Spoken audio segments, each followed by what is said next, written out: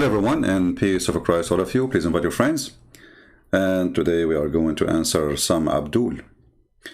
You know, for some reason, the second you are a Muslim, you became very, very intelligent. I mean, super intelligent. The second you are a Muslim, I mean, you believe that there is a God who will make your penis endless. Obviously, you are genius. And he will give you a woman, her ass is 1 mile. This is beautiful. And there's a heaven full of children's boys who they are supposedly servant, 80,000 little boy for every Muslim, and they are very white, very beautiful, and very smart. And today, a Muslim, he will show you that you Christians are a bunch of pagans. What we can do? They prove it. I don't know how many of you will leave Christianity now. There's a Mohammedan who took 4 days course, 4 days course, how to translate. But he didn't know Arabic. And now he is going to tell you about translation. And he is going to show you that cross is a pagan act. And there is no cross in Christianity.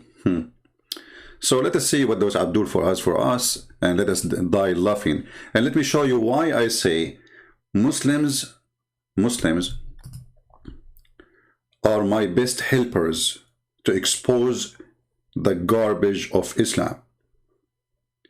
Use what they say against Islam. Priceless.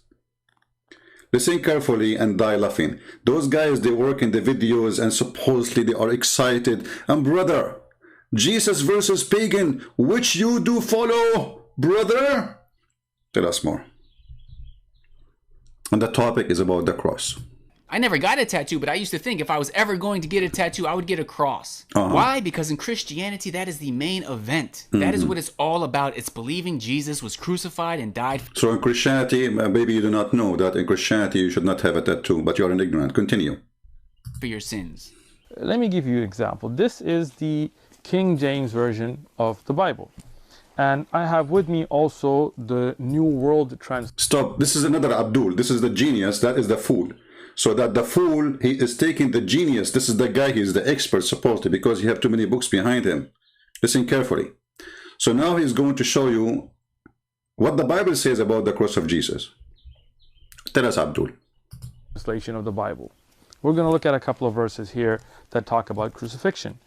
If we look at the Gospel of Peter, 1 Peter 2:24, in both the King James Version and in the New World Translation, we find that he himself bore our sins in his own body on the tree.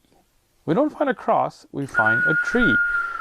In fact, the same thing can be found in Acts, when we find the verse 5:30.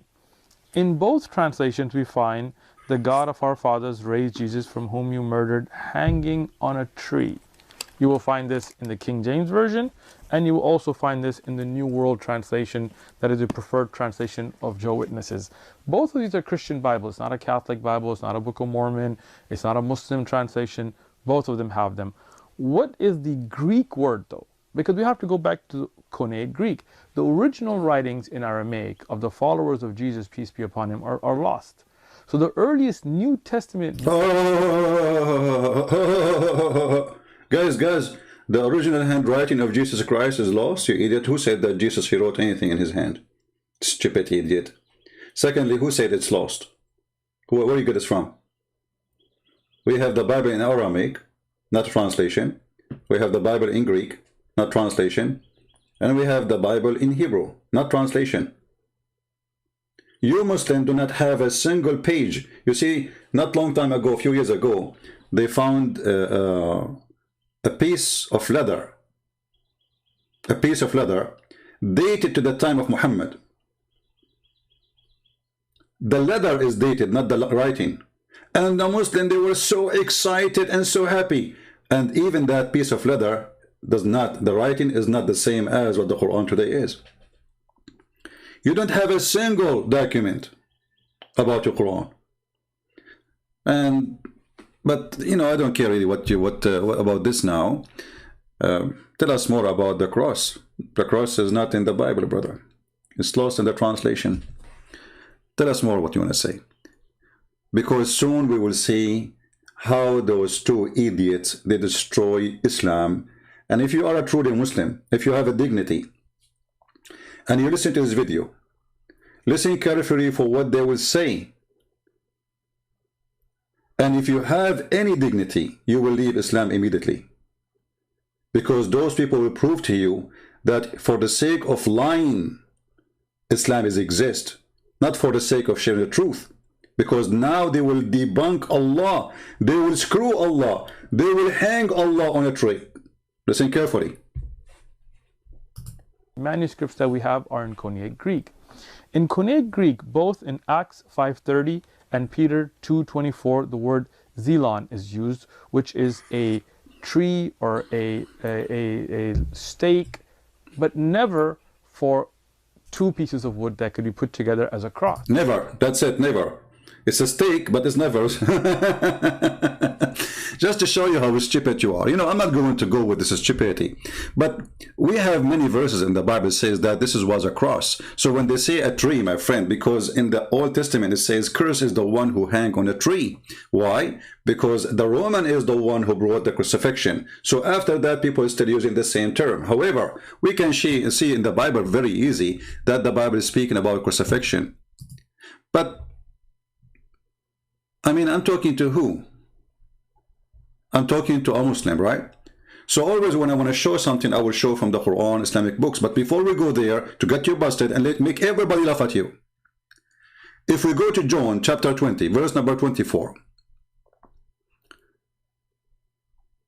It's speaking about the wounds and the hands of the Lord.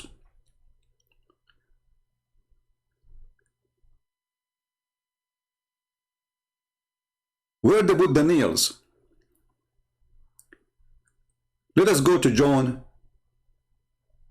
24:20. Hold on.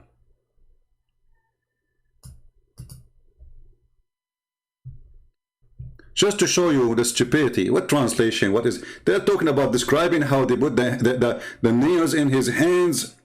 You see, when you open the hands of somebody, where you were going to find a tree, have two branches next to each other. But I will get you busted in the best way from your Islamic books, starting from the Quran. So if we go right now, and even if we choose the translation he mentioned, we will find the following.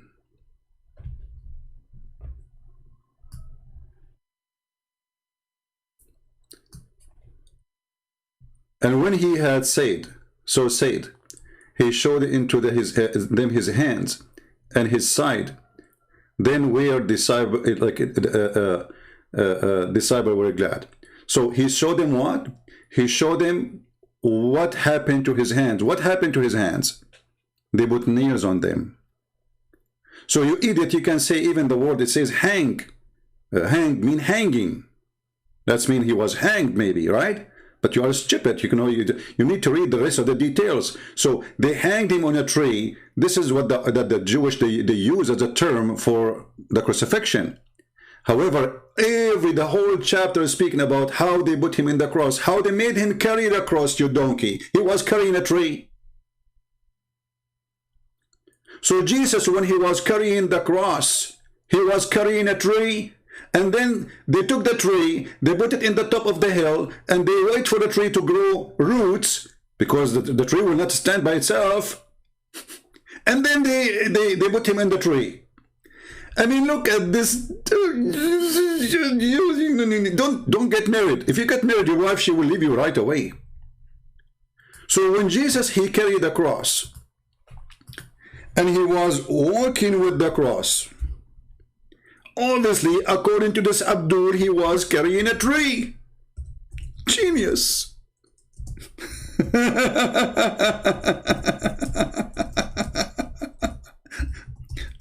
Where those people are made? You must be a aftermarket product, my friend. Your brain is stupid and silly and funny. A Christian kid not only can debunk you, can make you shish kebab. You do not even need someone in my weight. If we go to John 19, speaking about how he carried his cross, the crucifixion.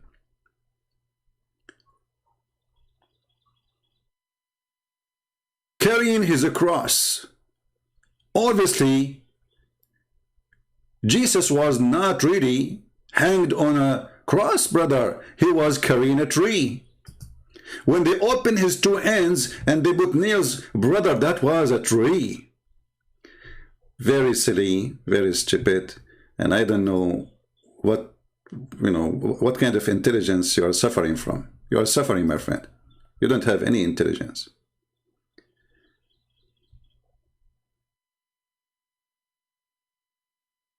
They put a sign that this is the King of the Jews in the top of that cross. Is that a tree? And when the Jews, they say, they crucify him, they were saying, tree him. Stupidity is amazing. Garbage in, garbage out. But you know, why I want to waste my time and speak to Abdul about what the Bible says.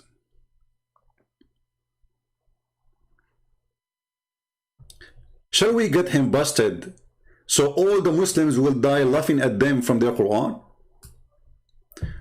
Even those people, they have a... I mean, honestly, I wonder sometime if those people are paid by Christian prince. There's a guy, his name is a Christian prince. He paid Muslims to leave Islam. This is what the Muslims, they say. I think you are paid by Christian prince. Because look, you idiot, what you just said. You said in the translation, this is not a correct translation. There's no cross in the Bible, brother. No cross, it is a tree. So why your stupid Quran approve it?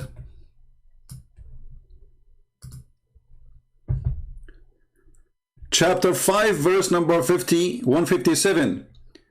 It says that the Jews, they said, we killed the Christ, Jesus, the son of Mary. And by the way, you mentioned translation, right? So why you are adding the word Jesus there? As long as you like correct translation, there's no Jesus in the Arabic. Muhammad, he never know someone his name is Jesus. He knows someone his name is Isa, and we do not know his Isa except that he is the son of Maryam, which is according to some scholars, not according to the Bible. Obviously Muhammad, he got the stupid information. According to some rabbis, that Maryam, she have a son, his name is Isa. Maryam, the sister of Aaron, the sister of Moses. This is why the Quran called Mary the sister of Aaron, because your stupid prophet, he thought that Maryam, the sister of Aaron, is the same Maryam, the mother of Jesus. And this is why your stupid Quran says that Imran, which is the father of Moses, is the father of Mary. I mean, how clear that... I mean, look who is talking about history. Have you ever heard of a stupid prophet?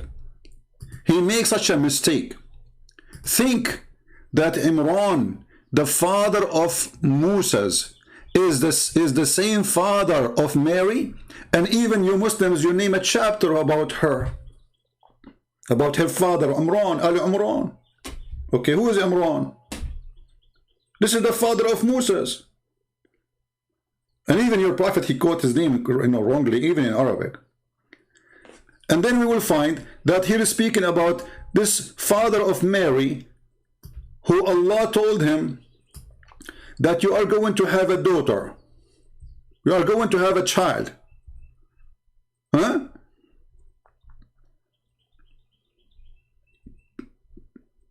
And you are talking about history, a God who do not know who is Imran. How in the world Imran, and even in the time of Muhammad, a rabbi got Muhammad busted, and he came to Aisha, and he says, what Maryam, the sister of the mother of Jesus, have nothing to do with Maryam, the sister of Aaron. Aisha, she said to him, Kadhabt, you lied. She didn't say to him, no, this is wrong understanding. When they told Muhammad, when Muhammad got busted, he said, oh, they used to call them by their great prophets.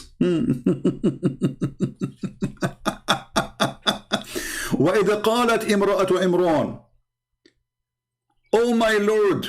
Okay, who is Imra'atu Imran? Supposedly this is the mother of Mary. The stupid Muhammad, who you are taking him for granted as a history source. I mean, look at this stupid religion. A guy who came 600 years after Jesus.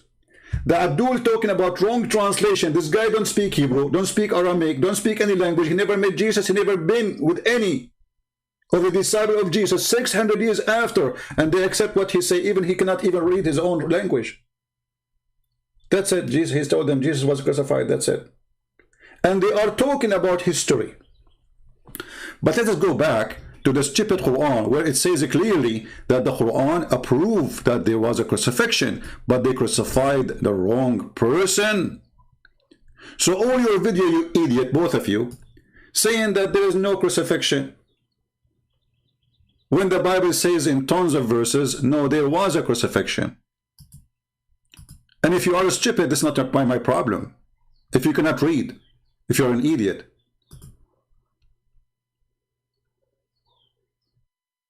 That is your problem. When in John 21, verse number 18 said, they stretch out his hands. Will you stretch out your hands?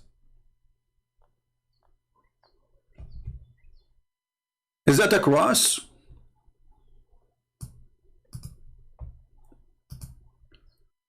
But now we have a different problem. And now those Muslims, if they see this video, they will cry to delete the old video, because they just approve that Allah is a liar, because Allah, he did not deny the cross, Allah aka Muhammad, because there is no Allah. All of us, we knew that.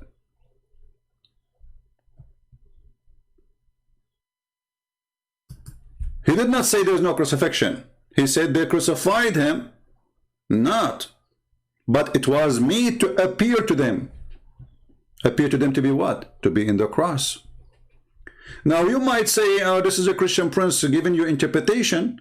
I can show you Islamic interpretation. Not even single one of them denied there was a cross. Not even one? Not even single one of them.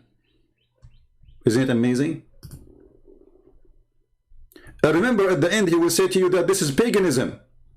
And later we will find that Allah himself is taking the pagan Roman practice and he used it as a punishment and penalty.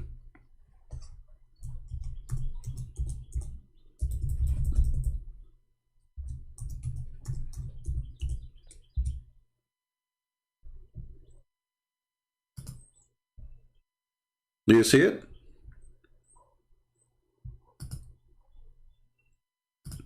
Do you see it, Abdul? Isn't it a crucifixion? Isn't it the cross in your video? Is it symbolic of paganism?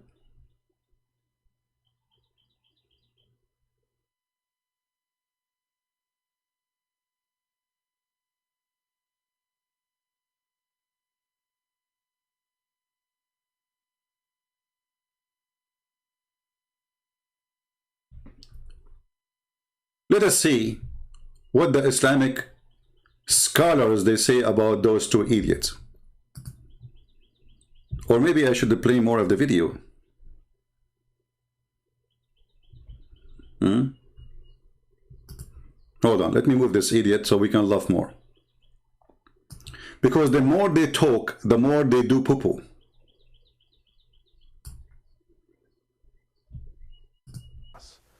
But there are some other verses. If we look in the King James Version and we look under Matthew 27:40, in the King James Version, under 27:40, we find, if you're the Son of God, come down from the cross. So reference to the cross.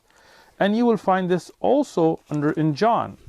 In John 19:17, in the King James Version, we find, and he, bearing his cross, went out to a place of a skull. Now, when we look at these in the King James Version, that's what we find. But when we find the New World Translation, interestingly, it's translated differently.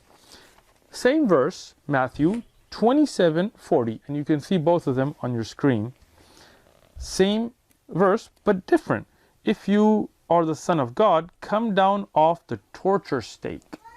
You notice the difference? Torture stake instead of cross. The same thing can be found in John 19:17, John 19:17, bearing the torture stake, not cross, for himself, he went out to the so-called skull place. So if we compare between two translations, but why we don't compare between the original, you idiot, you stupid? Then we will find that it says that it is a cross. However, if you go on the internet, you will see the Christians making million complaint about the translation of the New World translation. There's even verses were missing and they were adding them later. It's a stupid translation. It's not accepted by us. However, if I ask you right now, which translation of the Quran is accepted by you, and why, and how you explain to me the differences between them? Name for me one chapter of the Quran you accept a translation for it by any translator. You will say to me, there is no translation you can translate the Quran. Why? So when you try to say that I found something in translation and something else in different translation, that will not help your case. Because we can go to the original, which they are translating, and then we will find that it says a cross. But listen carefully. If it is not a cross, and then your stupid religion say it was a cross, what we will do? Because when your God Allah, he say, the Jews, they said we crucified him.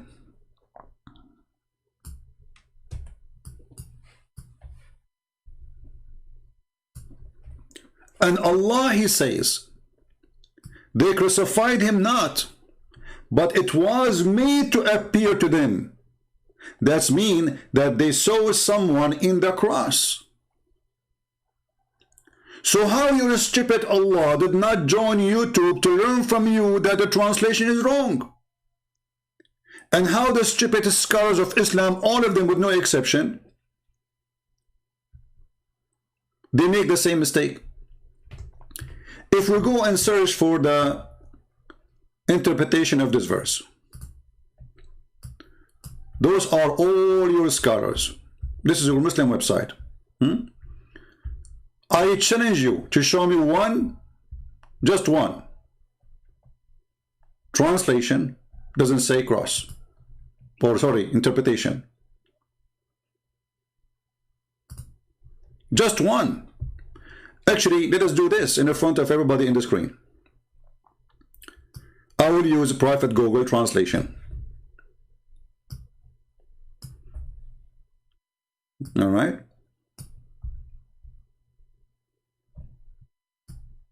Let us zoom out. We use Google translation because remember, the Christians are wrong about Jesus being crucified. And he was saying this is wrong translation, but very easy to debunk, you know. I mean, there's many places that says it clearly, they stretch his hand. Even Jesus, he said. If you go to John 19. And the Bible says it clearly that he carry his cross. There's no way you can carry a tree. But if we go here, translate to English, this is the all the interpretation of the scholars, the highest scholars of Islam. You will see that every single one of them, he say cross. Listen carefully. Every single one of them, they say that Allah, he placed someone look like Jesus in the cross.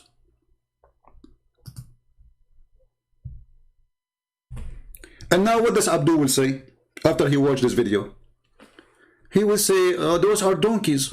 They should join YouTube. But they crucified a man similar to him. Who is saying that? This is your interpretation. As-Sadi, Allah, he said, the messenger of Allah, and killed him, and they crucified him. But those who disagreed with it in doubt.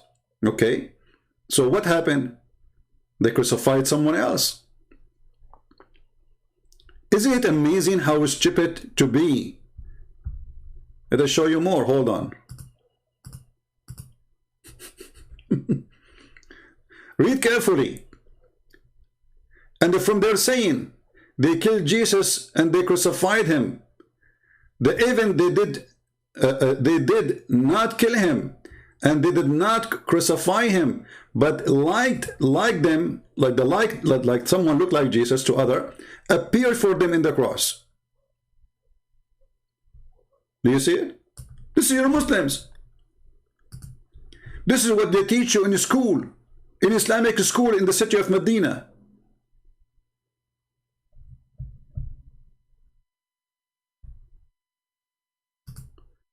The lack of intelligence in this religion is a must.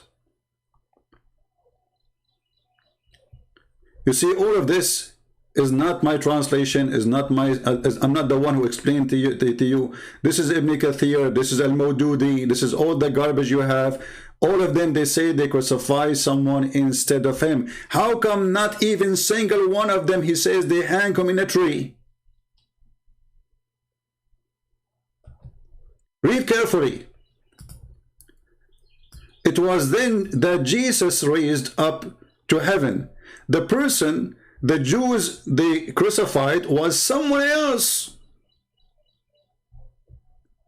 who is for one reason or another was mistaken for the person of Jesus. But let me show you how stupid this is.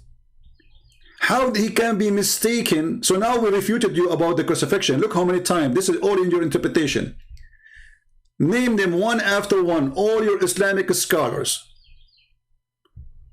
You see, those are Islamic scholars, which mean they are donkeys, certified ones.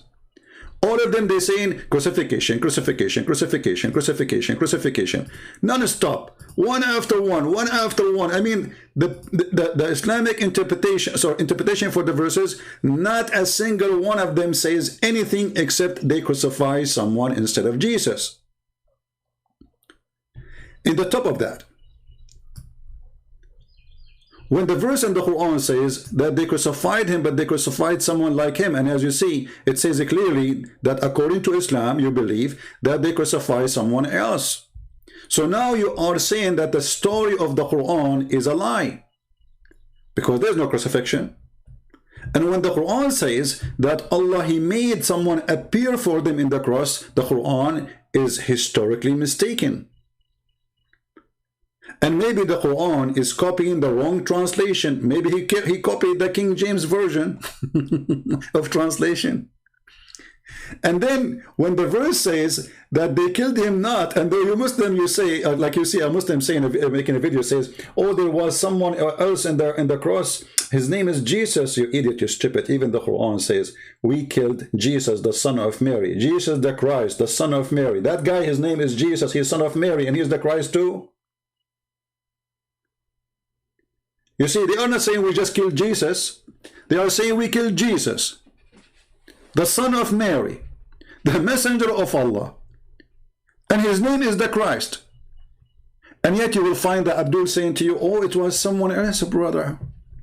So the Jews, they confirm 4 titles of Jesus, or names. He is the Christ. He is Jesus. He is the son of Mary. And he is a messenger of God. And then you'll find a stupid Abdul says, you know, it wasn't Jesus. It wasn't Jesus. And then you will find a stupid Abdul says, oh, there's no cross. It was a, you know, the Bible says a stake. And then we show them that it says that he carried his cross. He carried his cross. If it was a tree, the guy, he was carrying a tree. I have a tree in my backyard. I want to carry it, so I can make a video about it.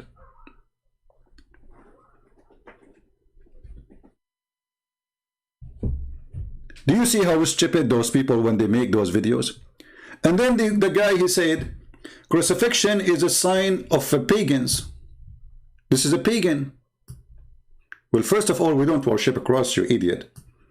And for us, even the Bible says the cross is a curse. But Jesus, when he went to the cross, he showed us how the curse can be turned into love, for he loved us. So it's a curse. Even the Old Testament says cursed is the one who hang on a tree. This is way before the Roman. The Roman is the one who brought the crucifixion. And then your God, Allah, He took it from them, and He made it as a punishment. But as long in your video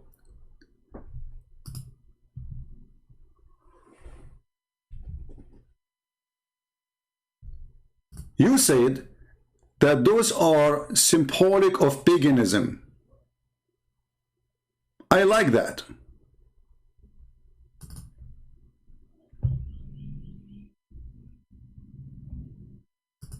Well, where did it come from? This was a pagan symbol. As you can see on the screen, these are uses of the cross by pagans in Northern Europe when they were being converted. This is why in early Christendom, the early followers of Christianity never used a cross. You know, in early use of Christianity, this is why all the Bible says the cross of Jesus, the cross of Jesus, the cross of Jesus, the cross of Jesus. They don't say, when they speak about what Jesus did to us, by the cross of Jesus, he redeemed us. They don't say by a tree, they don't say by a stick, they say the cross. But let us go with you.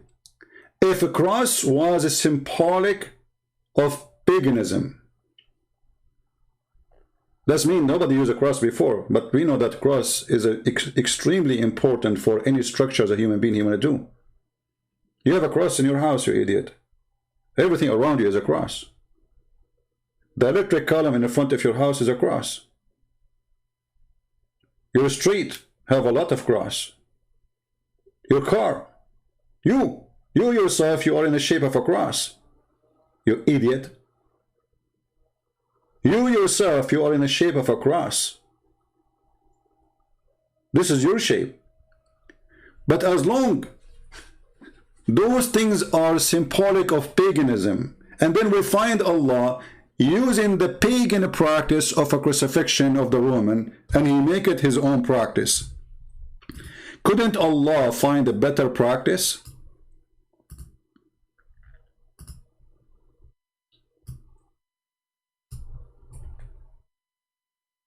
From the pagan? And as long Muslims, they are talking about paganism, and if the cross is a sign of paganism, that means we should worship the cross. But we don't. So you fail. But if I show you right now that you're a prophet, he kissed a stone, and he claimed that the one who touched the stone erased his sin, what you will do? Let us see how the pagan Islam can stand. I mean, you see, Islam is like a whore. Islam is like a whore making a speech about honor. Literally. Islam is like a big pimp whorehouse. And this religion want to teach you about how to be decent. They speak about paganism, and they are the biggest pagan in the world.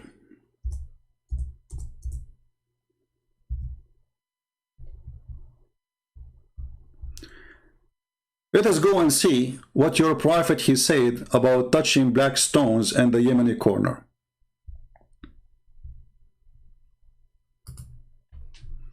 Who is the pagan? You see, there's nowhere in Christianity it says if you touch a cross, your sin is forgiven. It is Jesus who forgave our sin.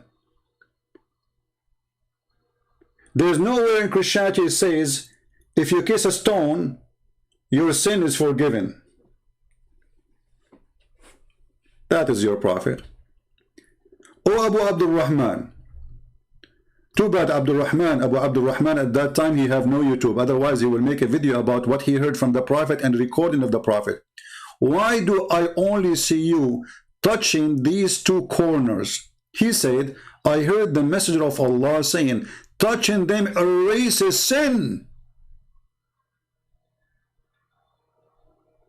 Do you see it? And you are coming to school us about paganism?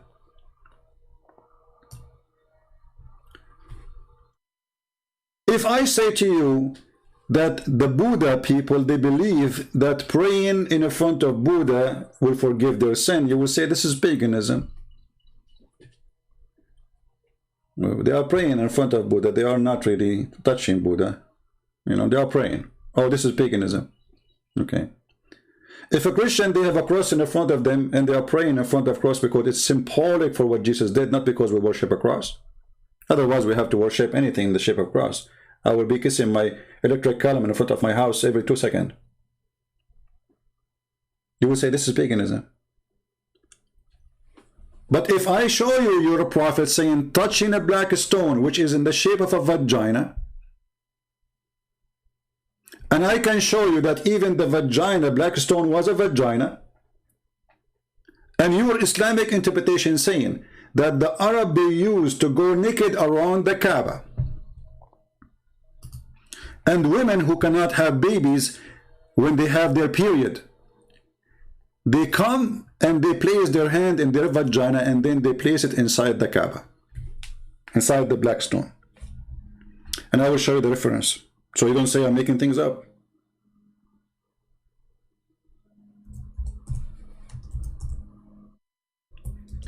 This is your religion, Mr. Anti-Paganism.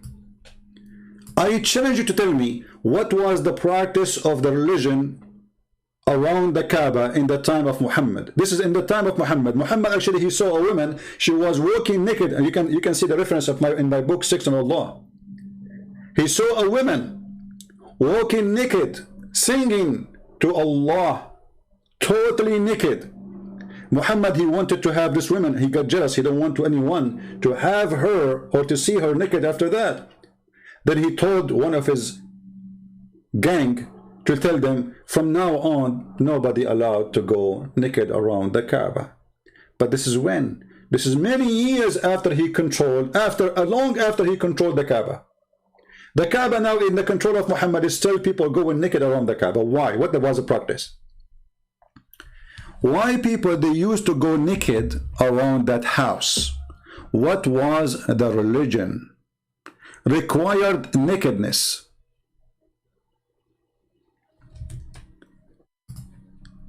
Let me see if I can find you, and I will find you. There's no way I will not find it.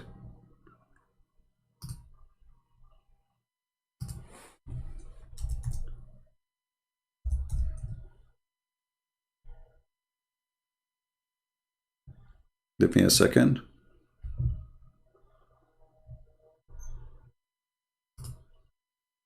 Where the black stone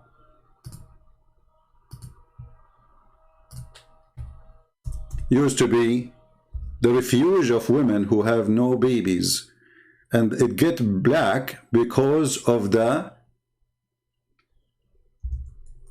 menstruation. Let me find the reference. Hold on.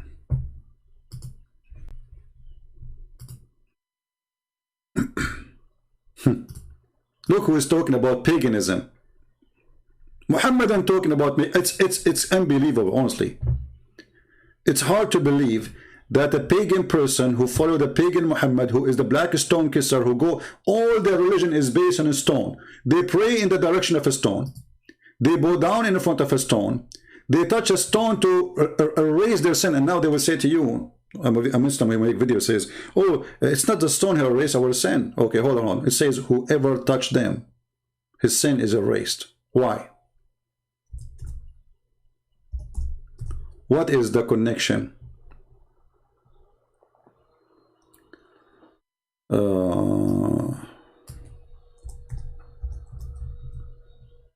Here we go. We promised you to find the reference, and we found the reference. I was afraid that sometimes those websites, they don't open, you know, Muslim website. But thank God, it's open.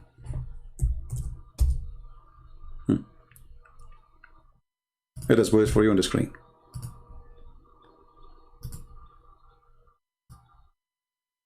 This is the Kitab al-Hawi, Tafsir al-Quran. Kitab al-Hawi, Tafsir al-Quran. This is not a Christian prince, this is not a YouTuber like you, a bunch of kids trying to come with something, and we laugh at you. And you just destroy Allah, the one who says that they crucified not Jesus, they crucified someone else. And we showed you all the Islamic scholars' interpretation. Even we can show you, and we can go to the Hadith. Idiots. Just for the sake of hate to Christianity, they are willing to say anything, but they do not know that we know all the garbage, all the laundry of Muhammad is in my backyard. Let us see here. Why the black stone became dirty? Read it, read carefully.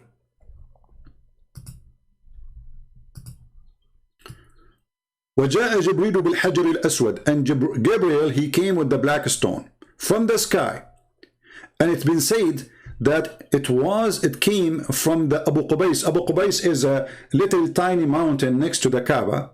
The Muslims believe that during the flood of Noah, Allah, he stored the stone, the black stone, inside the mountain, and when the flood is over, the black stone was spitted out from the mountain. وقد خبئ فيه في أيام الطوفان, and this was hidden in the time of the flood of Noah, and it was a white pearl from heaven. فلما لمسته الحيض في الجاهلية أسود, and when the blood, menstruation blood, in the pre-era of Islam, it became black. This is your book. You are kissing a vagina. And why the black stone is made in the shape of a vagina? Because simply this is the purpose of it. It is a fertility stone.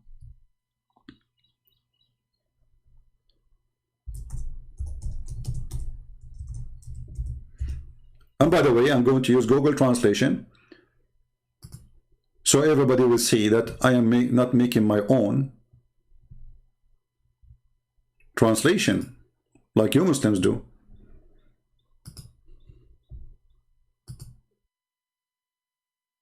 Okay, now we have the English translation.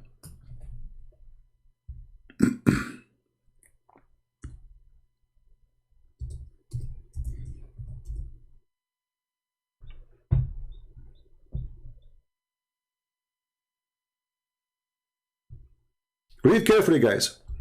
The black stone is from heaven, and it was said that Abu Qubais, this is the name of the mountain, gave birth to it, and spit it from, and it was hidden in it during the days of the flood, and it was white ruby or pearl from heaven. When the menstruation touched it in the pre-Islamic times, it became black. Do you see it? Let me zoom for you in the menstruation, because this is where your prophet used to take a shower.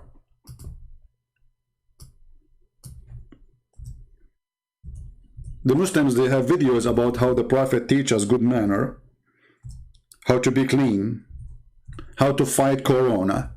And then we find that their prophet used to take a shower with dead dogs and women blood from period and garbage.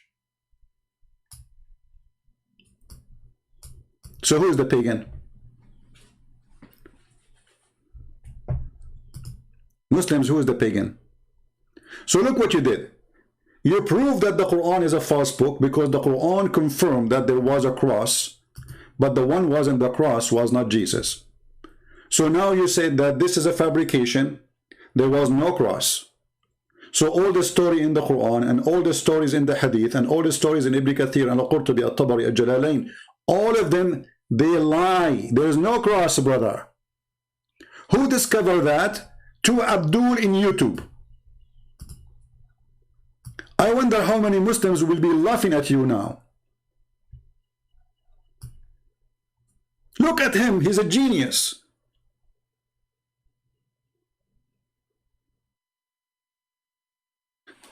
So when you in the Quran say, brother, how many times the Muslims guys, they say to you, Allah, he put someone in the cross. So all of this is a lie then, because there is no cross.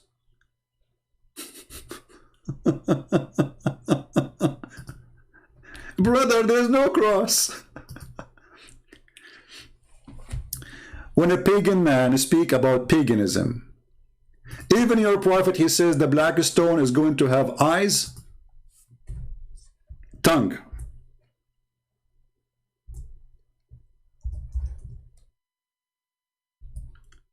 And is going to witness to every Muslim in the judgment day. And you are talking about, and this is not metaphorical. You see, somebody might say to you, this is metaphorical. Not a single scholar understood this as metaphorical.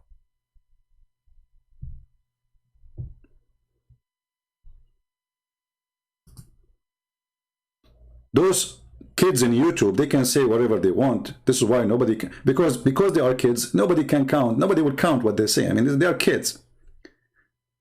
When someone like Yasser Qadi, because he's way more educated, he says something, they go crazy because he is the educated and they are the donkeys. And when the educated speak, the donkeys, they kick him, they kick his balls. Oh, Yasser Qadi is stupid, what are you talking about? The guy is educated, he knows what he's talking about, and this is what he believes. Suddenly he is a donkey, and they are the educated.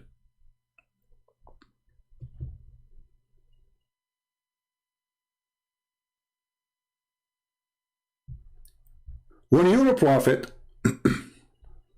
guys, do you remember the chat we have in a Muslim website? They said, I said to him, why you kiss the black stone? He says, this is an act of worship. You remember?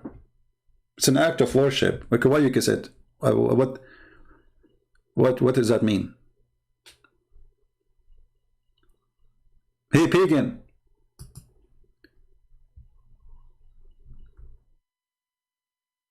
This is a sexual stone.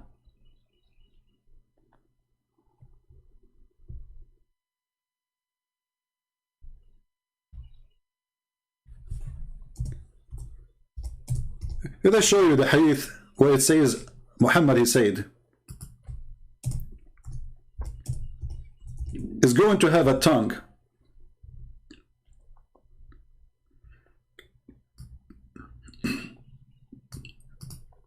And eyes.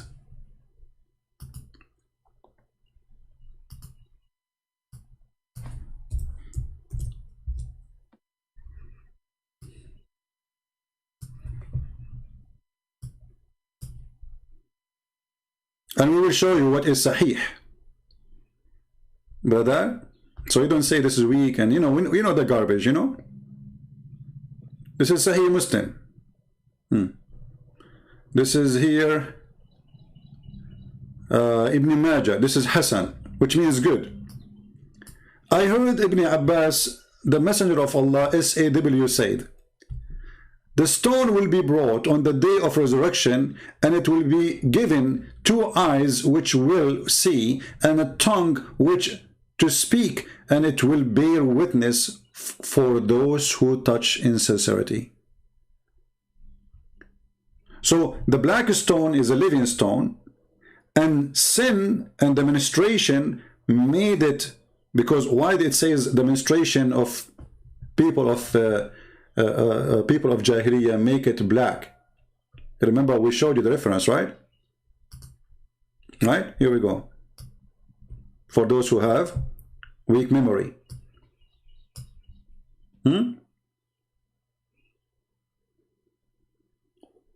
Why it says sin? The hadith says that sin made the black stone, the white stone black.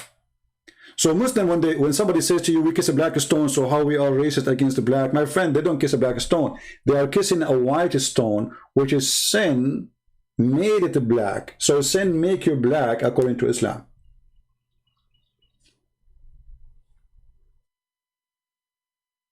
And why they believe that those women, they have sinned? Because simply the reason they are not having babies, because God is punishing them, Allah, the pagan God. And this is why they come when they have their menstruation, because when a woman, she have menstruation, obviously she have no baby.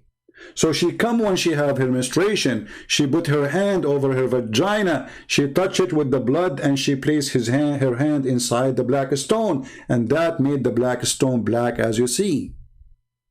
This is a pure pagan cult. And if you ask a Muslim why the black stone is made in the shape of a vagina, what is the explanation? Was it by mistake?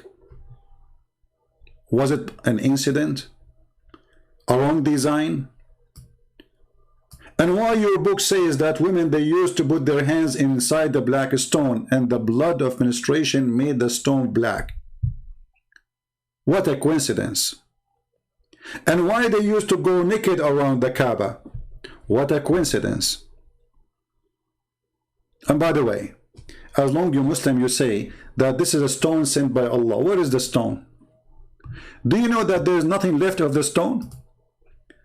Those naive Muslims, I feel sorry for them. There's no stone in the stone.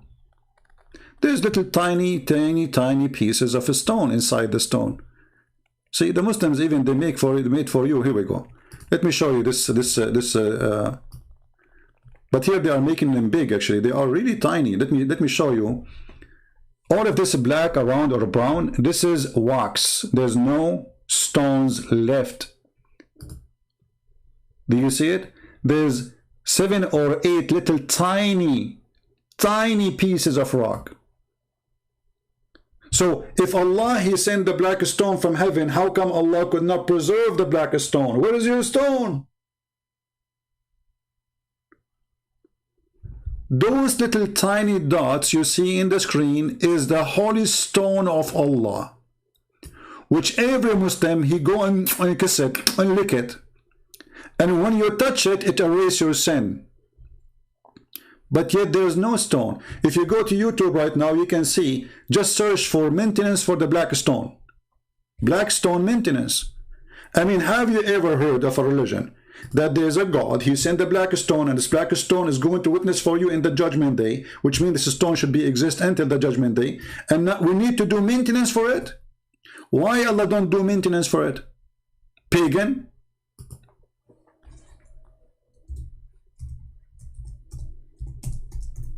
Let me find you the videos.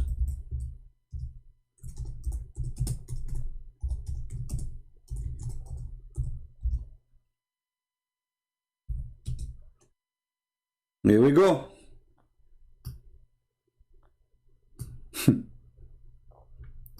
Brother, the heaven of Allah.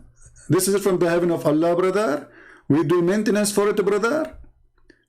This guy, he is putting the wax on the black stone.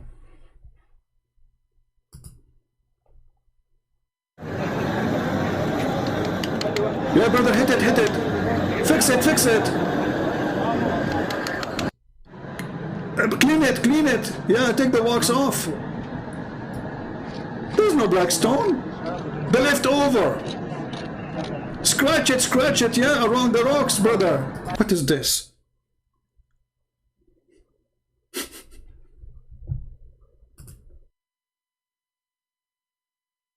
And we are the pagan?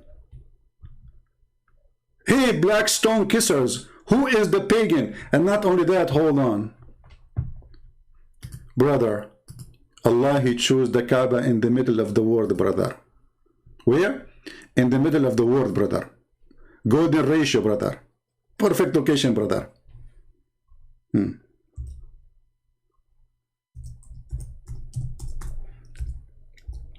Just to show you how easy to debunk this stupid cult.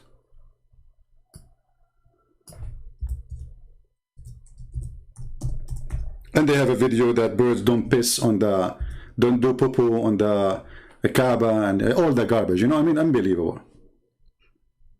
And then you will find tons of poo-poos. They have to clean it every year.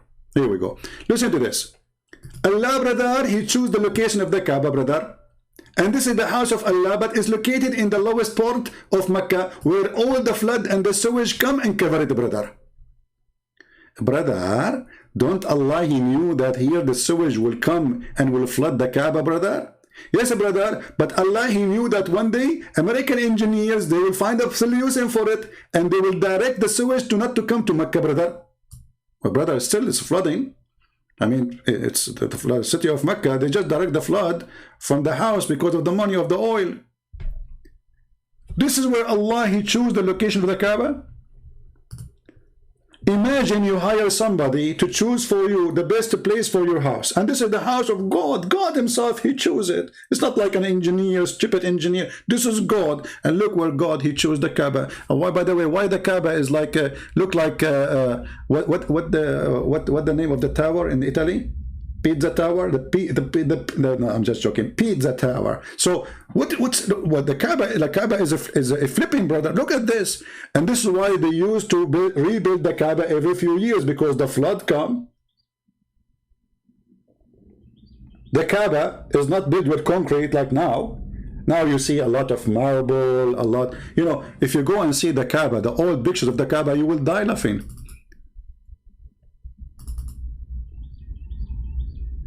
Let me show you the old Kaaba. This is before the oil. This is just 100 years ago. Dirt, garbage, camels around it. Not like now, there's fans and air conditions. Look, this is the Kaaba, brother, just 100 years ago. Look at this. This is the Kaaba. Dirt. While the Muslim Caliphate were building palaces for them, wherever they conquer, the Kaaba was left like this. Stable house. This is the house of God.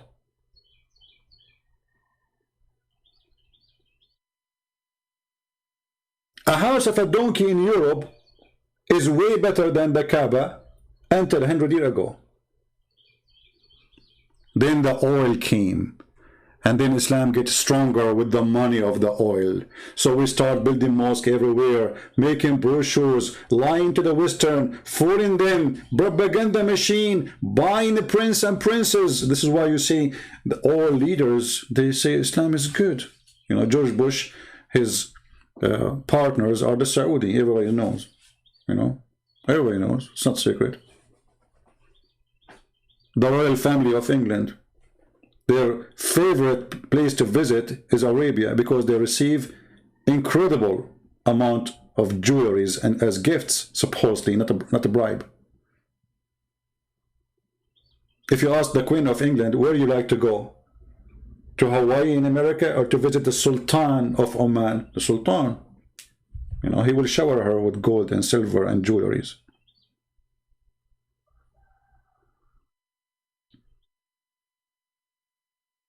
But what the Queen of England have to do with the Sultan of Oman? I have no idea. I mean, why she's visiting even, you know, you tell me. All is about money.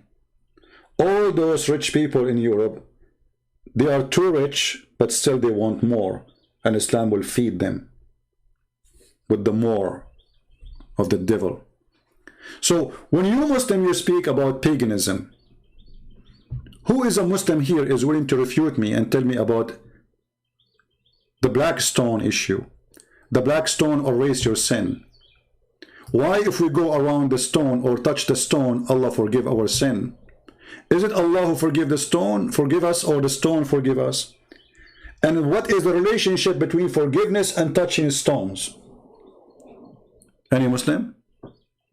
And why you Muslim, you lie about Allah, saying that the word the cross is not in the Bible and Jesus was not. There's nobody was even crucified. It was a tree. When the Quran confirmed a crucifixion, says they did not kill Jesus in the cross, but they crucified someone else. And this is the opinion of all your scholars, starting from Ibn Kathir. If we go and see what Ibn Kathir is saying about this one, what you Muslim will do, you would say Ibn Kathir is a donkey.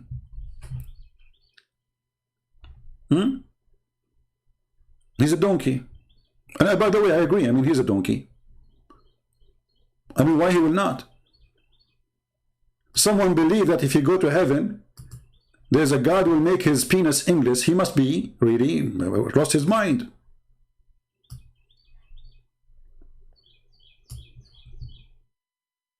Because Allah will forgive me. Guys, here we go. Mr. Abdul, he says, Allah will forgive me if I touch the stone. The question is why?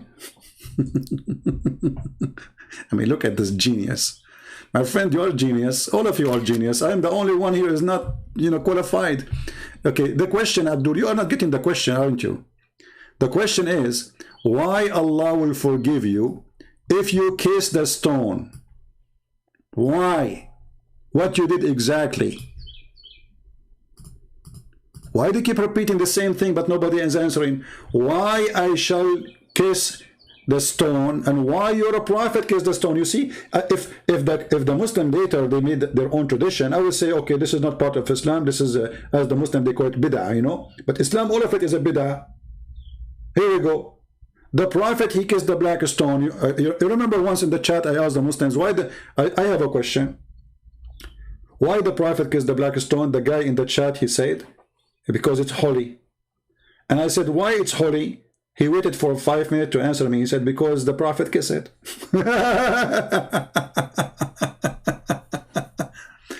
So the question is, pagan Muslims who go around the stone, who bow down in direction of a stone. Oh, I forgot, there's a guy, he says, it's very hard to believe in Christianity because Christianity teach flat earth. Look who's talking. Are you praying from Australia facing the Kaaba, brother? No. There's tons of verses in the Quran speaking about the flat earth.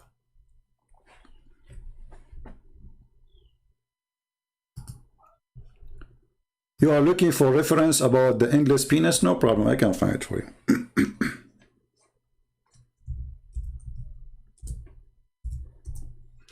Give me a minute.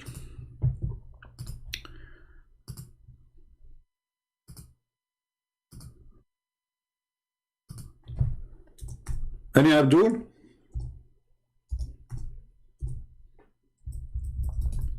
So what I learned about this Abdulism religion, they accuse you of what they have. They accuse you of what they have. Islam promote prostitution. They accuse you of prostitution. Muhammad himself was a prostitute, and he was a son of a prostitute. Even their book says that the father of Muhammad, he was offered 100 camel to sleep with the sister of Warqa. He told her, I will go to the mother of Muhammad before he had Muhammad and come back to you. He was a gigolo. All right.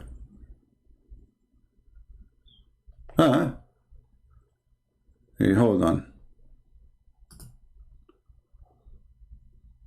I could not open the website. I don't know why. Let us see. You see, it was in this website here. It says required. They need me to join the website. Okay, hold on. Let me search for a different place.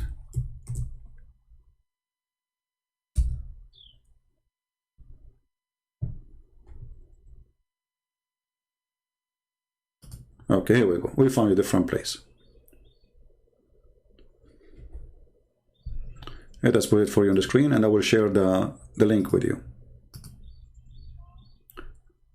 You know how many times the Muslims, they say to us that the word nikah mean marriage?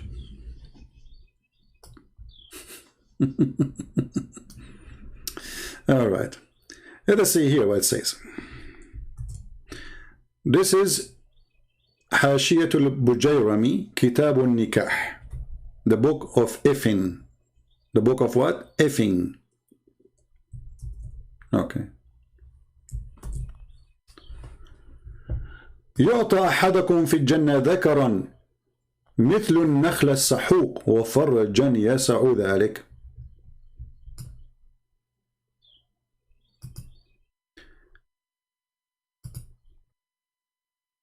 Let us give you a shorter link for this. Hold on.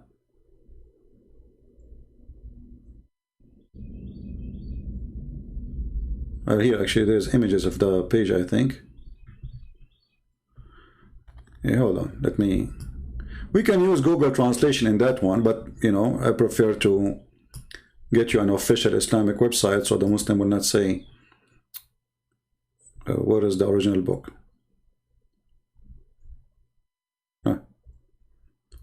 Look at this book. This is even better. Dalailun Nubuwa. The proof of the Prophet, prophecy of the Prophet for Al-Bayhaqi.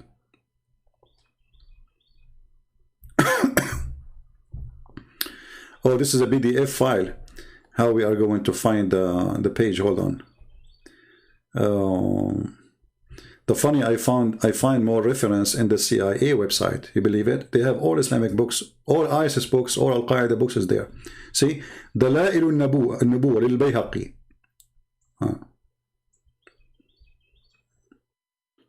I know if this is the one. Okay. Let us see if this is the one. Give me just, let us find different.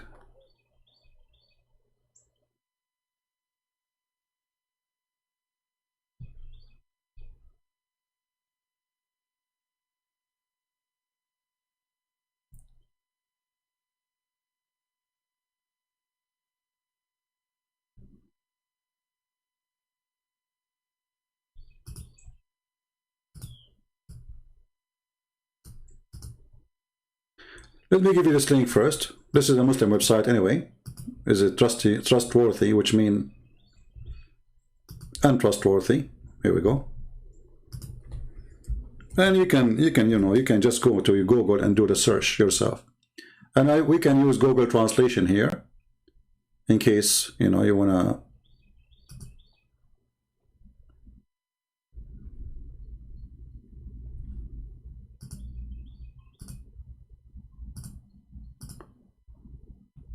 Let us do that.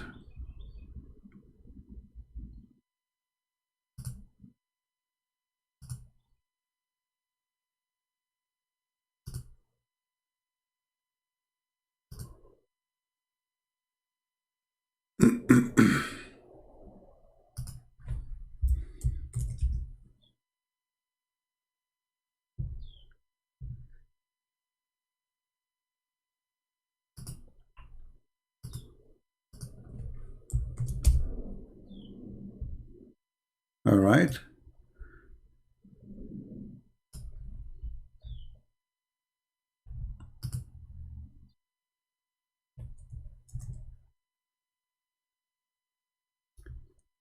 You can use the link I gave you, and then in order to, just use Google Translation and you will see it. It's not really a big page, the page is not really big. And this is variant number 3, page number 356, as you see. So if we do Google Translation, and I hope the admins, they will save the page, so later if somebody asks, you can just share it with him. Let us use Google Translation. Where is Google Translation? Okay. All right.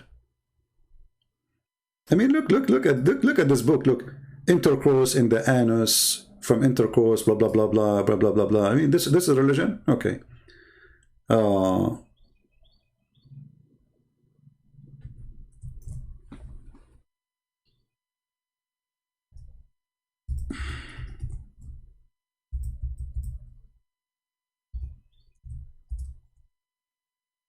Okay. The translation is coming very funny here. It says here, one of you will be given a male member in heaven, like a crushed palm tree. The reason that Google translated it as a crushed, because it says a sahuq. Sahuq means English. It can be used as a crushed, but what is meant here, sahuq, in this palm tree. And a vagina that I can accommodate that. You see it? This is God. Who is the pagan? Who is the sexual god here?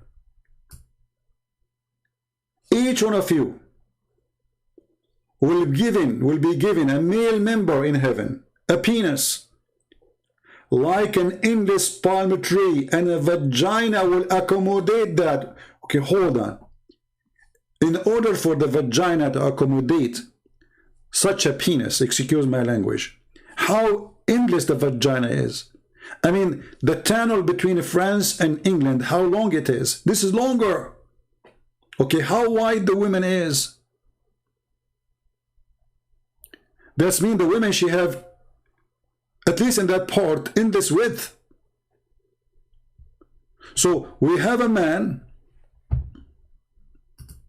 I'm not going to make a dirty drawing, but just to explain to the fool, or to the one who have not a good imagination. Based on this, based on what Muhammad is saying,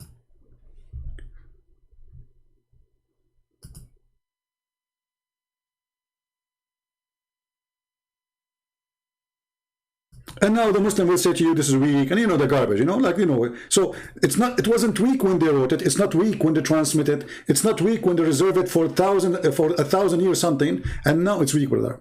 This is not true, brother, Embarrassing. Anything is embarrassing, it is weak. Okay, so this is the woman. This is the woman. Her name is Fatima. Alhamdulillah. This is Fatima. And she is wearing hijab. Conservative, brother, conservative. Okay. And now Fatima, this is her shoulders.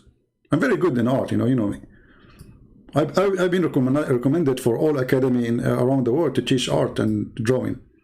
Look at this. Look at this. Unbelievable. Oh, man, that's so good. Okay, so this is Fatima in earth. This is Fatima in earth. Okay? And she's wearing, you know, like a veil, you know, veil. You cannot see her hair. You cannot see her hair, you know. And then Allah will make her vagina accommodate an endless penis. So that means her vagina is like... The screen cannot fit, sorry, you know. This is the vagina. And they are talking about a smart, intelligent. Let us see the translation, brother, of the Bible. The cross is not there. It says a stick, brother. I mean, look, I mean, a Muhammadan is like somebody talking about a pimple in your back when he don't see the camel hump in his back.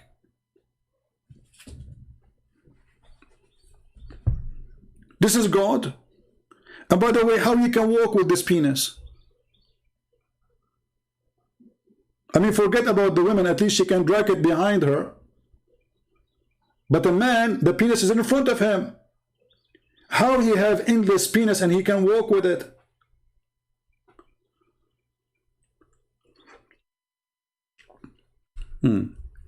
Somebody saying, why you don't debate Zakir Naik? The question is to Zakir Naik, my friend. Why you don't debate me?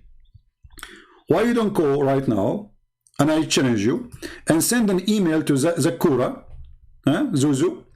Say to Zuzu, hey Zuzu, Christian Prince saying that you are a Zuzu, and you are a potato. All of you Muslims, you want to debate me face to face, making it as an excuse to run away from me. Like, I am willing to travel to Jamaica to debate Christian Prince in the beach, okay? Hey brother, you don't need to go to Jamaica. Just call him right now. Why you don't debate Zakir Naik? Who's Zakir Naik? Zakir Naik is an idiot. He don't dare. All of them, you see, all of those Muslims. I mean, how easy for them to debate anyone. When it's come to me, all of them, they want to face me face, because they knew I don't do that. Why am I do that? I'm sitting right now wearing my short, listening to the beautiful birds, laughing at Allah with no expenses, with no traveling and no risk. I mean, look, I'm going to go to the peaceful country where Zakir Naik live. And brother, the Muslim there, they are so peaceful, they will welcome me. Christian Prince is coming, Allahu Akbar, give him a hug, show him the love of Islam, brother. Here we go, I'm here. Who is Zakir Naik? Is that the guy who says that Allah, when a woman, she asked him about hur, how come the men, they will have hur? He said, brother Thitter, the word hur is the plural word. Is that male or female? So by Allah, it's Allah. Your mother, your sister, you are going to have a lot of beautiful men hur. Look what he's saying to her. A lot of men, they will if you. Suppose now he fix it. He just said to the women, when you go to heaven, there's 70 men, they will be effing you non-stop. Are you happy now? Are you satisfied? But the donkey, who do not know Arabic, as the rest of them, he forgot that the Quran says that those women who did not bleed from losing their virginity. So how you say to her that the word hur is a male and female? Idiot. But when you are a donkey, you know, as long as you are defending Islam, the Muslims, they don't question what you say. Say anything you want, any stupid thing you want. As long as you are defending Allah and the Prophet, brother, you are good to go. Look what the Quran says. You see, in Arabic, it's very easy. Anyone who knows Arabic, little Arabic, he will know that when you have the letter in, noon, at the end, this is noon and nuswa, which means for women, female. So the second you say, you add this in at the end, it is for female. So it says, fihunna, about females. Qasirat, female. At-tarf, lam yatmuthahunna. What idiot. It says they did not bleed.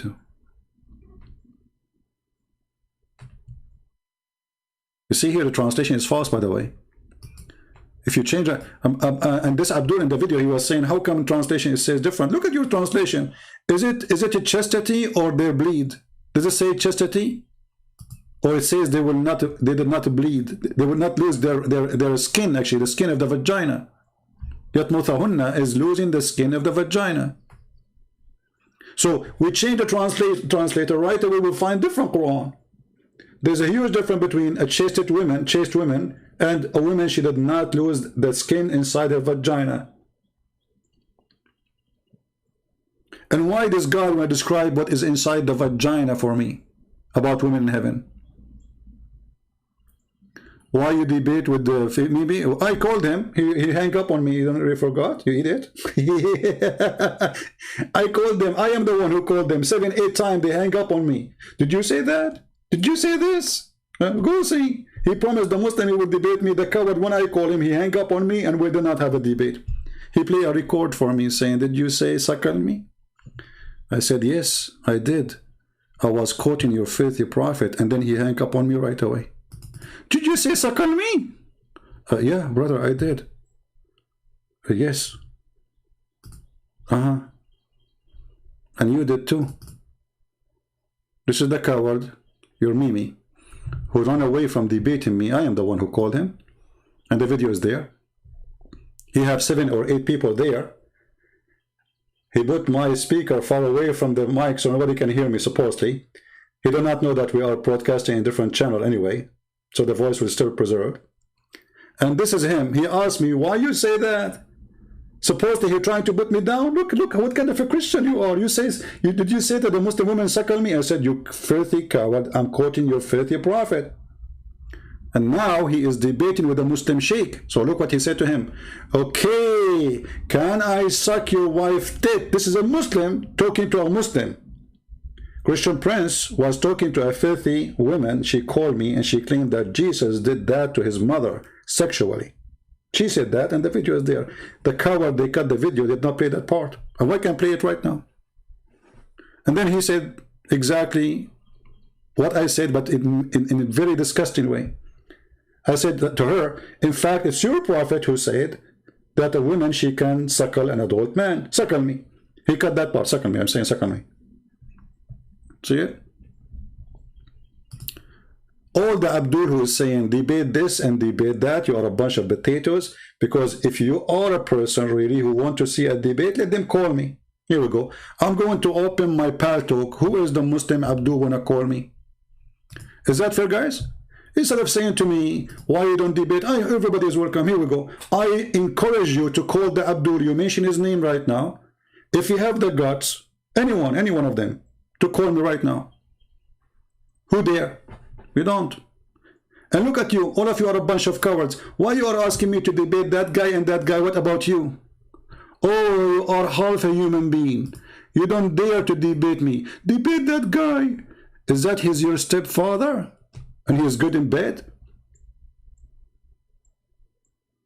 None of you is men no more. You are asking me to debate men. They are not here. And you are here. Are you a man or not? And why you don't call them right away? Tell them, "Hey, Christian Prince is live on air. And here we go, my Paltalk is open." Who wanna call me? Mayday, Mayday. If you are a Muslim with long beard, believe in suckling women for adult, or you believe in kissing black stone, or you believe going around the Kaaba is not a pagan sign, or if you believe that Allah will give you endless penis and vagina fit for that, if you believe that Allah will give you boys who they are beautiful white, 80,000 of them, if you believe in all what Muhammad said, call me right now. Anyone?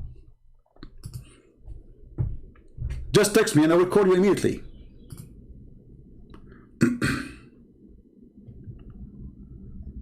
Anyone? Mayday, Mayday. Anyone? Why don't call this guy? Why don't debate this guy? Why? The question is for them. I'm here. I'm here for many, many years. Did you ask yourself, how come those potatoes never dare to call me? As long as it's so easy to get this guy busted. Call him right now, live on air.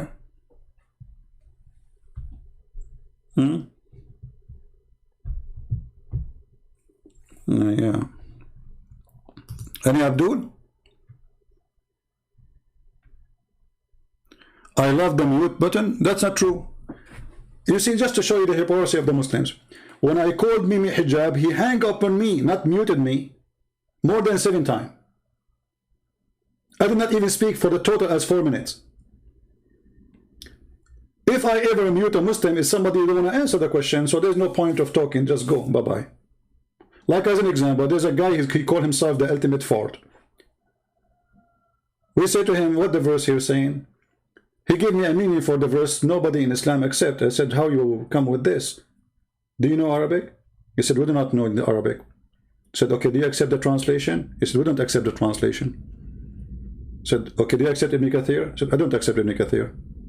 Al-Qurtubi, Al-Jalalain, I don't accept the Jalalain. Do you accept the Hadith? He doesn't accept the Hadith. So why don't I talk to him? Hang up on him. Because no, this guy is making his own religion. When we debate a scholar who is debating me, he will get me busted from his books, not from his own opinion, because your opinion doesn't count. You were not in the time of Muhammad, so you can be a witness of what happened, and you are not one of his companion, or you are not Muhammad. So me and him, we have to use books. So if somebody don't want to go by the books, he don't want to prove any books, then there's no point of talking to the person. And all of you, you do the same. The second, we put you in the corner. Like, the guy with his name?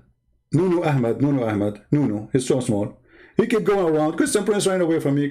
So one day, you know, I said, come on, let us get this guy in there. I don't talk to him because he's stupid. This is the guy who agreed that his prophet have sex with the goat.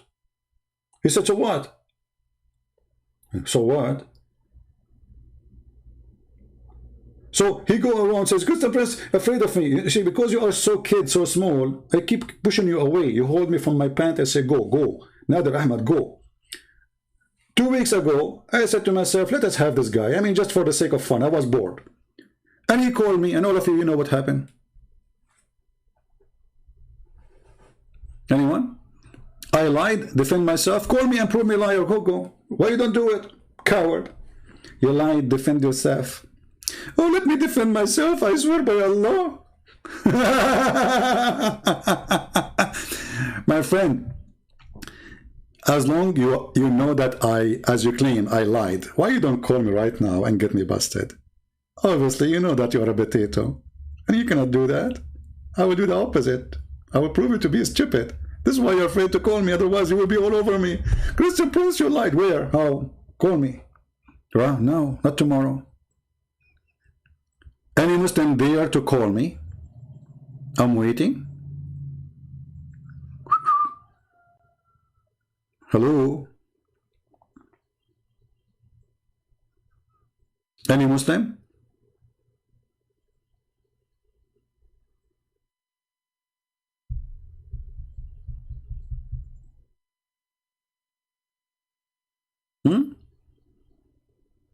You know, when this guy with his name, Apostate Prophet, was talking to 2 Muslims, suddenly Nini Hijab appeared in the, you know, and he said to him, don't be scared, don't be scared. Why are you going to do that to me? Huh? Ambush me. You call me now.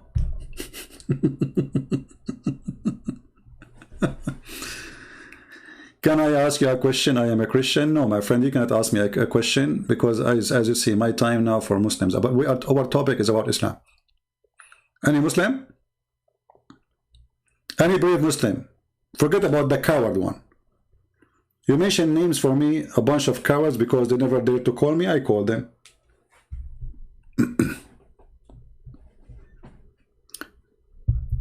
Anyone?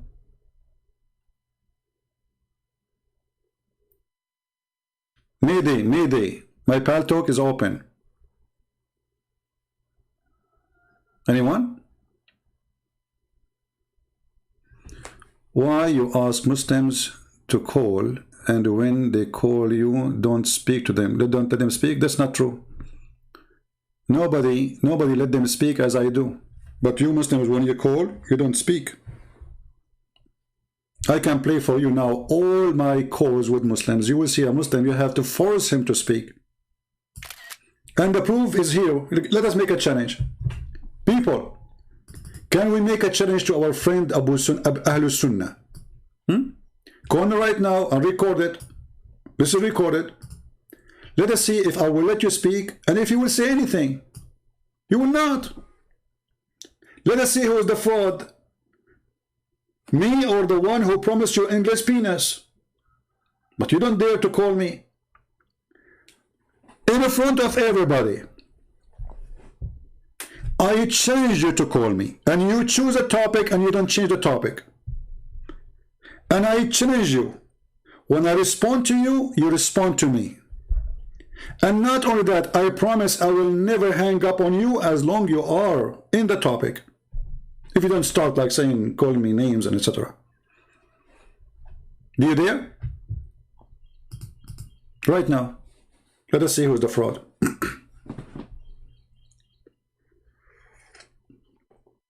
Look at them, look at them. I am the one who says, I'm waiting for you, call me, get me busted. Let everybody see who is afraid. Let's see who is the coward. You are like Muhammad when he went and he hid between the legs of Aisha when they broke his teeth.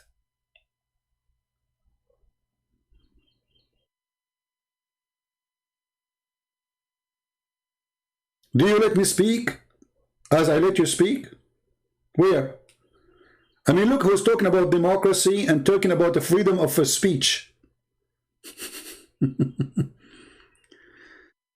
You did that to Nader Ahmed? No, my friend, I did not. I repeated the question 100 times. Is alcohol harmless or not? Is it bad or good? I mean, how many times I need to let him speak? You did not let him speak. I'm asking the question, is alcohol, guys, somebody pause the video so we can play it. Nader Ahmed.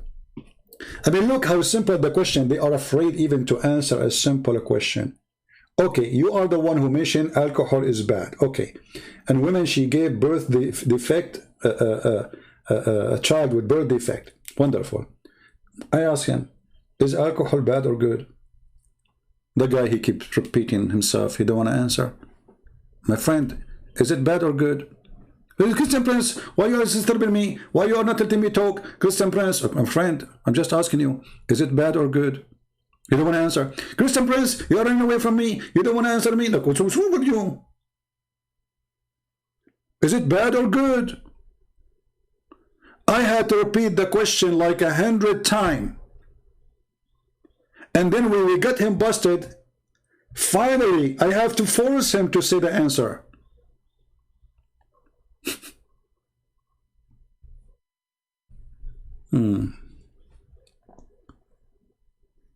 Any Abdul? Yeah, this is Nader Ahmed. Your link did not work, Tappy. I click and it didn't work. Anyway, you can go watch it. It's a joke. It's a joke. This is an example, actually. This is an example of how and why Christian Prince, he hang up on Muslims. I don't hang up on you because you are adult. And actually, even this guy, I don't hang up on him. He ran away. Guys, isn't it him who said, I have to go? I need to go. I'm leaving. Where are you going? Abdul, where are you going? Huh?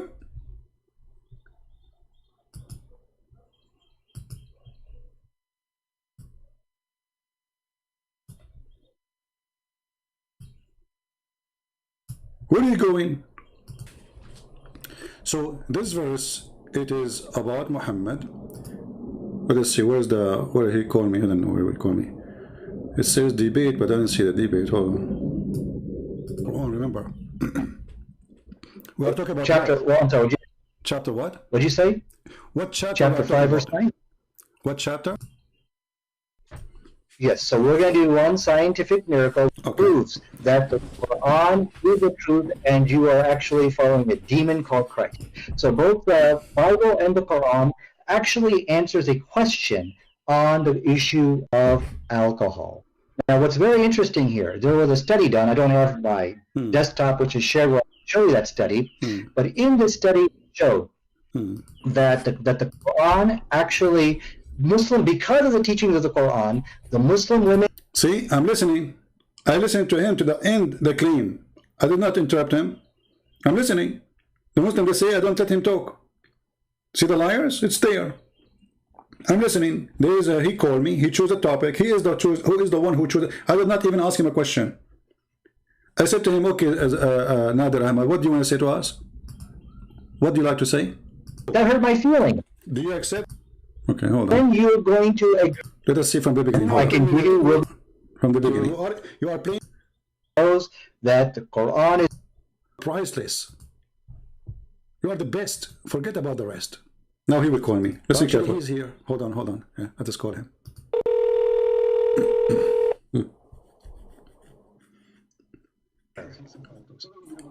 Hey, Nader Ahmad, how are you? hello.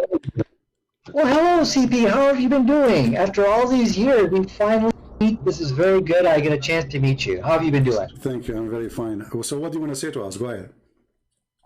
Yeah, so, you know, we've been having these wonderful debates on the Bible, Quran, and modern science. Mostly Quran and modern science. And Quran, I have a few challenges. Quran and science? Absolutely. We've been having these discussions and debates, and I have said Christian has been running away from this debate series because he knows that the Quran is in complete harmony with modern science, and there's okay, give us one. Let us not waste time, me and you. So for some reason your voice is cutting. Well, give me one. You need to answer. Give me one miracle. Okay, listen. You have to. Why were you running away from me, from this debate? My People friend, said, no, see, don't make excuses. We are here. Let's see who is running. Give me a miracle. Let us laugh. Well, here's what I would like to do, Christian Prince. I would like for us to have a public debate on this topic. Do you want to debate me? You are talking to me right now. Until we have that happen, give me the miracle. Everybody will laugh at you. You are playing like a kid. You call me. You claim you can debate me. Here we go. We can do it right now. Why next year? Why next century? Do it right now. Otherwise, you are just a kid wasting my time. So I'm listening to you. Please. Don't let us speak like adults. Are you going to debate me right now, or you will never do it?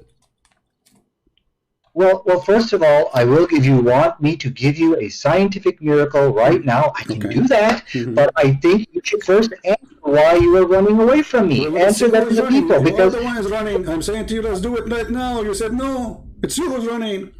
Do it. Go ahead. Let's do 10 minutes right now. I can give you. Will be one. It's a crossfire debate. Everybody will hear us. It's a conversation. Go ahead. Okay, here's the problem. If we don't have set rules with time limits, things like that, then we're just going to be... It's a free boxing match. Show me, aren't you the one who speak? You speak, you know, you play karate and you are good in boxing. Do your boxing, free boxing match. Go ahead. Yeah. Well, I'll tell you, Christian Prince, the problem here is what I... Stop. The first 15 minutes is what he wants. Conditions, brother. 15 minutes, just, you know, so you will debate me. He's running away from me. I just said to him, tell me the miracle. All what I'm saying, just give us the miracle. Until now, we are just this is kids talk. They are kids. They are not grown, mature people, you know. The second you follow Muhammad, your brain is in the high, hashish. Why you are calling me? And you keep saying they're running away from you, There's only one person he can run from is Ultimate Ford, the guy who don't believe in anyone. He have his own prophet. He have his own Quran. He do not need Arabic to understand Arabic. He do not need English to understand Arabic. But he don't know Arabic. He can read the Quran without knowing Arabic. It's a miracle.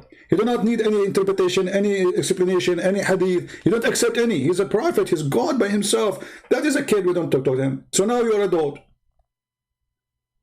15 minutes is... I want to debate you in public place, like, come on. Do it. Now, who want to prove to us that he can do better than this guy? If you can do better, text me in Talk. I will call you immediately. Stop making excuses. The rules go for both of us. It's a free. Say whatever you want. Do whatever you want. Go ahead. But I have a very good excuse. My excuse from running from you is this. You are a coward. Okay, let me give you are wasting our time. Are you going to debate me or not? Okay, what I cannot do, Christian Prince, is win a shouting match. Are you going to debate me now or not? coward on the rum. Okay, so we're going to talk about one scientific miracle, and then you're going to agree to debate me later on. Okay, so let's do science. I am agreeing to debate you anytime. Here we go. I'm here with you. Go ahead. CP, we need a format. We need equal time, and we need to share. Don't call me again. See, they say to you, you mute. I hang up on him. I lost my patient.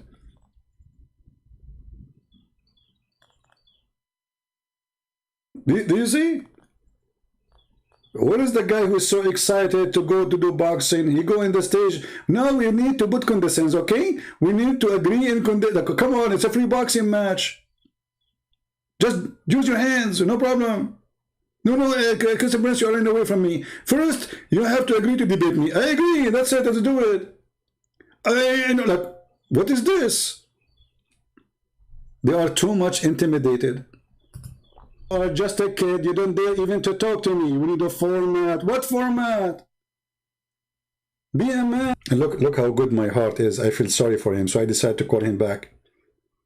I said to myself, oh man, come on, this is just a kid. He's 60 years old, yes, but he's a kid. All of them are kids. So I called him back. See how good my heart is? And you are the one who said you want to debate me. You keep saying I'm running from you. You are just a kid. You are not even equal to my shoe. You don't even know how to say. To be honest with you, when I spoke to him, I was not wearing a shoe. Which is not right to say. I mean, what shoe? Because how many I have? I have only two. I have two shoes only, you know, that's it. I'm confused now, which one of them? Say your prophet name correctly. If I call you right now and I ask you to say your prophet name correctly, do you know how to say it? You don't. And you are the one who agree your prophet have sex with the goat. What more I want from you? So either you want to do it now, don't waste my time, I will call you one more time. Either we do debate. Look how nice this Christian Prince, unbelievable. They will call him one more time. Nadir Ahmed was saying to himself, I hope he will not call me, because now I have an excuse. He hung up on me. Do you see? Now, don't put rules. No rule for you, no rule for me. Speak as much as you want. Get me busted. Go ahead. Let me call you.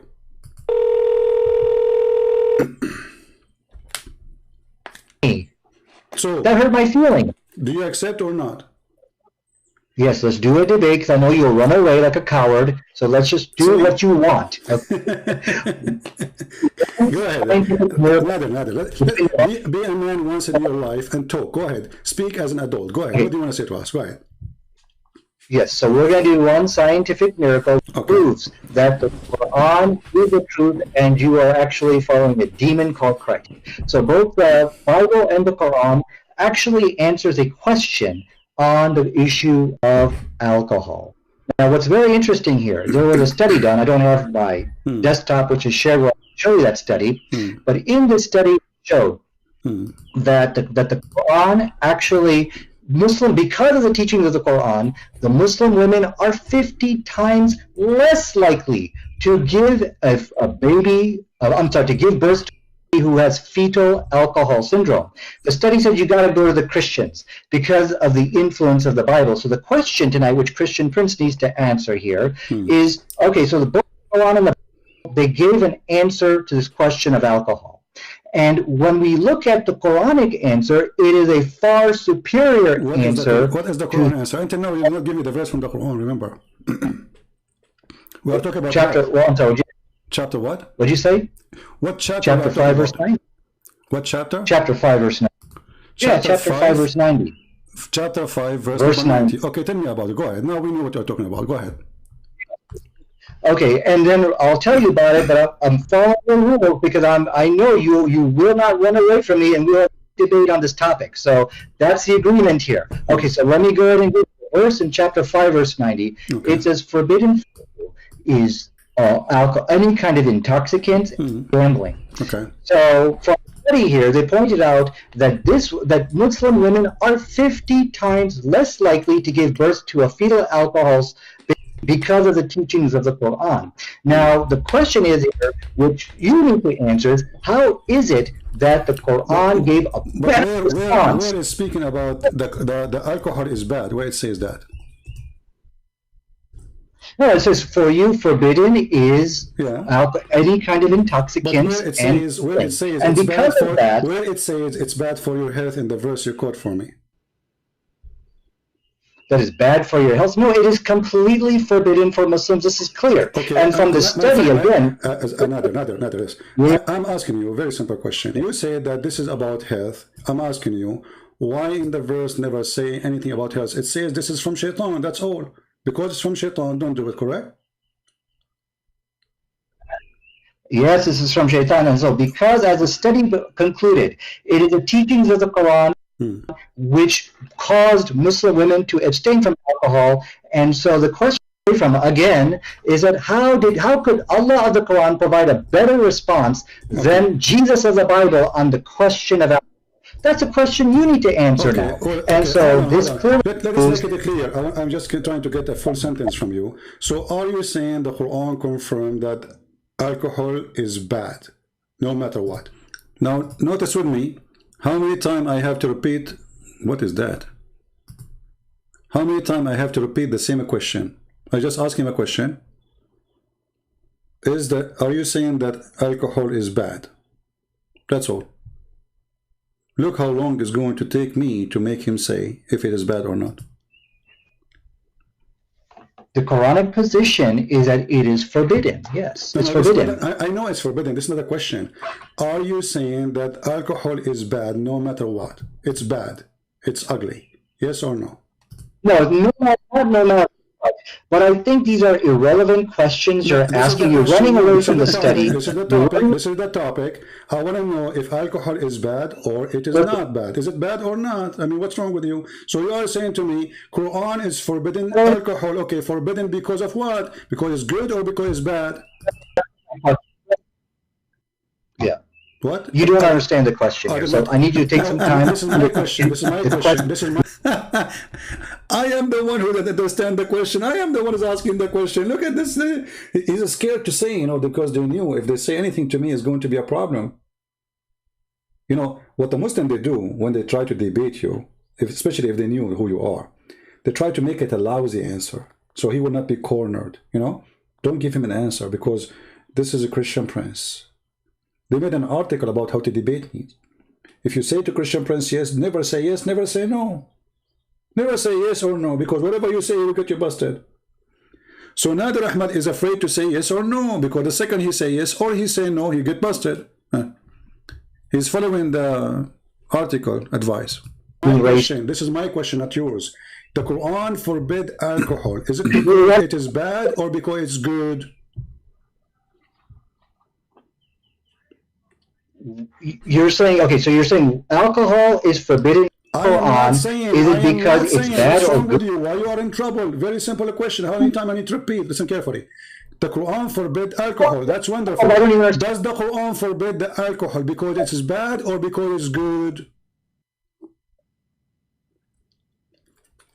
So the reasons why the Quran forbade, there's actually a reason in the Quran. They said there's some good outweighs the good. The issue here, why you are making a speech? I mean, the answer is very simple. Allah forbid alcohol because it's bad, or Allah forbid the alcohol because it's good. Which one? Choose one. I've already given you the answer. Now the issue, I'm going to read it to you, and you got to answer. I want a clear answer. Is it bad or good? Is alcohol bad or good? See, CP, I need you to stop interrupting me. I know you're scared. I know this is the point you are not able to answer. And one word. Is it bad or good? You are the one who chose the topic. Everybody is my witness, and now you don't dare to answer. What's wrong with you? Okay, Allah forbid alcohol because it's bad or because it's good? CP, you gotta let me. Don't interrupt me. You have to let me answer. Okay, we're gonna have an intelligent. You're making a speech. I mean, the answer is very simple. You call me. You say. And by the way, you will see some silly people, even some Christian, they say, why don't let him talk, you stupid idiot. I'm repeating the same question for the last 15 minutes. And you say to me, let him talk? I want an answer. This is either yes or no, bad or good. And then you will see an idiot saying to you, oh, why you don't let him talk? What do you mean let him talk? I let him talk until now. Everything he's saying, not me. I'm just listening. He just said something. I said, okay, well, just a comment. Are you saying that our Quran saying alcohol is bad or good? That's it. All the rest, it was his speech. And now you're interrupting him. So for sure, interrupting him because we are having a conversation. And he's trying to prove a point, so I want to make it clear. Very. He said, irrelevant question, brother. Well, this is the question. You call me to say to me that alcohol is forbidden by Allah. And you are the one who mentioned a scientific study says women, they can give birth defect if they are drinking. Okay. And by the way, this is for drunken women, not for drinking.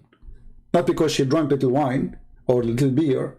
This is a woman, she is drunk like your prophet, 24 hours, 7 days a week. So what is the answer? I'm waiting. According to science, proving that women, they give birth and they have a defect in their birth. That's wonderful. That means alcohol is bad. So why you don't say it's bad? Is it bad or not? You know, the issue with the Quranic position on alcohol is that there is some good in it. My friend, aren't you the one who mentioned to me? Is it you who mentioned to me in the beginning saying that science proved that most of women who give a defect birth, the reason for defect birth, and you mentioned the word the Christian specifically, the reason for that, the highest percentage is because of alcohol. So is alcohol is bad or good? Okay, okay. Your question, if I understand your question, you're saying that overall alcohol, like good. Brother, until now he don't understand the question, brother. Brother, until now I don't understand the question.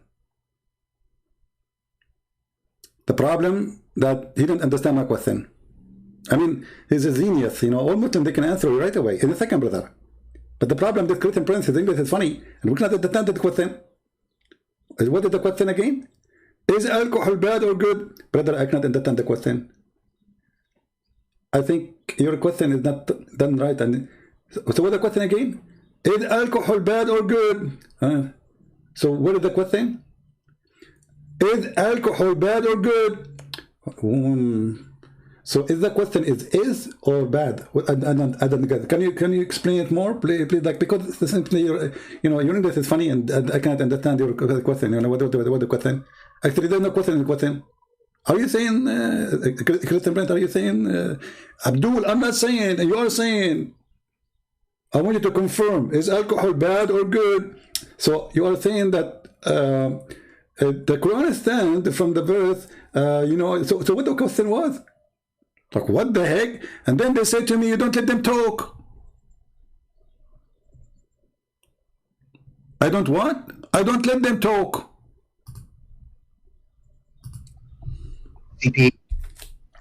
CP, you gotta let me, don't interrupt me, you have to let me answer. Okay, we're gonna have an intelligent... You're making a speech. I mean, the answer is very simple. You call me, you say, according to science, proving that women, they give birth and they have a defect in their birth. That's wonderful. That means alcohol is bad. So why you don't say it's bad? Is it bad or not? You know, the issue with the Quranic position on alcohol is that there is some good in it. My friend, aren't you the one who mentioned to me? Is it you who mentioned to me in the beginning saying that science proved that most of women who give a defect birth, the reason for defect birth, and you mentioned the word the Christian specifically, the reason for that, the highest percentage is because of alcohol. So is alcohol is bad or good? Okay, okay. Your question, if I understand your question, you're saying that overall alcohol, like good or bad thing, is that your question? I mean, this isn't even your topic, and you don't even dare to answer. You call me saying that because of drinking alcohol, women give birth to children who have defect. And then you will see a Christian say, the Christian Prince, have more patience. No, really. Actually, those people, they are the one really is the weird one, not the Muslims. Christian Prince, let him talk. See, the problem is that those Christians, when they debate Muslims, they just let them talk. You are not listening carefully for what they say. And this is why they fear me. I listen carefully for what they just said.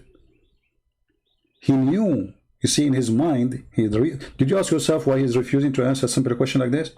In his mind, he knew there is something Christian Prince is getting ready for me. He wants yes or no. I'm not going to give him yes, neither no. Because the second I give him the yes or the no, he will unleash hell on me. They knew me. When they debate different Christians, they just listen. The guy, he speak for 5 minutes, and then the guy, he go and he have like a piece of paper in his computer or like an article, he read from it. So both of them, they are not really debating. That's not a debate. The 5-minute thing to you, 5 minutes for me, is a joke. This is a debate. Never accept the 5-minute thing. Because neither of you is debating. And if one of you is making mockery of the other one will look like a fool. Even though he's saying the truth, maybe. Like when Mimi was debating debating David Wood. David, he said to him, your God, Allah have parts. Mimi, he said, who said so? And the Muslims just start laughing. This is not a debate. If the other opponent is ready for a debate, he will say to him, okay, you said who said so? Let me show you your prophet said so. What do you mean who said so? The Quran says so. The scholar, they say so. Who are you? But what we do, we let it go. Instead of getting them busted, but what they just said. Denying the nature of their God, exposing their lies in the spot, not after the debate is finished. Now you want to make a video about what happened. Where you been in the debate? Right away getting busted.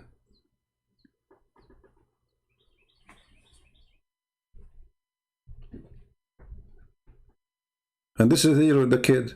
He just said something, and now he did not know how to get rid of of what he just said. In their birth, okay, that's your claim, and you claim this is from science. That's wonderful. Now I'm asking you, based on what you told me, is that mean, and based on the Quran forbidding the alcohol, does that mean according to Allah, alcohol is bad or good? Oh, I think I understand your question. Your question is. Now I understand the question.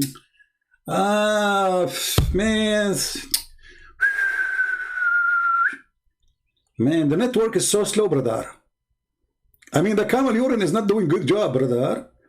Now I understand your question. Now,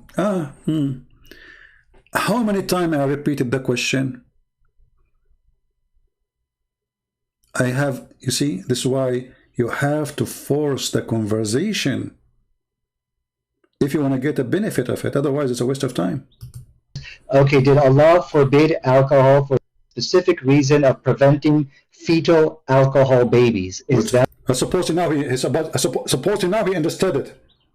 See, now he is, but still he did not. He knew the question. What is the, But he took what he's saying. So you are saying so Allah forbid the alcohol for baby. I'm not talking about the babies now. That's your question? No, what's wrong with you? You are in trouble. You are like a cartoon, Mickey Mouse. You're in the corner. You don't know what to say. I'm asking you, is it bad or good? Very simple. Don't tell me any reason. I want to know. Is alcohol according to the Quran bad or good? Bad. Okay, to answer your question, it's bad. Finally.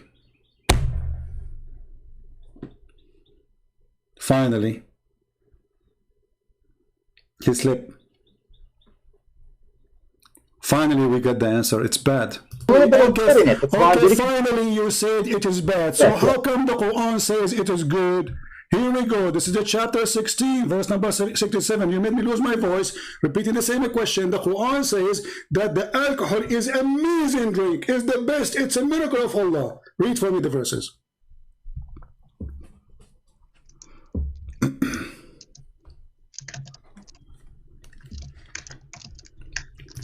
And now Zakir Naik, Nadir Ahmad, like, what the heck? What? I wish we have like a sensor to transform like his heartbeat to the sound. Boom, boom, boom, boom, boom, boom, boom, boom. Look, now he stopped talking now. He stopped talking. What happened?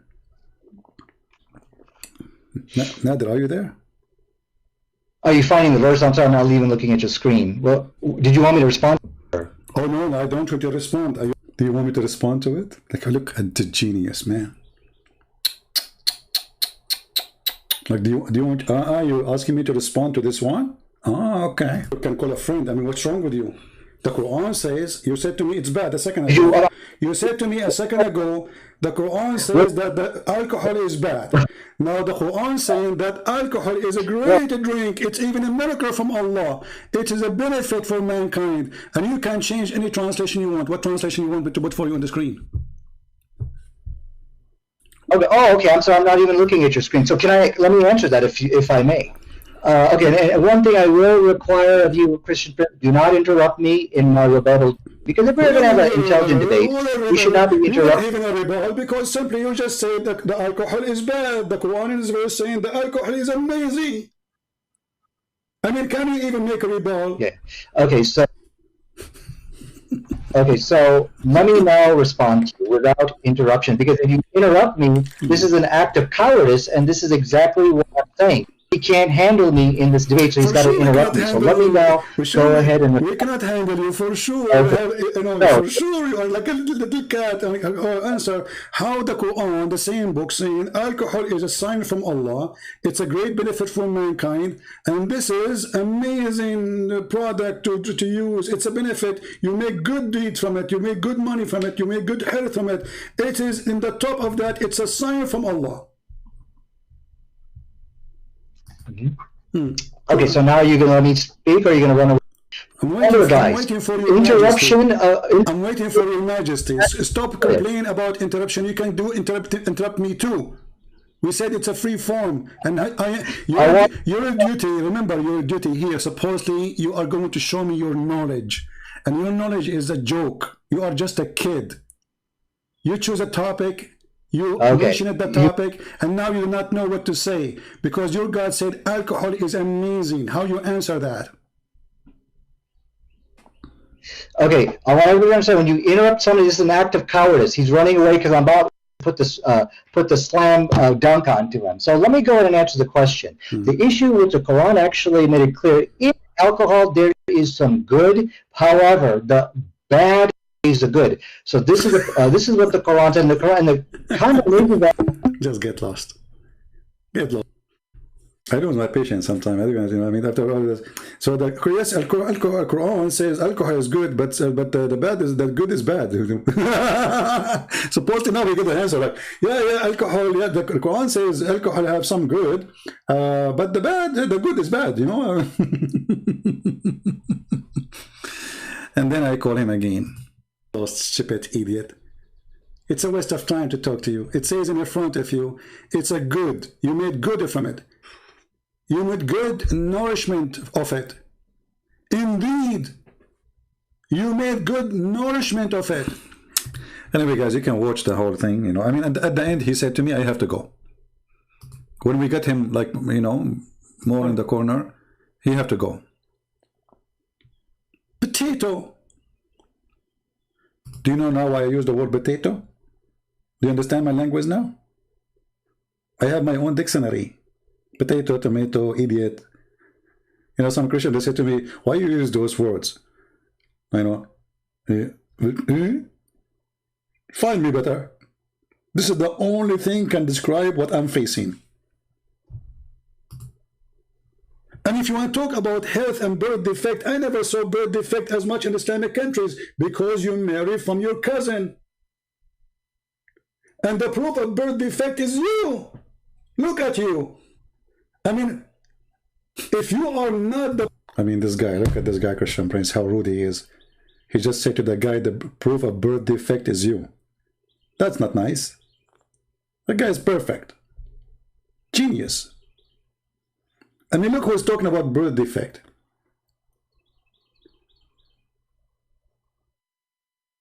A nation who do marry, their first favorite marriage is marrying the cousin.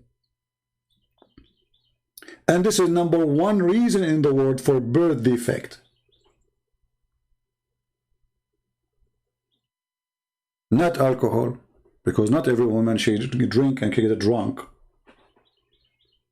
If there is some, this has nothing to do with the Bible anyway.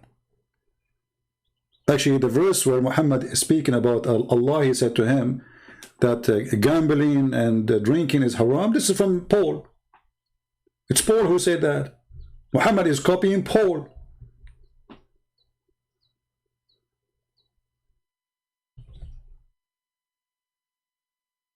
Muhammad is a thief. And if we asked them why it's forbidden, they didn't know. And then they say to you, scientific studies.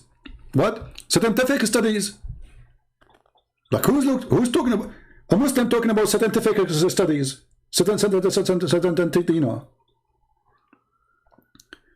Who is a Muslim would like to call me and tell me about the scientific studies about the alcohol that Allah is saying it's a miracle? It's a miracle from Allah. Look, because Muhammad, he was explaining how people got drunk, man. It's a miracle. It's a sign from Allah for those who have wisdom. Brother and sister. Alhamdulillah. Miracle. Scientific study, you know. Scientafino. If there's any Muslim he believes in Scientafino in the Quran, call me right now, I'm live.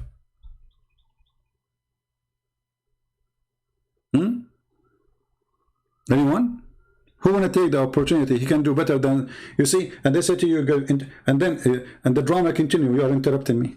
The proof of birth defect. Who is the proof? Idiot.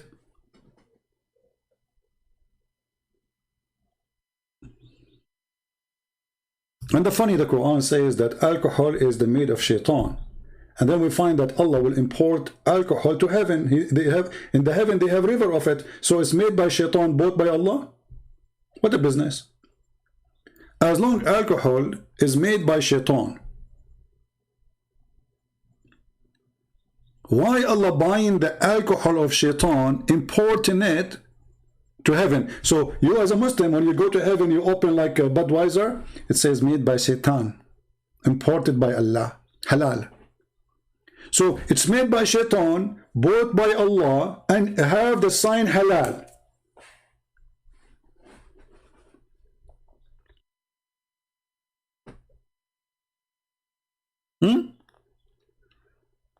Now, if there's any Muslim, we don't need to talk about this topic. We can go back to the paganism. I believe strongly that you Muslims are a bunch of pagan, believe in a pagan prophet. He ordered you to walk between As-Safa and Al-Marwa, which is nothing but a pagan practice exists before Islam. Same as the Kaaba. Same as the black stone.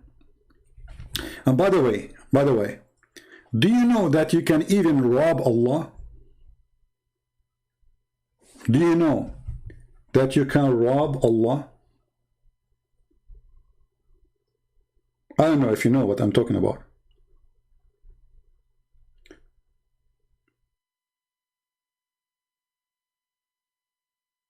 I have in front of me, let me see if I can put it in the screen.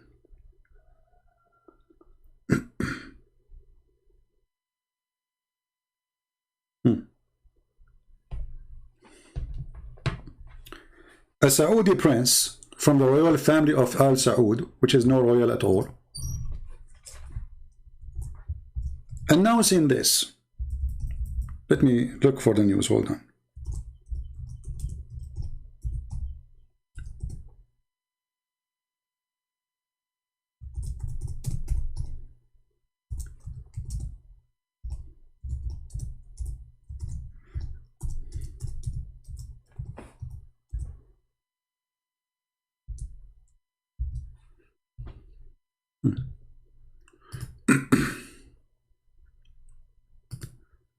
Brother,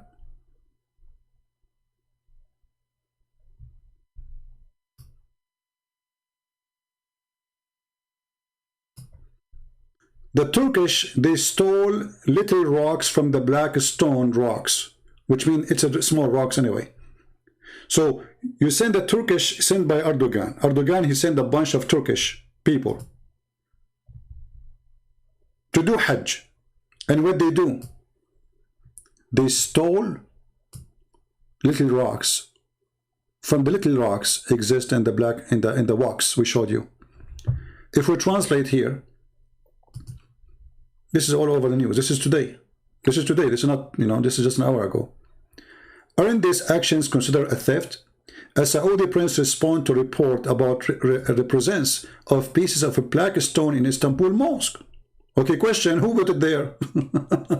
It's a theft. How come Allah did not prevent you from stealing the black stone of Allah? I mean, there are little tiny stones left, and now you are stealing it, and it's all over the place. There is 7 pieces. Brother, Allah is not protecting his Kaaba. Oh, I forgot that there's a guy, his name is Al-Qurmuti. He destroyed the Kaaba once. He burned it. He took the black stone. He stopped in the top of it. And he says, hey, Allah, where is your birds? If you remember, there's in the Quran chapter, it's called the chapter of the elephant. This is why the Quran sounds like a zoo when you read it. The chapter of the elephant speak about what? About an army from Ethiopia. And this army came to destroy the Kaaba, brother. And then Allah, brother, he sent birds, F-16, F-35. And they throw rocks at the army, brother. So Al-Qurmuti, who in his time most of the Muslims left Islam because he showed them that this is a stupid religion, and he was a Muslim, by the way. When he destroyed the Kaaba, he was screaming, shouting, where are you, Allah? Where is your birds? Here we go. I destroyed the Kaaba. I'm standing on the black stone. And even he took the black stone with him, and he was pissing it for more than 21 years. And when he returned it, he returned pieces. And those are the pieces they have there. He did not return the black stone. He smashed it, he crushed it. This is why the Muslim now, they have little tiny pieces. And this is why we see here, they are talking about a little piece, stoning, because there's no rocks no more. It's just a little piece of the black stone.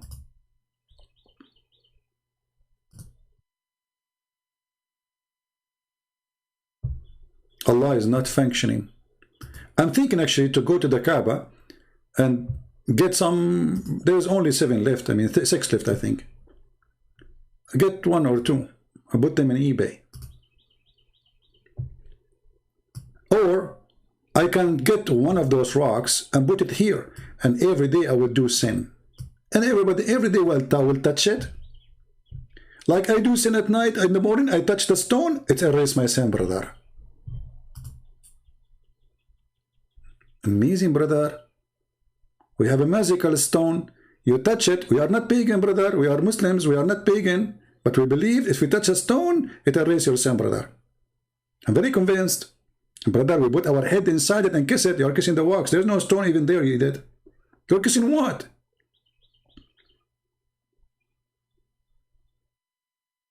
Do we have any Muslim want to say anything?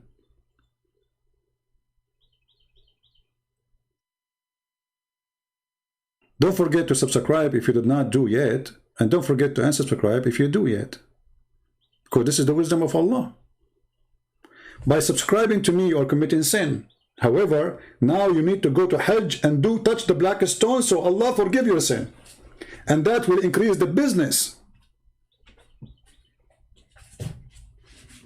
Actually, why Muhammad even, he ordered the Muslims to go and do Hajj? It was for a business. For a business purpose.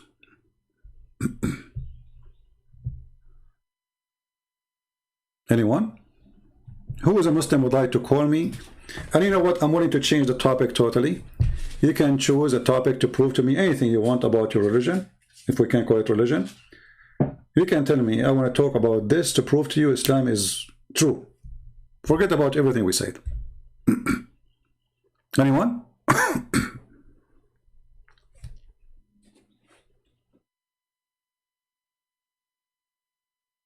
Anyone? who is a Muslim would like to give it a try.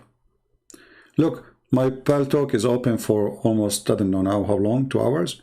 Not a single hello from any Muslim who want to debate me or call me. Not a single one.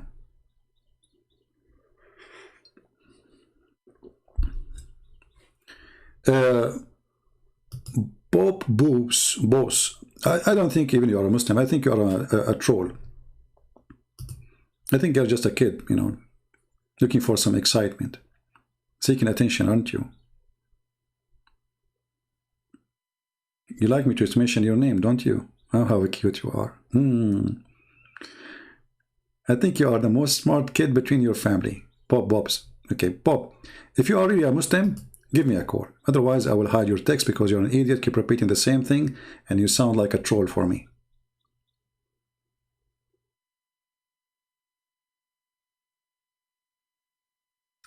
Any Abdul? You are a spent penny. We Muslims don't waste our time talking to you. You Ahl Sunnah, how you see how stupid what you just said. Aren't you the one who says to me, why you don't debate Zakir Naik? And now, you don't waste your time talking to me. So you're stupid doing what here now? And what you did now, isn't it talking to me? You see, when I use the word donkey, I mean, I cannot find better. I'm not going to talk to you, Christian Prince, because you don't waste our time. So this idiot sitting in his ass for the last hour or 2 hours, texting in the chat, talking to me and Christian Prince, we don't talk to you. Okay? It's a waste of time. I'm not going to talk to you, but you just did, you idiot.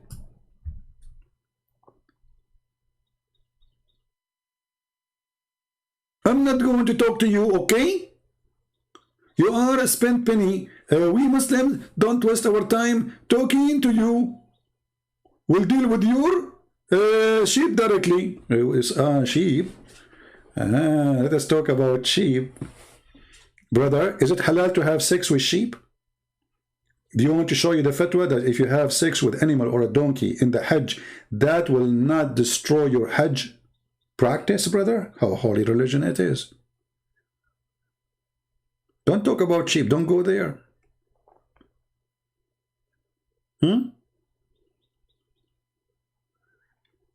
Who's a Muslim when I call me?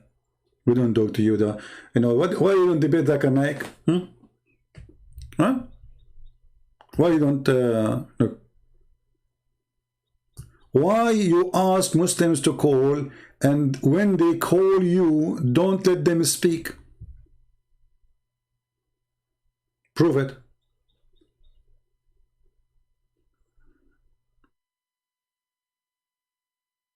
This guy is Abbas. Oh, don't touch Abbas. Abbas, he have my protection. Because he is my pizza vendor. Hey, Abbas, is pizza halal? Is the pizza you deliver always, is it halal? I mean, one of the funny things Muslims, they keep doing, al-halal and haram, halal and haram. Brother, having sex with the children is halal. But eating pizza half pork is haram. Brother, looking at the bum of a Muslim sister is halal. But eating pork is haram, brother. Sucking the nipples of a growing adult Muslim woman is halal. But eating pork is haram, brother. Stealing the money of non-Muslim is halal. But eating pork is haram, brother. Looking at women walking by ass and get horny is halal. But eating pork is forbidden, brother. Are you there, Abbas? Should we continue? Going to the house of your own son, brother. Flirting with his wife is halal, brother. Brother, but this is... Did you say my son? Yes, brother. Halal. But eating pork is haram, brother. Are you there, Abbas? This is Islam. This is the truth. Call me and prove me wrong in anything I said. Anything I said, just get me busted right now. Not tomorrow, not next week. Anyone?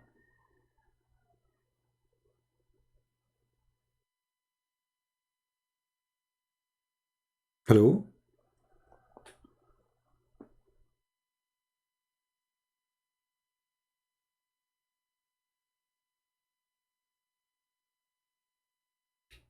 Don't forget to subscribe.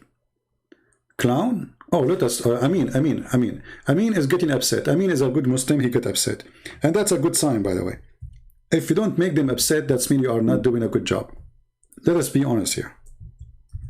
When a Muslim get upset, that's mean you said something made him upset. Let us analyze this. Look what he said. Christian prince, the clown. Hey, Abdul, listen. Who is the clown? The one who said to you, brother, let the women cover themselves. But if there is a strange man coming to your house, let him suck your wife's nipples. Brother? What a clown teaching. And now these days, you Muslims going around saying to each other, brother, you saying that, not me. Can I suck your wife's tits, brother? Who is the clown? What kind of a practice this practice is? Where Muslims, they go to Muslims and they say, can I suck your wife's tit, brother? According to which religion is that? Let us guess. Hinduism? No. Buddhism? No. Atheism? No. Christianity? No. Jews? No. I wonder who's left. Let me guess.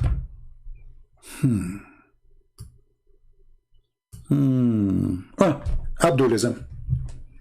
This must be the religion of Abdulism. Clown. Look who is talking about a clown.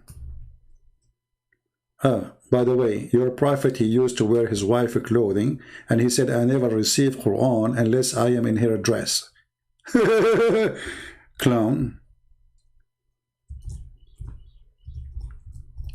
Aisha, she used to order her sisters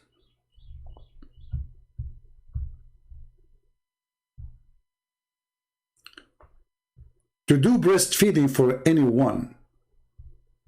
Look at this clown. A woman, she came to the prophet, she said, my husband, he's jealous from my slave. My slave is a growing man.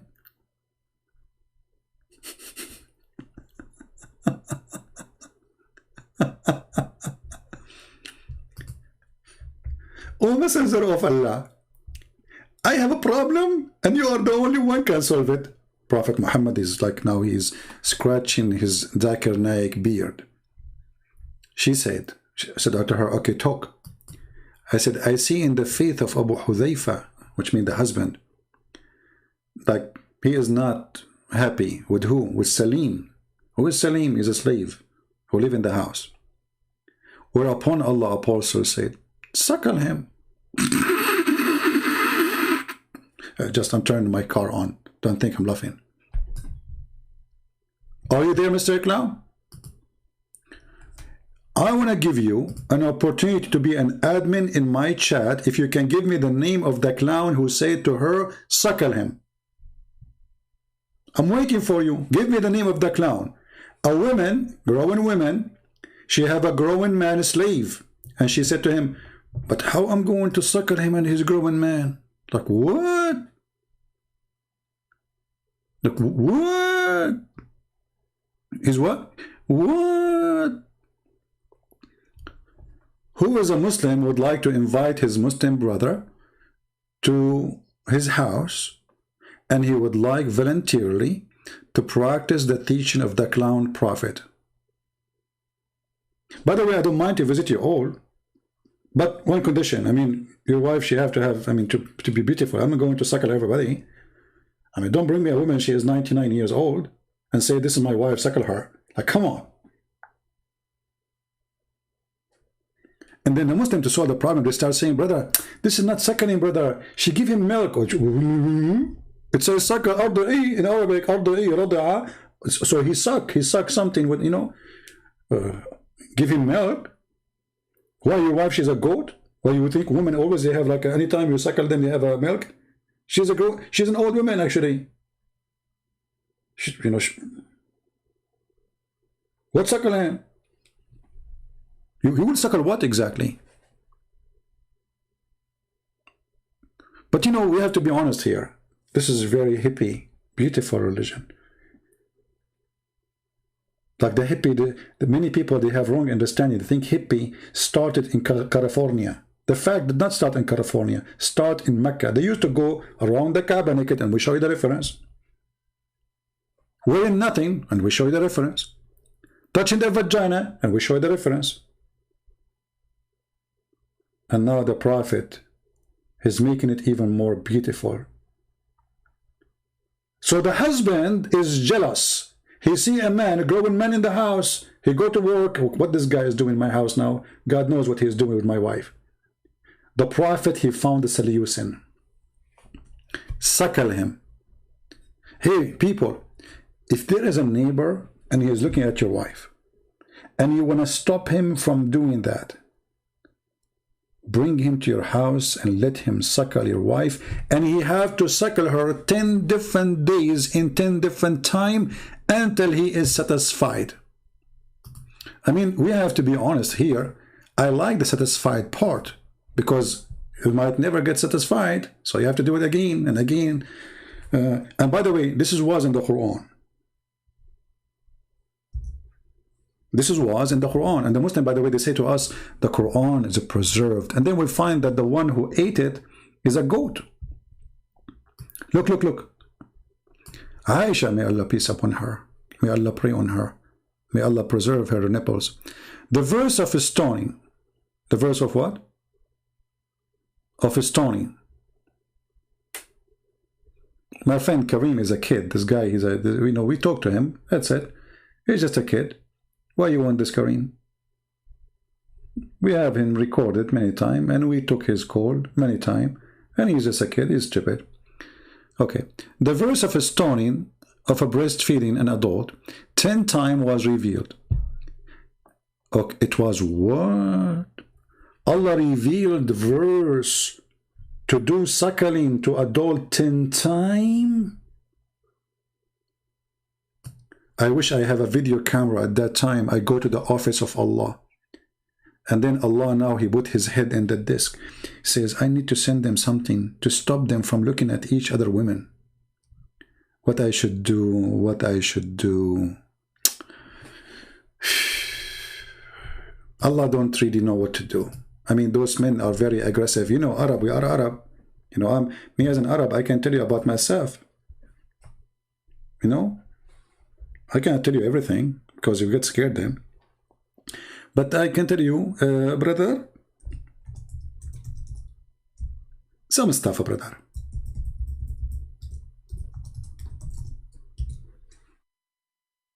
Oh boy. Okay, we found a picture which is not a picture of a woman. That will solve the problem. So Allah, he said to himself, how I can stop this problem? The woman, she have a slave in her house, and he is adult with beard. The husband is jealous and worry, which makes sense. I'm going to come with an idea which nobody created before me, for my name is Allah and I'm sexy and you know it. I will order them to let this man suckle this woman 10 times. Hey, brother, I have a question. Christian Prince, your question is rejected. And we refuted you. Zakir Naik, you did not even say what the question is. How you know what I know the question. Okay, tell me, what is my question? You are going to say, Why eating hummus is halal? Zakir Naik, what hummus have to do with our topic now? We are talking about breastfeeding. Okay, let me guess. You are going to ask me, why when I speak, I spit a lot? No, Zakir Naik, I don't care if you spit or not. We have umbrella, it's open, so we are ready for you. Why Allah He order the women to give her breast to that man? Okay, Christian Prince. First of all, show me your face. Zakir Naik, what does have to do with the question, man? Christian Prince, I threatened you to debate me face to face. Zakir Naik, hold on. The man is jealous, his wife alone with the growing man in the house. Allah told Muhammad to let the Muslim women give their nipples to a strange man until he sucked satisfaction with satisfaction 10 times in 10 different days. What is the wisdom behind that? Great Press, I debated in Oxford University, and I have a long video about corona science. Zakir Naik, what this have to do with my topic, man? Zakir, focus with me. Christian Prince, I only focus. Actually, when my mother she gave birth to me, they gave me Mr. Focus. And actually, this is my nickname. Your name is Mr. Focus? Exactly. Okay. So, focus with me. The man is jealous. The wife at home. The husband is worried. Why Allah He ordered the women to give her boobs to this strange man? What that will do? What is the logic behind it? Question, Prince. Now I get your question. And now I'm going to refute you. Brother and sister, calm down. Because some sister and some brothers are set from the cry. I'm going to get invested. Question, Prince. Did your mom tackle you? Yeah, because she's my mom when I was a kid, not now. Exactly. What do you mean? So your mom tackle you. Okay, but this is not his mom. And he's a man. He's a stranger. He's even her slave. So she's sucking him for what? First of all, we Muslims, we learn from the Hindus that the mother is our cow, and the cow is our mother. So when you suckle from the woman, she become like your mother. In Islam, adoption is forbidden. But now you are approving adoption by suckling? Exactly. Okay, but I thought that can be accepted in Islam only if you are a child, not if you are an adult. And even there is a fatwa says if you do that to a woman, still you can have sex with her and you can marry her. Christian Prince, the fatwa is true. And if you suckle from a woman, still you can have sex with her. So what is the benefit of this 10 times suckling? I don't know this. And now I get you busted. Alhamdulillah. I get them busted. Brother, sister, anytime you want to get them busted, say to them, Allah knows best, and that's it, the end of conversation. Any Muslim? What is this? This is religion? What is the name of this religion? So this religion forbid adoption, and then they say to you, if you suckle a person when he's a child, he became forbidden for you. But this doesn't go for adult, even in their religion. So why he did it? They have no answer. Muhammad is obviously making fun of this woman. This is why it says even here, his teeth came out from laughing. When the woman, she said to him, how I'm going to suckle him and he's a growing man.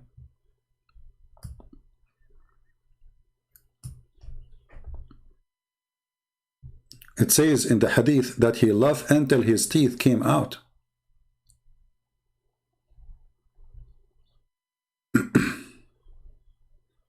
And then the funny, it says that this verse abrogated by 5 times. So what Allah He found that 10 times is too much? I mean, look, maybe Allah will increase the dose of the suckling in 5 times, will make it equal to 10.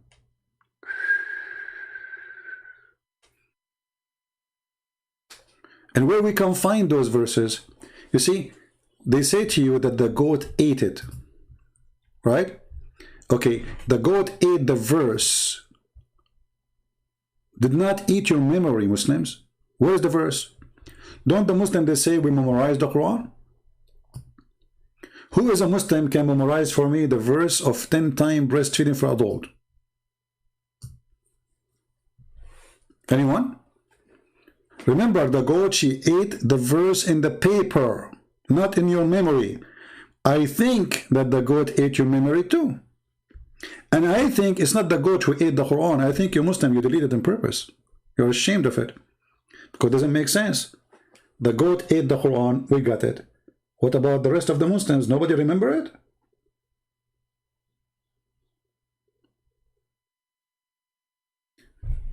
I think this was a zombie goat. She ate all the Muslims at that time. She went to their memory. Like, this is a goat who attacked the memory.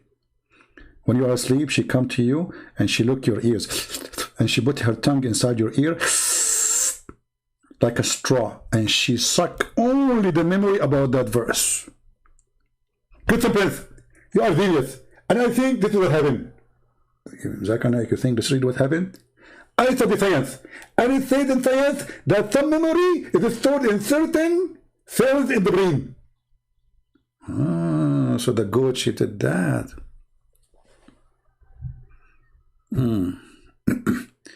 Islam rent-free in your head. What does that mean? What this guy is talking about rent. Don't talk about rent. I can show you where a prophet he allow you to rent women.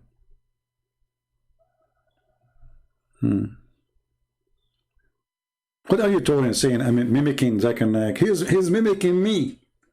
Hello, I used to speak like this long time ago, brother. Now, do we have any Muslim? This is getting boring. Any Muslim want to take a challenge and before we go? Come on. People are waiting over for those 2 hours. Nobody, you know. Now, listen carefully. For those who will download the video, you can cut the part where I'm refuting those kids, where they got Allah busted, where they say that there's no crucifixion, there's no cross. Because the Quran and the interpretation for the Quran confirm that Allah, he placed someone else in the cross. Stupid people desperate, trying to fight Christianity. So you can cut that part and make it a video by itself. Do we have any Muslim? My throat is hurting me, seriously. I need to go soon. Anyone?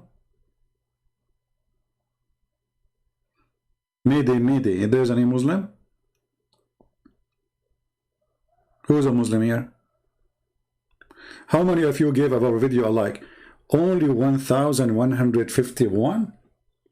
Okay, the one who give us a like immediately, I will give you 10 times sakaling promise from Allah for a beautiful woman, brother, our neighbor. She's like 87, 89 years old.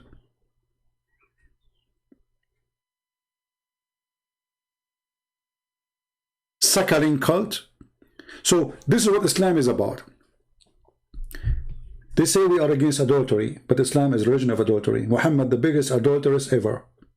We're against of drinking. Muhammad was a drunk, and the Muslim they used to be drunk 7 days a week. Even they go to pray and they are drunk, and the Quran speak about that. Muhammad and the Abdul, they were falling apart behind Muhammad.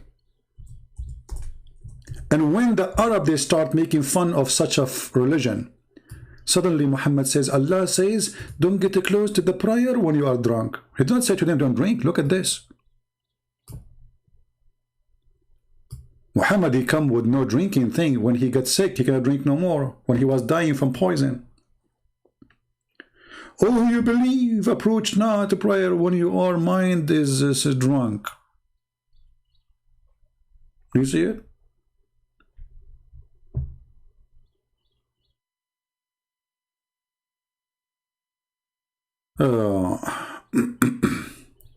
Who cares? Let them change their names, my friend. Who cares?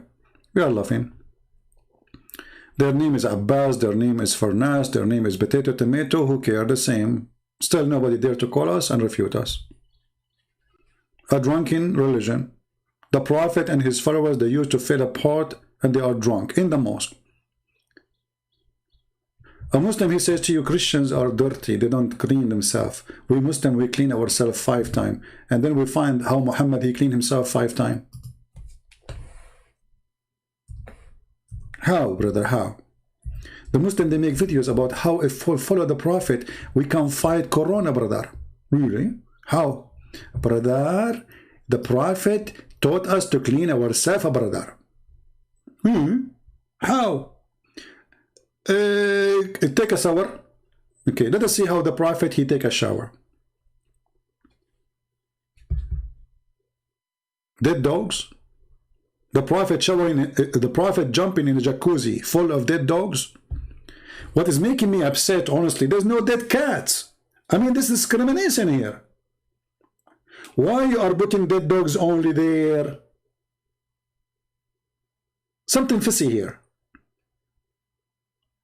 But I thought dogs are dirty in Islam. Isn't it your Muslim, your prophet says to you, if a dog he lick your dish, you have to wash it 7 times. 7 times. Brother, I have to wash it, number 1. Brother, number 2. Brother, number 3. Brother, number 4. 5, 6, 7. And a prophet, I just washed my dish from the tongue of the dog, but you are swimming with the dead dog. Oh, the water is pure and nothing make it impure. Okay? I was wondering because you told me that dogs are dirty and now you are jumping next to a dead dog and it says it's a stinky. Yes, it's a stinky, but this is my stink, not the water stink, because water is always pure. Wow, that's deep. You know what? I thought it is a stinky, the garbage or the water. No, the prophet says it is always pure. The stink must be coming from the prophet. Do we have any Muslim have a comment? Oh, don't forget the menstrual rags. No, they are here, my friend. What are you talking about? I will never forget them. Huh? What's wrong with you? Look, here we go. This is the menstrual rags, okay? Here we go. Here, this is the rag. Huh? And they are full of blood. Huh? Are you happy now? Huh? Hello? I did not forget it. And that makes the water more pure. Because ministerial, brother Tatar, it's proven that ministerial, it's full of, yeah, alhamdulillah. We did not forget, and we did not forget that says here, and this is the Muslim translation, not me. It says stinking things, like what? Brother, when you say stinking things, like what? Like what? I'm confused now. Stinking things. Is that like poo-poo? What do you mean by stinking things? If there's any Muslim want to volunteer?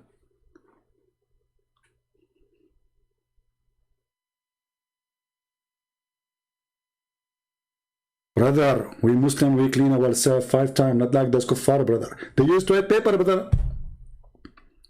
Brother, they use toilet paper. Your prophet, he used rocks. Rocks. And they used to use dung. A dry dung.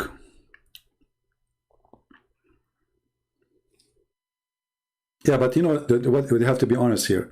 Those stinking things are cleaned before they've been thrown, brother. Okay?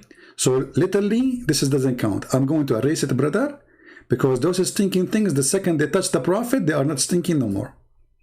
Because, you know, things is about comparative, brother. So if you put something stinky to something next, way more stinky, the stinky thing will smell like perfume. So now you put the stinky thing next to the prophet, who is more stinky now? Obviously, this is a clear sign that Muhammad had mental issues. That's why people are asking him, why you are doing that? You see, if this is something the Arab they used to do, then they will not question his behavior. Why you are doing this? Nobody in the town doing such a thing. Only Muhammad. But Muhammad, he come with the explanation. He says, this is scientifically true, by the way.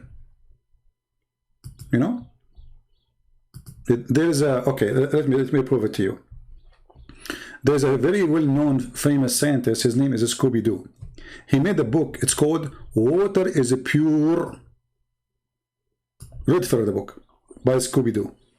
By the way, Scooby-Doo converted to Islam after he learned that the black dog is the devil.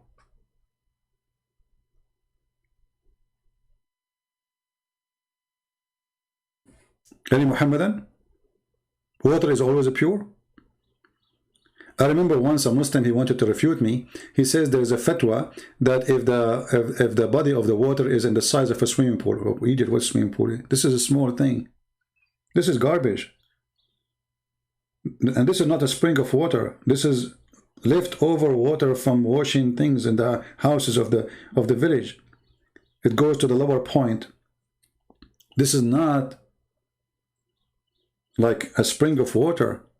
You know that the Arab, the Bedouin, they will never make a water dirty like this if it is water to drink.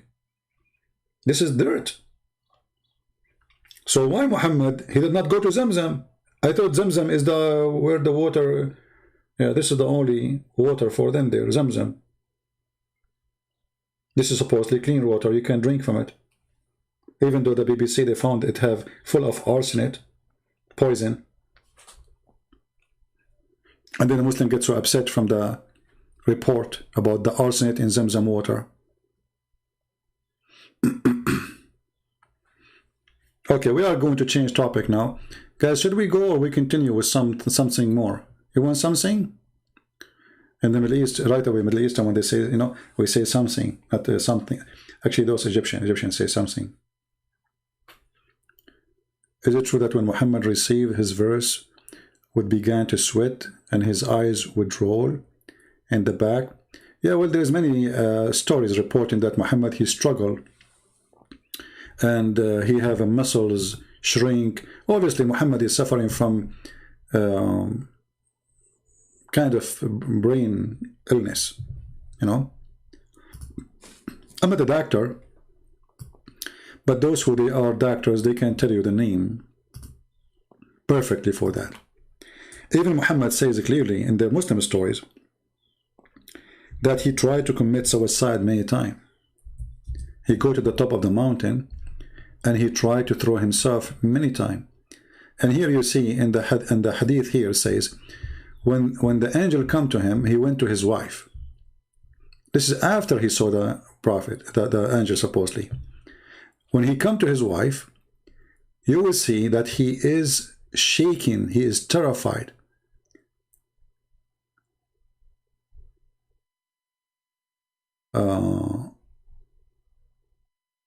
Let us see here. Here we go. See, his neck muscles twitching with terror till he entered upon Khadija and said, "Cover me, cover me." So I have a feeling of cold. He feels so cold. His muscles, his neck muscles, twitching with terror, and he is covered by fear. And not only that, he said to Khadija, "What's wrong with me?" So if you are a person who studied, if you're a doctor, I was a doctor, by the way, for 3 years. And then, you know, because, you know, like I practiced giving camel urine to the patient, they stripped me from my degree and they made me as a nurse. And then I gave them honey for somebody who have diabetes, as the Prophet Muhammad said. And then they stripped me for my nursing degree and they made me the guy who opened the door in the hospital. And then when I told the guy who was suffering from poison, eat 7 ajwa, and he died after that, they kicked me from the hospital totally. And this is all because they discriminate me because I'm a Muslim following the Sunnah of the Prophet. Alhamdulillah. The medicine of the Prophet.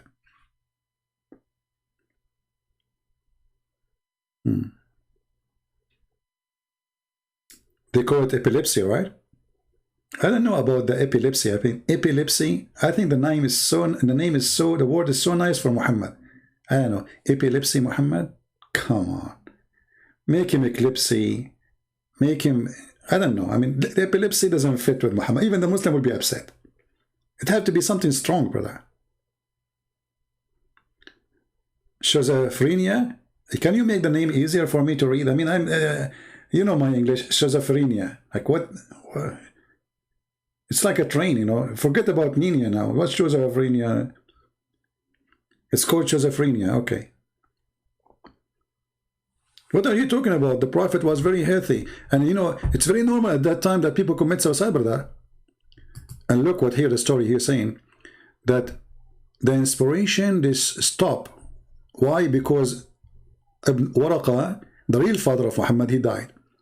And then the inspiration was paused. for a while, and the Prophet becomes so sad. As we have heard, he intended several times to throw himself from the top of the high mountains. Okay, so why the Prophet did not die? He was jumping from the top of the dining room table. He think this is a mountain? No, brother, he went to the true mountain. But each time he go there, Jibreel appeared in front of him and said to him, Prophet, you are truly a messenger of Allah. And then, brother, after every time, it says every time. I mean, look at this drama. What's wrong with this Prophet? The Prophet, he insists, I want to kill myself. Okay, leave me alone. I want to kill myself. He climbed the mountain. You know what is really making me upset? I wish that the mountain was next to Muhammad was the Himalaya. I will give you the idea. Imagine this is Muhammad.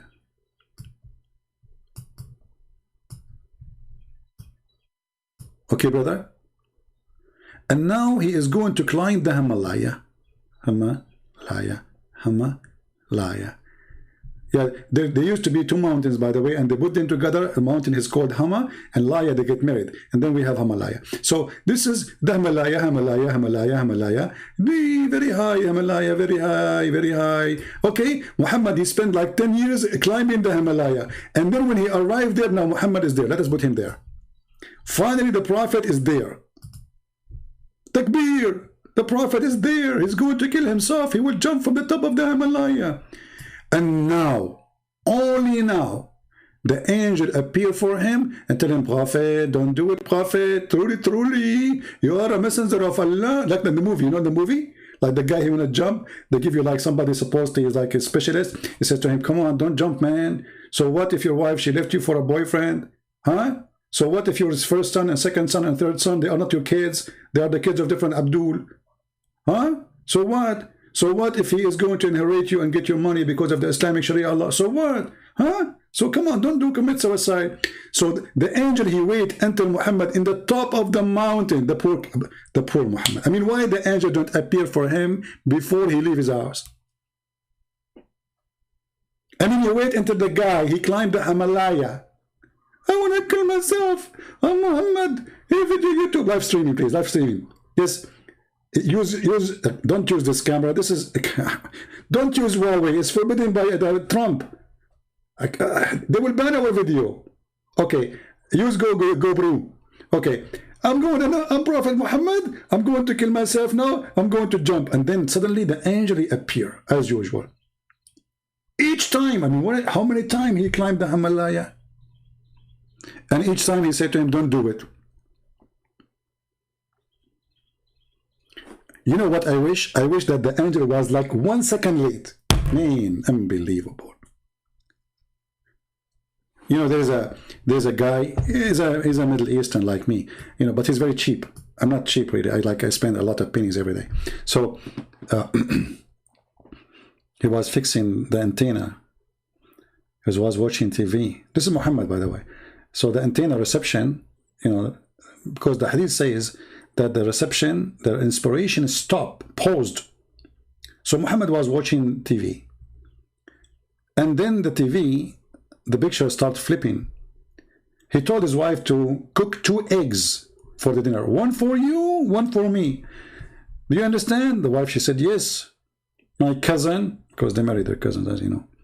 When he was leaving the door, he said to her, don't forget, 2 eggs only. One for you, one for me. She said, okay, I got it. When he was in the stairs, he said again, screaming to his wife, 2 eggs, okay? One for you, one for me. She said, okay, I got it. Now he is in the roof, and that's Muhammad. In the top of the building, trying to fix the antenna, and he slipped and he fell. So now he's flying down until he arrived to his floor. So he screamed saying, and this is him, like him flying, like, wee, you know? Okay. He said, make it 1 egg, okay? Oh boy. I mean, the guy is dying, still he's worried about how many eggs she is cooking. Make it 1 egg, okay? What?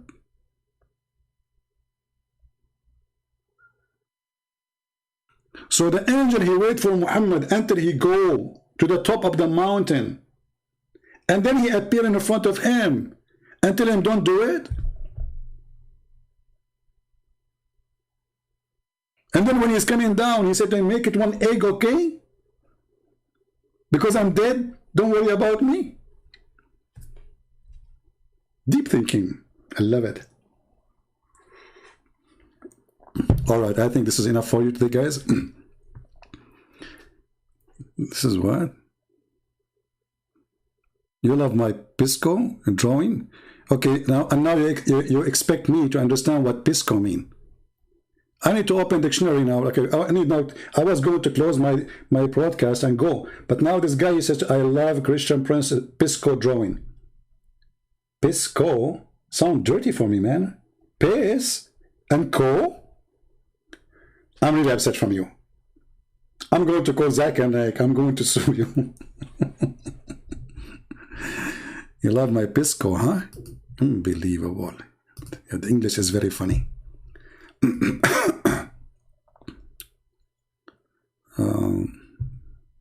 If you have a question, ask me in the chat, not in Pal Talk, otherwise I will block you. Sorry.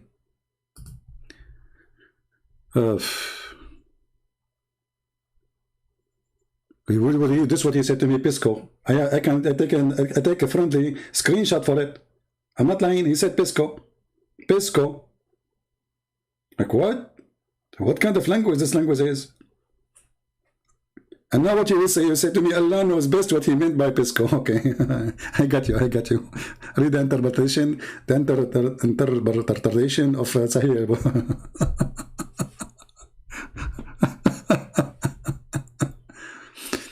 Like, okay, I got it, guys. I got it. Okay, come on. You know my English is wonderful. I know. You know, like when I was in school, I was #1 student in English school of Taliban because they don't teach English then. You know, like, you know, we read Quran only. Like, you open the book, like, Bismillahirrahmanirrahim, A'udhu billahi minash shaitanir rajim. You ask the guy, what this word? He say, Bismillahirrahmanirrahim. No. What this word mean? What, can you read this word? Bismillahirrahmanirrahim. Don't start from the beginning again. Just this word. Bismillahirrahmanirrahim. Yeah. This is what we learn in Islamic schools, my friend. When we are going to roast Mimi, he's roasted already. I called him, he hung up on me, and the coward, he was so much intimidated. What do you want more? He used drugs? No, I don't think Muhammad he used drugs. I think drugs used Muhammad. Fix your words, please. Don't be insulting. And by the way, the Muslim, they say, there's videos, says when somebody tried to commit suicide, there's a video of Zakir Naik about suicide. And he speaks clearly that this is mental illness. Okay, if it's mental illness, are you saying your prophet is suffering from mental illness?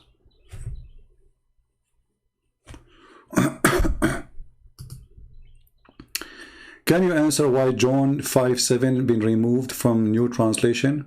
My friend, I can make a translation and I can remove anything I want. The question is, who accept, who don't? They can do that. It's a translation. Translation is something done by a private person. I can make now a translation to the Bible in Arabic. But this is my translation. But we cannot move it really. Who said we accept that? We don't.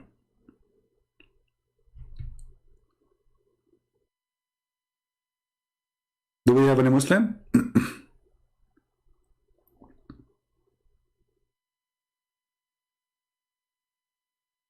Anyone? Who is a Muslim would like to call us? Mayday. Anyone?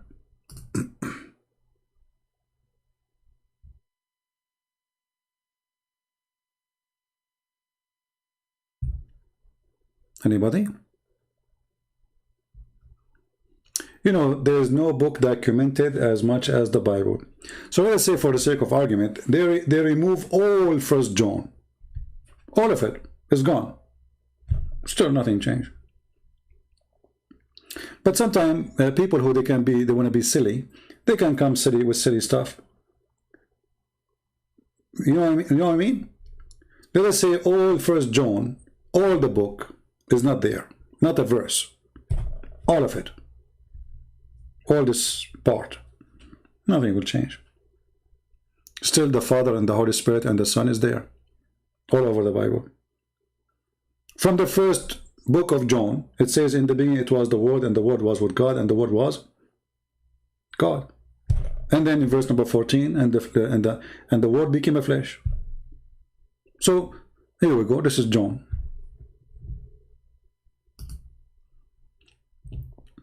See, the Bible is not a verse to depend on. The Bible is a book of books. Not even a book. It's a book of books. So those who want to try to make an issue, they are just looking for an issue, to make an issue. How come this? How come that? Okay, no problem. That will not touch my faith, my friend. Right?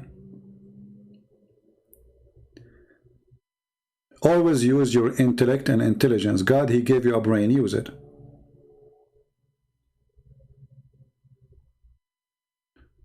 Well, my friend, your duty is to translate my videos to Indonesian language. You can cut any of my videos, make it short, and translate my videos to the Indonesian language. Do your part. Don't cry for Indonesian says they cannot understand English. Do something. I wish I speak the language. I will be happy to make videos in Indonesian language. All Muslim women are allowed to divorce. Muslim women, they can divorce if the man, he stripped his right and gave it to her before marriage, according to some sect. Otherwise, it's only the man. Only the man he can divorce.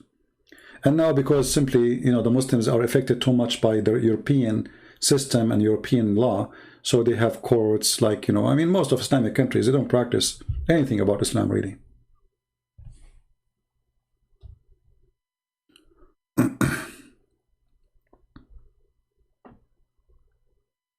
My friend, they can say whatever they want. And did this Hamza call me if he there? You know, how come this Hamza, he is worried about a verse is gone? But he is not worried about Aisha. She's saying that there's more than 100 verses is missing in the chapter of Al-Ahzab.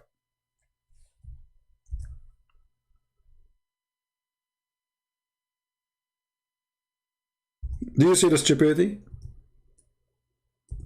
So a Muslim, he is happy. He says, in the translation, I found this translation is taken off.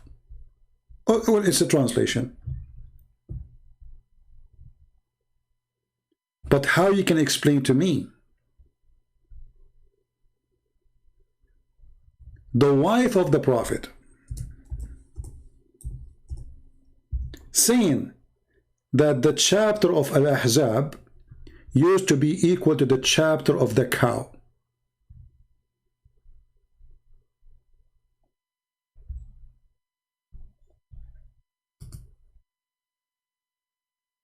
Any Muslim? And I can show you right now the reference. Who there? And I will make you read your own prophet wife. This is not somebody came 600 years after Muhammad to talk about it.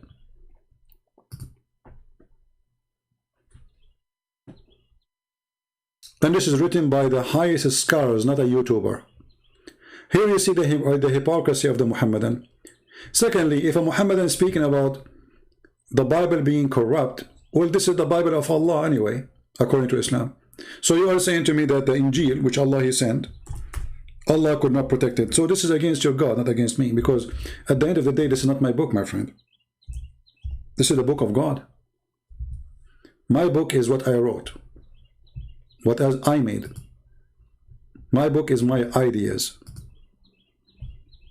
The Quran says that the one who sent the Bible is Allah.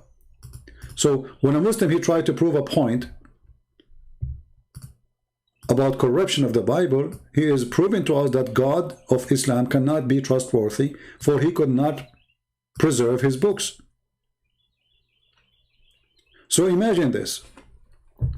You ask the Muslim, how many prophet Allah He sent? He said to you 124,000 messenger and prophets. Muslim, they say they are different. Messenger and prophet is not the same, which is stupid to say. Because a messenger who delivers a message about what God will do to you if you don't believe in him in the future. He warned you. So this is prophecy. Prophecy is telling people about the future or even something they do not know. And this is what the message of God is. You are telling me something I do not know. God only knows. But for Muslims, they say there's a messenger and there's a prophet, which is very stupid again. But as long as the Quran confirms that Allah is the one who sent the Injil, and then the Quran itself says that Allah, He approved what is with their hands.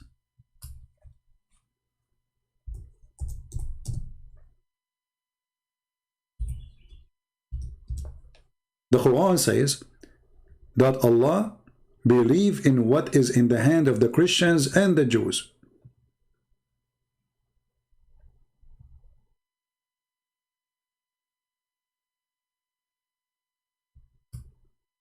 And then a stupid Abdul in YouTube says, well, the Bible is corrupt.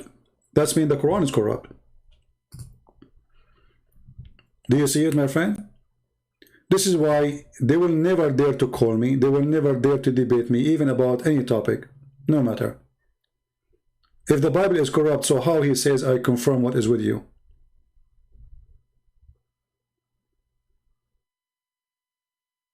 You confirm it, but it's corrupt? What is with you? Not was, because some translations, they use the word was.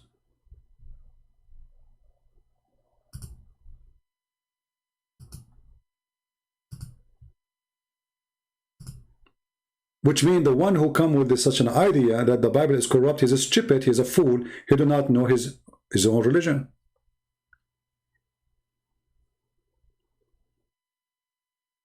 The same as we debunk the stupid Abduls who were saying to you, in the Bible it says that he hanged on a tree, not on a cross. Right? But that's mean Allah is a stupid, because if this is true, Jesus was not hanged on a cross. That's mean the Quran confirming, and the Muslim scholars and their prophet confirming that Jesus was replaced on the cross.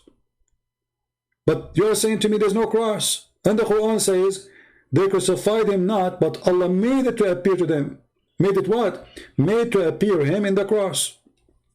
So the verse confirmed the Quran confirmed the cross.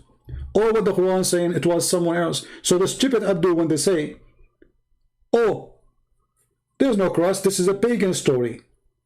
That means Allah is copying a pagan story. That's why we laugh at their claims. This is why I believe Muslims' claims against Christianity is a price test for us to debunk Islam. Because the second they talk against Christianity, they talk about Islam immediately. They fight Islam.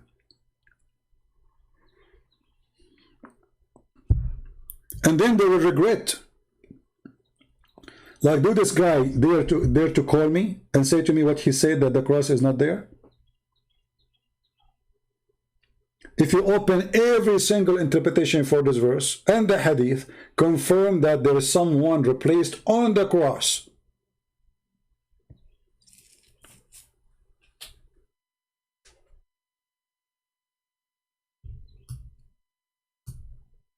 If I do this, just in front of you, a sentence from the verse, chapter 4, verse number 157, search in Prophet Google, is going to show you all the interpretation for the verse. And all the Islamic interpretation will say one thing, that Allah, He made them place someone else on the cross. So when a stupid Abdul, he says to you, oh, the word cross is not even in the Bible. There's no cross. They are just going against their God. Just because they hate Christianity, trying to fight Christianity, they are so desperate, they go even against their Quran. All those interpretations, it says that he was on the cross. And Allah replaced him with someone else. This is why, sometimes I have to use the word stupid, but I can't do. I mean, this stupidity is amazing. In order to fight Christianity, you expose your prophet and you say he's a liar? Is that how far you can go? Yes. This is how far we can go.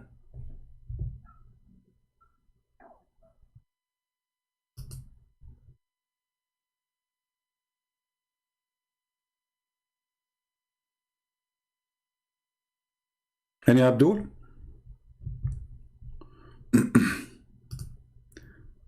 Any Abdul have anything to say? So I say to Muslims, bring it on. If you have really the courage to prove us wrong. Islam is the easiest stupid cult ever not to debunk, to destroy, even if you are a person who do not have much knowledge.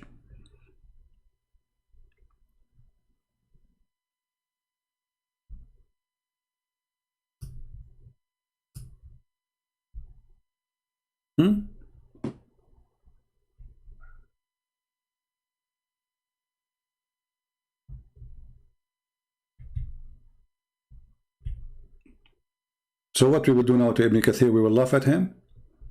We will laugh at your scholars who they are saying they crucify someone else. So you Muslims are following wrong teaching all those years, following stupid Quran. Jackie Metro, Jackie Metro is not a Christian, is not a Muslim, is a Christian. We take calls from Muslims only. I blocked this name already. I said 1,000 times, if you are a Christian, don't text me.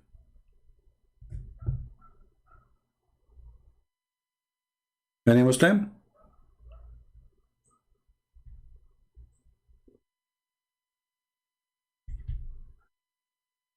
Yeah, and people, they ask me why I am using Paltalk, because Paltalk I have control way better than Skype. What the Muslim they do, when somebody call me, because I have it, anyone can call me.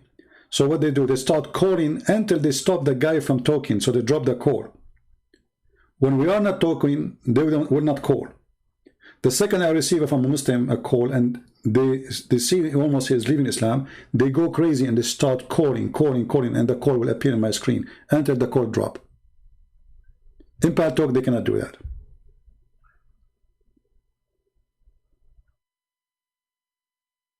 In Paltalk, I have a setting. You can text me, I can call you. Unless I add you, then you can call me. Very easy, very nice. Any Muslim? And look here, guys, at the story of Ibn Kathir, which is a story of Muhammad. It says here that the Jews, when the Jews, some of the Jews came to the house of Isa, he was rising, like he said, was living in, or he was then. He was then with the 12, 13, or 17 of his companions. Ibn Kathir is not sure. The day was a Friday, brother. But the Muslims, they make fun. They say, how Jesus died in Friday, which is a very stupid understanding of them about Friday thing. In the evening, they surrendered Isa the house. And when they felt that they would soon enter the house, or they would sooner or later have to leave it, he said to his companion, which means Isa, or Jesus supposedly, who would like to volunteer to be made to look like me? So one of them, he volunteered to be like him, and he was crucified. So when the Muslims, they say what they say, they are going against their religion, and that's why we laugh at them. Last call before we go. Any Muslim would like to call me? And honest to God, I said to myself, I'm going to go for 20 minutes. I will make a video for 20 minutes. How long we are here? Oh boy, 3 hours and 10 minutes. That's really scary. I need to find a solution to stop making long video. I think I should make a video offline. This is the only way, because as long as there's a chat and people talking to me, the story will go forever. And by the way, you can go to any interpretation you want. I mean, all of them, they are saying the same stories. So Muslims always, they forget one thing. Like, you know, if you are a Hindu, you can attack Christianity a lot way easier, because you did not steal your religion from somebody else. A Muslim, when he attacked Christianity, he forgot that all his religion is a theft.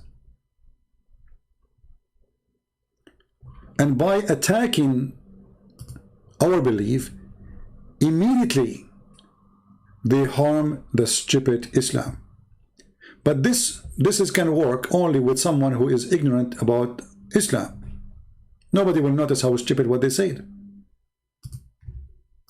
But that will not work with me, my friend.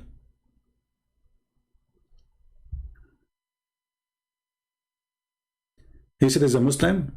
Jackie said he's a Muslim. Well, let me look at his text.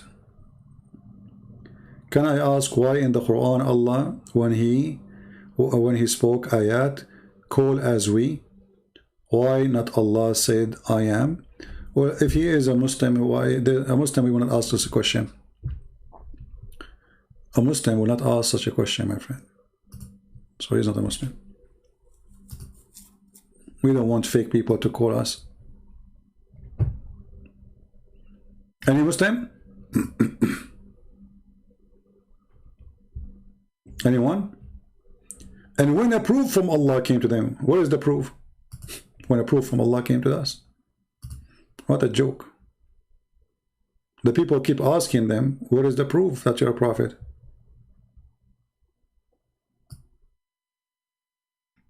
See, when those two donkeys, they say that the cross does not exist in the Bible, that means all the stories in the Islamic religion is a fabricated stories, because the Quran confirms that they crucify someone else. The Quran did not deny the crucifixion. The Quran confirmed crucifixion, but of someone else. This is how stupid those people are.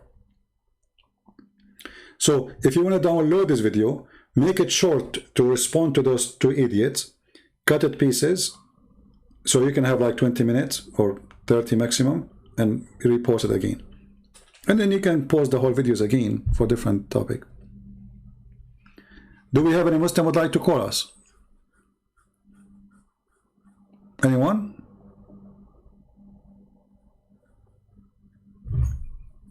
Who want to enter heaven by defending Islam? Who want to have extra virgins? Who want to have a strong penis?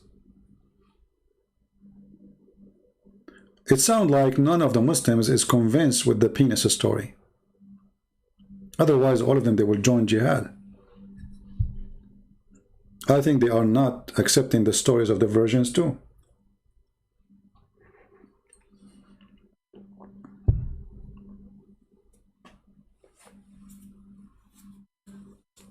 Anyone?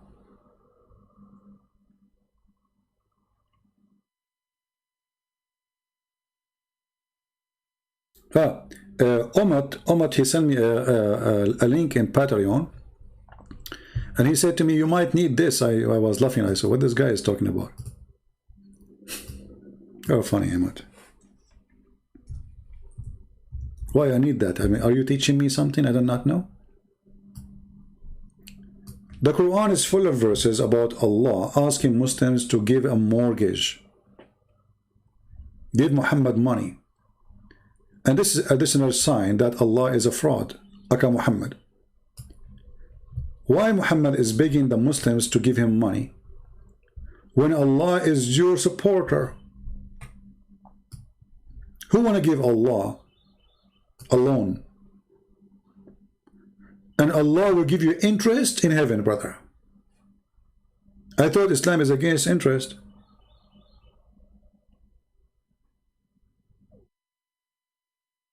God, you need a mortgage?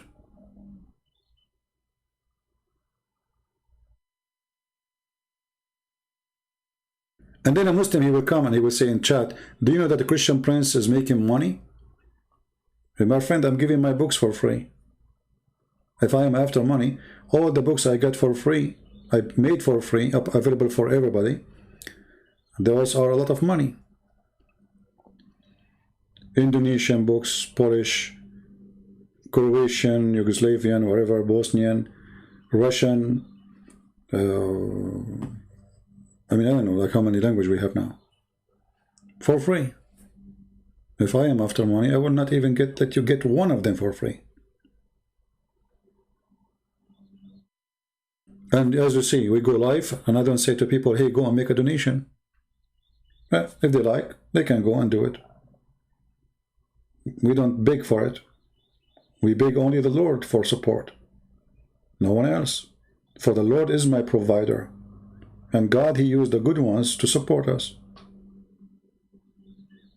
It is your prophet who begged for money, claiming that Allah said to you that you have to pay Muhammad money and he will give you interest in heaven. If somebody gave me donation, I don't promise him to go to heaven. I don't. Who am I? I'm no one. This is your religion. He gave donation to Muhammad. And what Muhammad will do with the money? Oh, he give it to the poor, brother. Really? Who was paying for the 13 wives Muhammad he have? And all the 6 slaves? How Muhammad he purchased them? And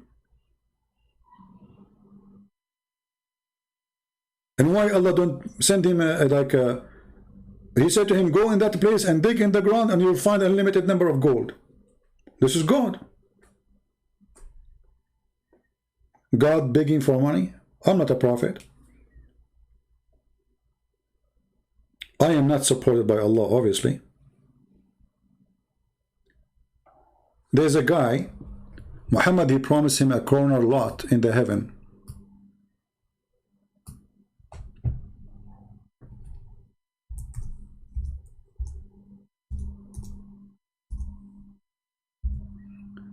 And what Muhammad he promised him? In exchange of his farm. Let me see if I can find the hadith. He took the farm of the guy. And the stupid guy, he went to his wife, he says, the prophet, he promised me a corner lot in the heaven.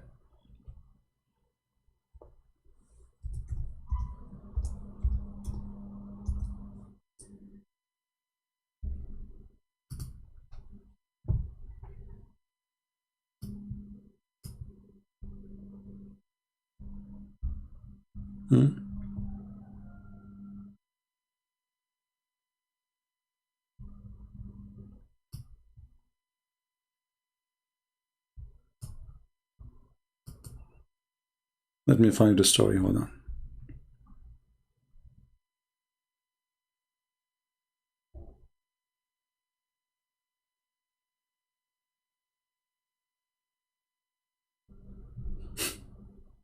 They are selling palm trees in the heaven.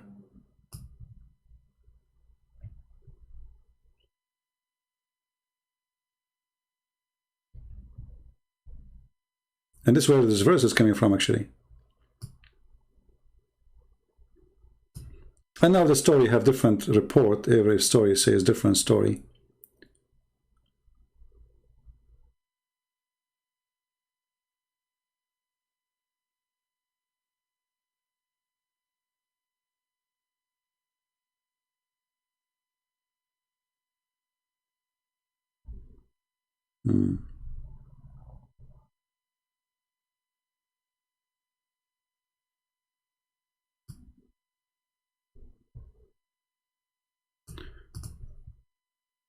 I mean, even if you want to find something, you will find a million stories about the same story. Each one of them is different.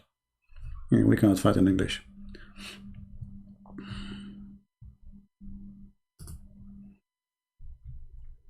Do we have any Abdul?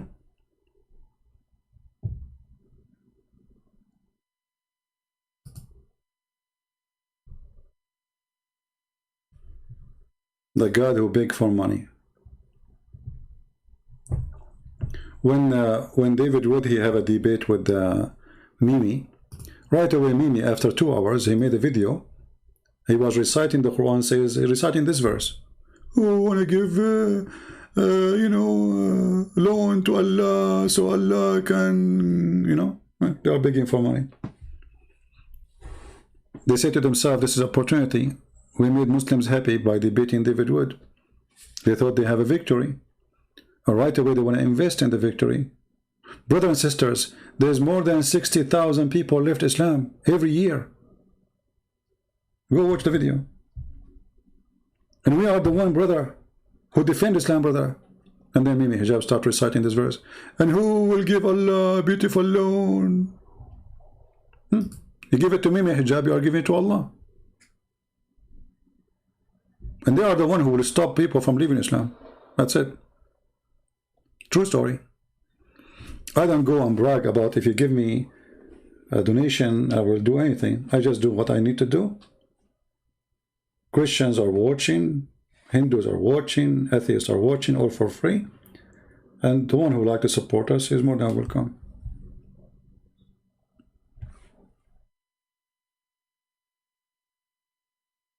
Right? So do we have any Abdul before we leave? Anyone? Yeah, always they try to put you down. They say, this guy is doing it for... You know, I will go. I have no donation in YouTube. I'm here. Did I stop coming? YouTube stopped allowing me to have donation from a long time ago. 3 hours.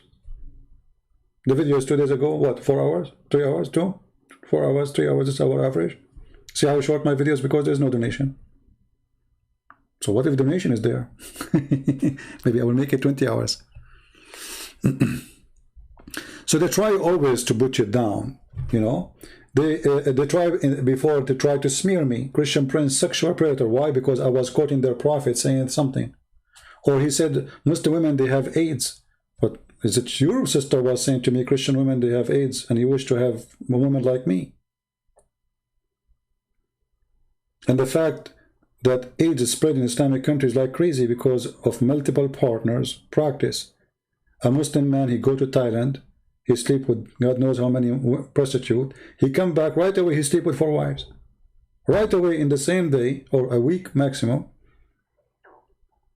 The AIDS spread in the family because of the multiple partners. So they accuse us of things and they have it. And they try to smear you. They try to frame you. Did you say to the Muslim woman, suckle me? Yeah, I did.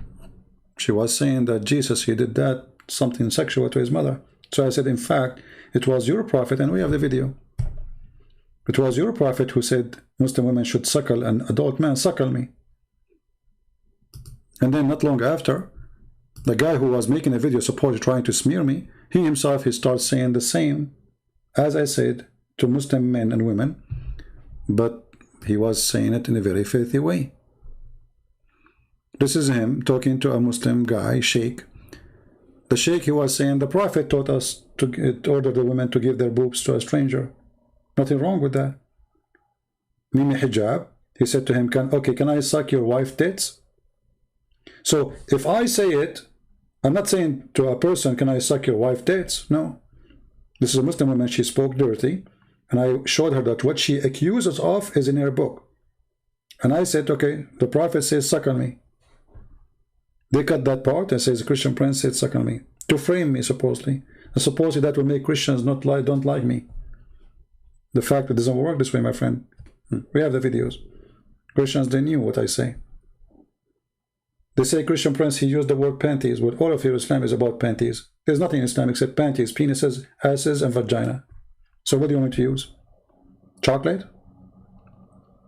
So they try to smear you, they try to frame you in order to stop you. They think, actually I believe strongly, that people like listening to me because I'm very natural.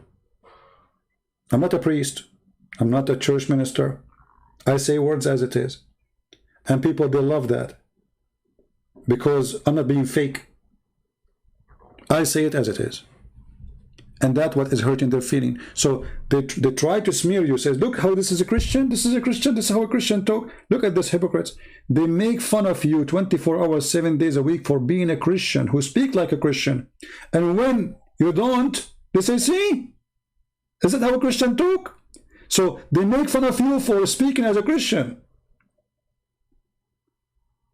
And suddenly they want Christian Prince to speak like Christian. Do you see the stupidity? Hey, Christian Prince, is that how a Christian talk? Yeah, this is how we talk. Is that hurting your feeling? The Lord, he says, yea, yea, or nay, nay. If your prophet says penis, I have to say penis. What I will make it? Banana? Your prophet says your penis will be in this palm tree. So what I will say, in this banana tree? He said penis, not me. So you're upset from me saying the word penis? Not from your prophet? What about your prophet says, go and bite the penis of your father? Hey, Christian Prince, how do you speak such a way? Look, your prophet says that, not me. Go and bite the penis of your father. What kind of language this language is? It's just filthy, dirty. How you speak like that? How the Christian listen to you? You idiot. I'm telling them what your prophet said. So if the Christian should not listen to this, I agree. They should not listen to this. I'm telling them not to listen to it. I'm showing them how filthy your prophet is.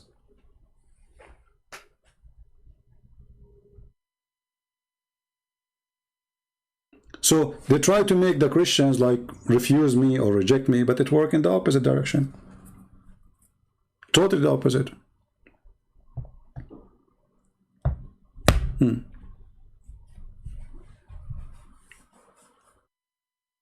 And actually, this is what makes me upset sometimes from Christians, because, you know, Christians, they became so polite to the point they became politically correct.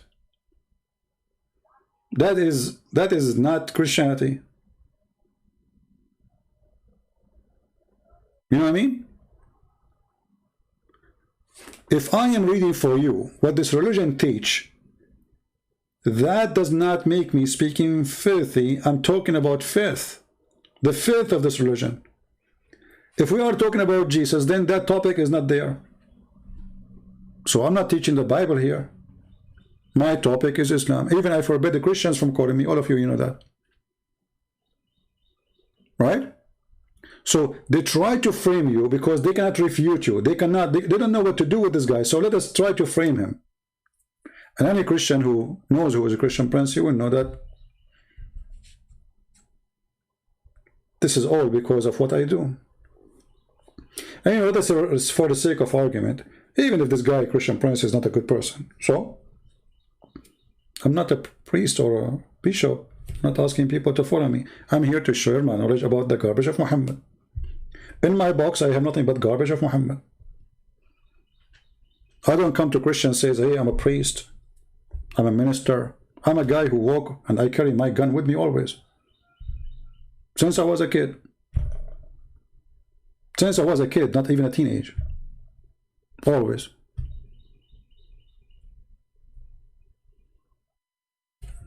So I don't claim to be a priest. And thank God I'm not. Because if I'm a priest, I will not be able to speak the language I'm using. And that will make me lose some of the truth. Because a priest will be shy to say such a language which is written by the mouth, the filthy mouth of Muhammad.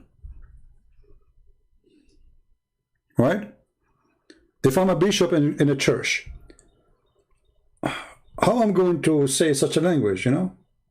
So your position forbid you from sharing the truth.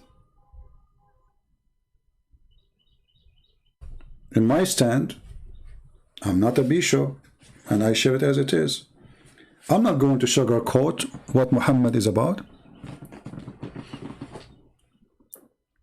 And look at them, how many hours we are here? Not even one of them dare to call me. Is that telling you something? After I hang up, they will make 10,000 videos to refute Christian Prince. Christian Prince live on air, nobody's there.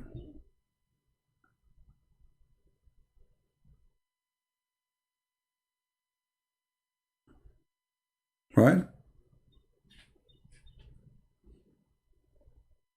You know, I remember once I was going to do, I did a seminar in a church, and then the minister of the church, he didn't know how to introduce me, you know, like not introduce me as a person, to introduce the way I talk.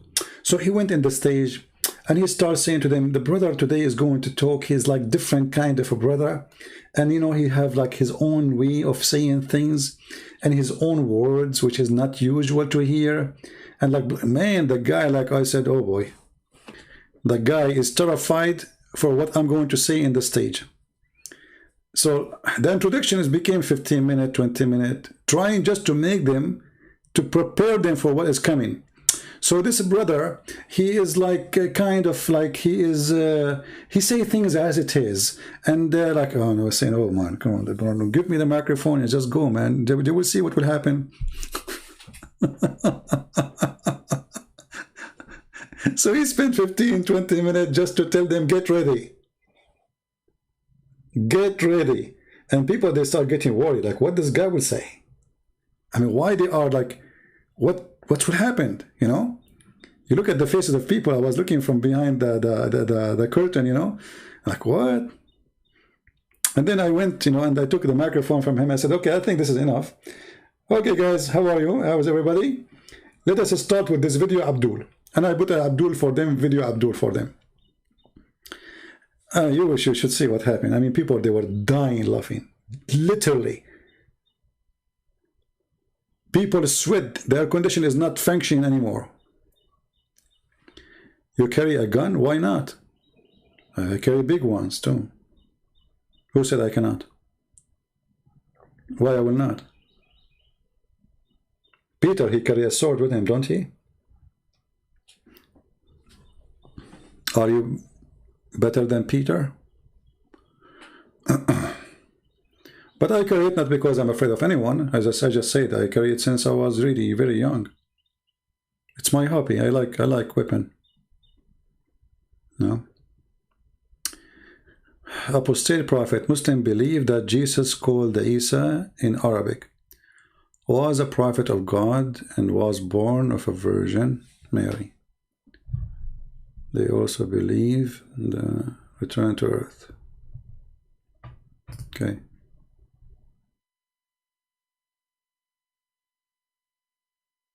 No, why? I mean, why you will not carry a gun? Actually, for me, I believe that if a person who don't have weapon in his house, he is inviting criminals to his house. Now where I live, everybody have guns. So if you're a criminal, you want to get in, have fun. Trust me, he will not leave alive. So it's because always the criminals, they can have their hands on guns, right? So when society forbid good citizen from having a weapon to defend themselves, then they are allowing the bad citizen to have guns. This is why in America, you will find that's a city like Chicago, where guns are forbidden. But shooting is happening every day. Why? Because the criminals, they have a lot of guns. And the good ones, they cannot defend themselves. Only criminals have guns there. Right? And if somebody says to you that a Christian, he cannot have a gun, he don't know the Bible, obviously. Isn't it Jesus, he says, the one who don't have a sword, go and buy one? You see, a priest, many false priests, they avoid to read for you this verse. Why? Through time, priests, they became like Muhammad companions. They serve the purpose of the ruler. So the ruler, he don't want the citizen to have, weapon. So you will see in churches, they concentrate on some like, a president, he's chosen by God. Okay, and we should obey because there is a verse in the Bible says that. But my friend, isn't it the Bible says too that the Baptist, John the Baptist, he paid his life for he opposed a king? Isn't it? Oh, you are a Christian, we are peaceful people, we love everybody, we should not carry guns. Isn't it Jesus says the one who don't have a sword and carry? So carrying a sword have nothing to do with killing people. There's a sword to defend against criminals and bad ones, and there's a sword to be a criminal. Right? My stomach is talking. Should a Christian ban Muslim halal food because it is offered to Allah? For sure, for us as a Christian, any food, the Bible says that, not me, any food is presented in the name of a pagan god, other god, that is forbidden for us. So for me, I will never buy halal food. Because it's not halal for me. It's not kosher. It's a slaughter in the name of the false god.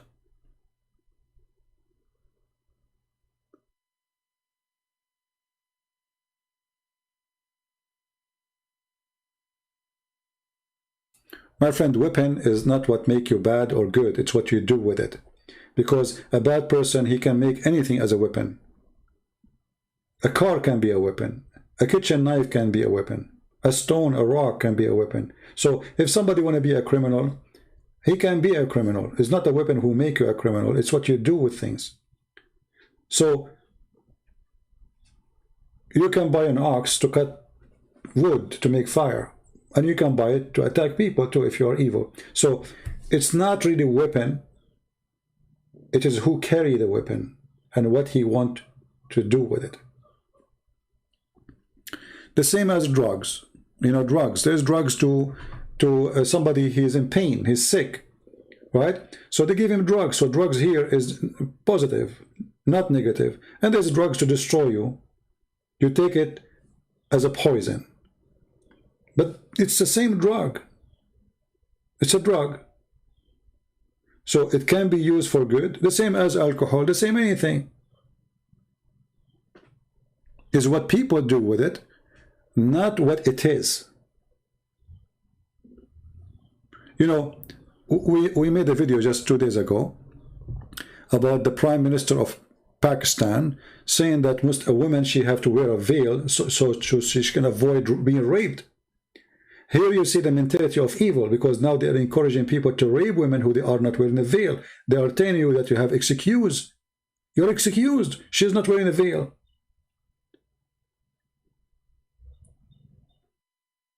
If you go to the jungles of Africa, you will see women, they have no clothing until now. And those tribes are very peaceful. You know, inside the tribe, there's nobody raping anyone. But women are totally naked. Why they don't rape? And for sure, it might happen from time to time in our society. But all the tribe is naked. So if a man, he see a woman, he rape her just because she is naked, that means all those people, men in the tribe, they should be raping each other non-stop. But they don't do that. So even nakedness is not a reason for bad, unless you want to make nakedness bad. When Adam and Eve, they were naked in the heaven. Naked. The man and the women, they were naked. They did not see that they are naked. They did not even notice what naked means.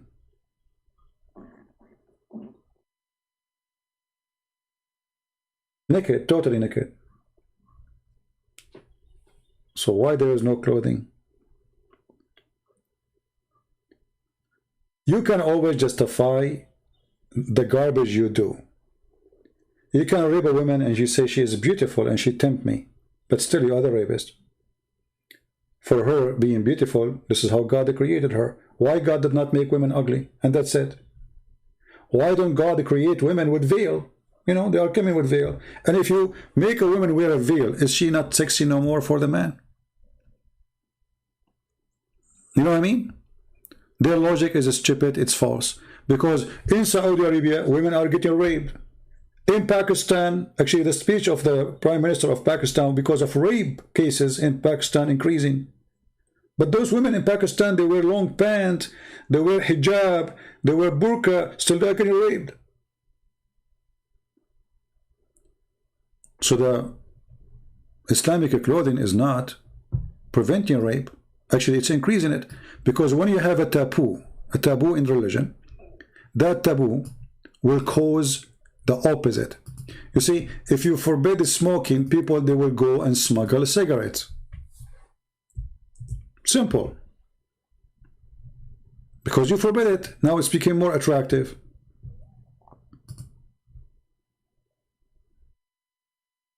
Right? Especially you are forbidding it and you don't give people freedom to do or not to do. Like, okay, in the Bible it says, don't do that. Like Jesus said, if your eye fail you, right? But he doesn't say if your eye fail you, I'm going to, you know, we will beat you. No. He says if your eye fail you, it's better for you to take it away, which means by your own hand, metaphorically, and better than going to hellfire. Okay. But still the man, he can see. And the man, he have eyes. And Jesus is not saying to us, take your eye away. He's saying you have to make a decision how to use your eyes. What do you want to see with them?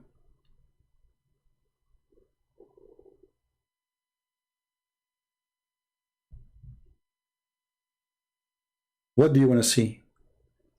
This is why when a man, he see a woman, let us say you enter a bedroom and you have your daughter, she just came from the shower. She is totally naked. Are you going to get excited when you see your daughter? You will say no. Why? Oh, because my daughter. Well, that's mean that you don't get excited because of a decision you made yourself. In your head. Self-control. She's my daughter. Otherwise, she is beautiful, she is young. Right? But just because she is my daughter, you block the idea in your head. So what does that mean? That means that it is how you think is who you are, not how she is. She is beautiful, she is wearing clothes or not. If a woman, she is 19 or 20 years old, I know already she is going to be beautiful. So she wear burqa or not, I know that if I take the burqa down, I will see a beautiful girl mostly. So wearing the burqa will not prevent me from knowing that she is a female, she is a beautiful, and there is something underneath, and now I will become more curious to know.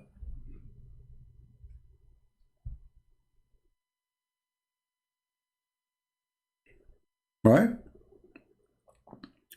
It is how you think. You can decide.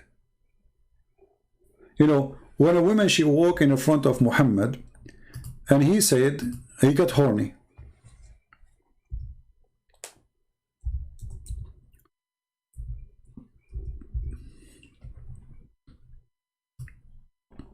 Why Muhammad got horny? Because a woman, she walked in front of him. Because he's filthy.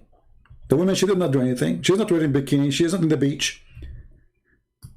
She is wearing a veil. She's a Muslim. Okay, what made Muhammad excited?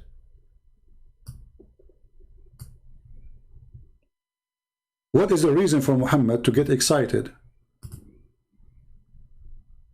Somebody saying, can you help me with Genesis 38? This is what you are worried now about, Genesis 38?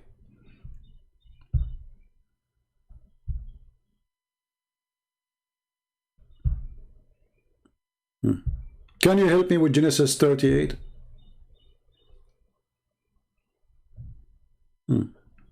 Lord have mercy.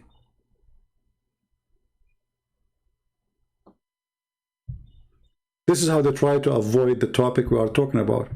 Change the topic.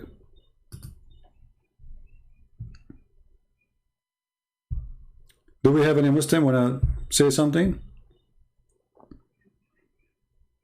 The Prophet get excited because a woman wearing veil walking by.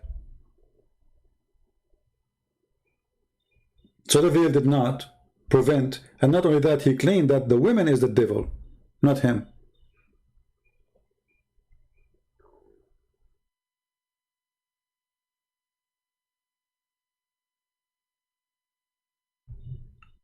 My friend, all men, they can be tempted by women, and women, they can be tempted by men too. Okay, hold on. How many good-looking men walk in front of women? So are you saying to me we should make the man wear burqa? Just to show you how awkward this logic is. Because if temptation is what our purpose of the burqa, to prevent, what about we force the man to wear burqa too, so the women, she will not see a handsome man walking by? Maybe 2 or 3 girls, or 1 girl, she will put some drugs in the tea for this guy and rape him, brother. Maybe she will put a gun in his head. Take off your pants immediately. She can. So the idea that a woman wearing veil to stop temptation is a hypocrisy, because temptation is 2 sides of the story. It's not only men get tempted by women, women get tempted by men too. So if you are truly want to stop temptation as you claim, then you should force every single Muslim man to wear hijab and to wear burqa. And then he will become very beautiful. Al-Baghdadi, he wear burqa when he run away. Osama bin Laden, he wear burqa when he run away. All of them, they wear burqa when they are run away. Saddam Hussein, he run wearing a burqa. Why you don't wear burqa to prevent temptation? What if somebody is a gay? Somebody is a gay. Okay, why you blame him? You are not wearing burqa, brother. Let me show you this hadith here.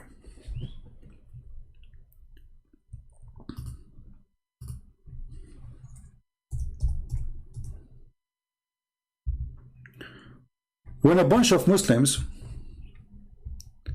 they came to the caliphate and they complain they are getting tempted by an imam who is a gay. Let me show you the hadith.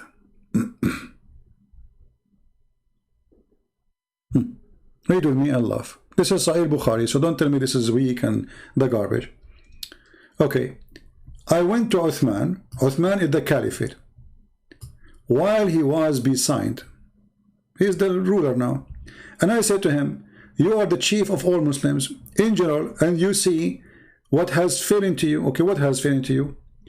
We are led on salat by a leader of fitna. Okay, what's fitna? What does that mean? Translate: trial and affliction, etc. Okay, how you do that? Trial and affliction, what he do? And we are afraid of being sinful in following him. Uthman, he said, the prayer is the best of the deeds. So when the people do good deed, do as they do and avoid the bad deed. Then look what happened here. As Zuhri, he said, now we understand better. In our opinion, one should not offer salat behind a feminine person unless there is no alternative. Do you see it? I thought Muslim men, they get tempted by women. Those Muslims, they came to the caliphate, they are saying to him, we are tempted. Okay, you are tempted by what? They are tempted by the ass of a guy in the front of them. Look what they are saying. Leader of al-fitna, trials and affliction. The Muslims are in trial now. Why? Because there's a gay is bending over in the front of them. Every Abdul behind him is getting horny now. I cannot take it no more. We should stop this. We are getting so excited when he prays in front of us. Let us go to the caliphate. Caliphate. The guy, you know, he's showing us his ass. He's bent over. Like, hello. You know. The caliphate says, so what? Okay, I thought you get tempted by women.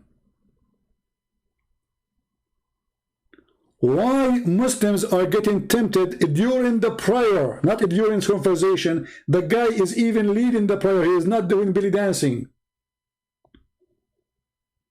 So based on this, we should forbid Muslims, if I'm a Muslim, I don't want temptation, to bend over in the front of any Muslim. Because as you see a man bending over, you get horny.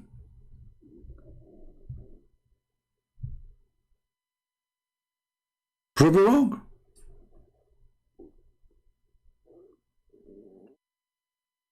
We should come with a new law in Pakistan that no bending over is allowed for safety and personal security.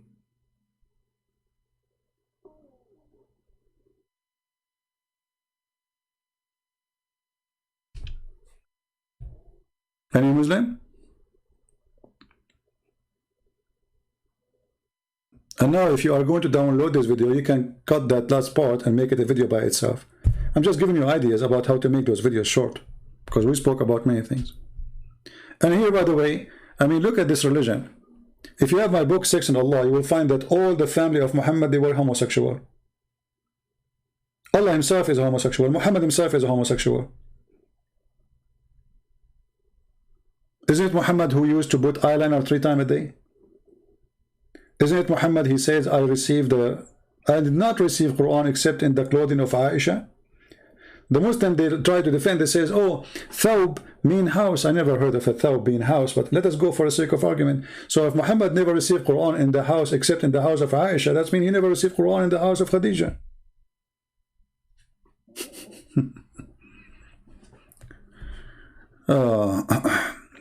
What is Lah? Lah is the name of the moon god. You can search it. Just go right now, Lah. Search for Lah. The god Lah. We do not need my explanation.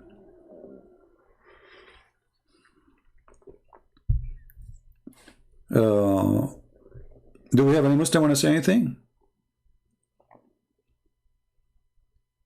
So the excuse of women tempting me,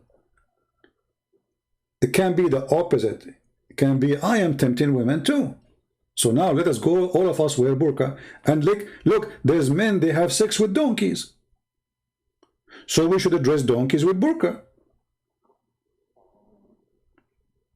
It's not a secret that there's some people, they have sex with animals. So we should force donkeys, horses, dogs, monkeys to wear burqa for stopping temptation. There's people, they have sex with the statues. I can show it to you from the hadith. Or even have sex with watermelon. So we should make watermelon wear burqa. Because there's an idiot somewhere, he's going to be tempted by a watermelon. Are you getting my idea? I mean, where is this going to stop?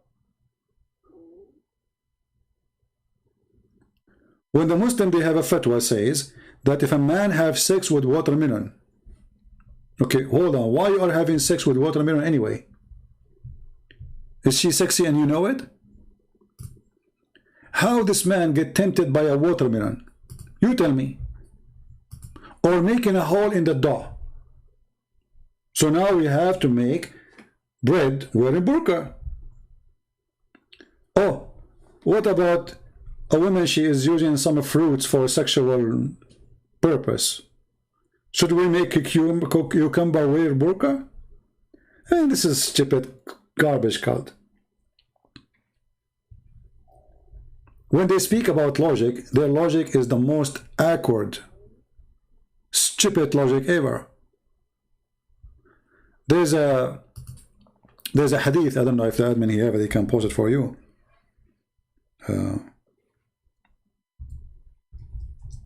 Where the Muslims, scholars, teaching Muslim women how she should wash if she is using a sex toy. This is the hadith about, you know, the Prophet having sex with the goat. Okay, so what we will do now? Should we make the sex toy covered by burqa so the women, she will not be excited? Where are we going to go?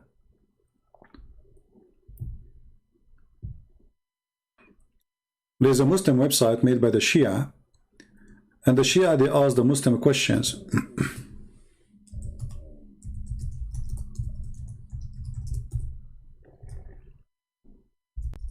Let me find the website.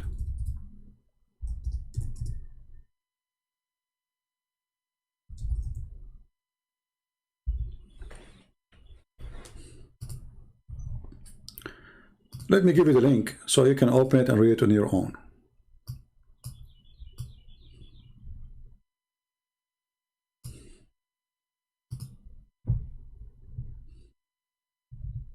Okay, the admin, he posted, thank you. So here you see, the Shia, they are asking the Muslim Sunni a serious question. This is a serious religion, my friend. Islam is a very serious religion. Come on, we have to face it.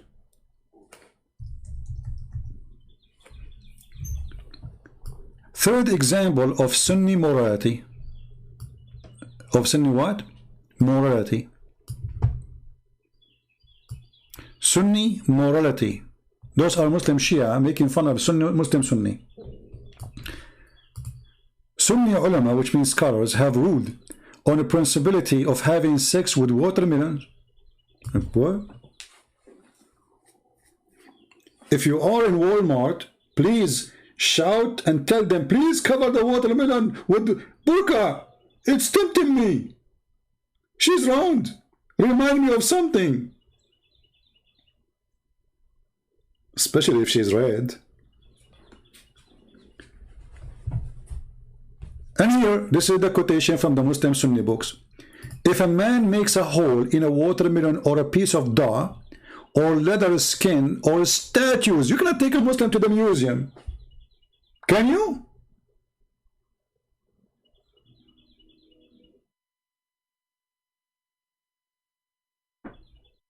If a man make a hole in a watermelon or a piece of dough, we cannot leave you with the dough alone.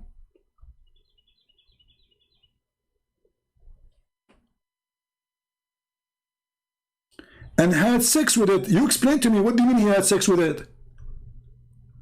So if we take you to the French museum and you have the statues of Napoleon, Napoleon is not safe. Then this is the same as what we have said in the other type of masturbation. Masturbation, i.e., that is halal. Like, what the heck?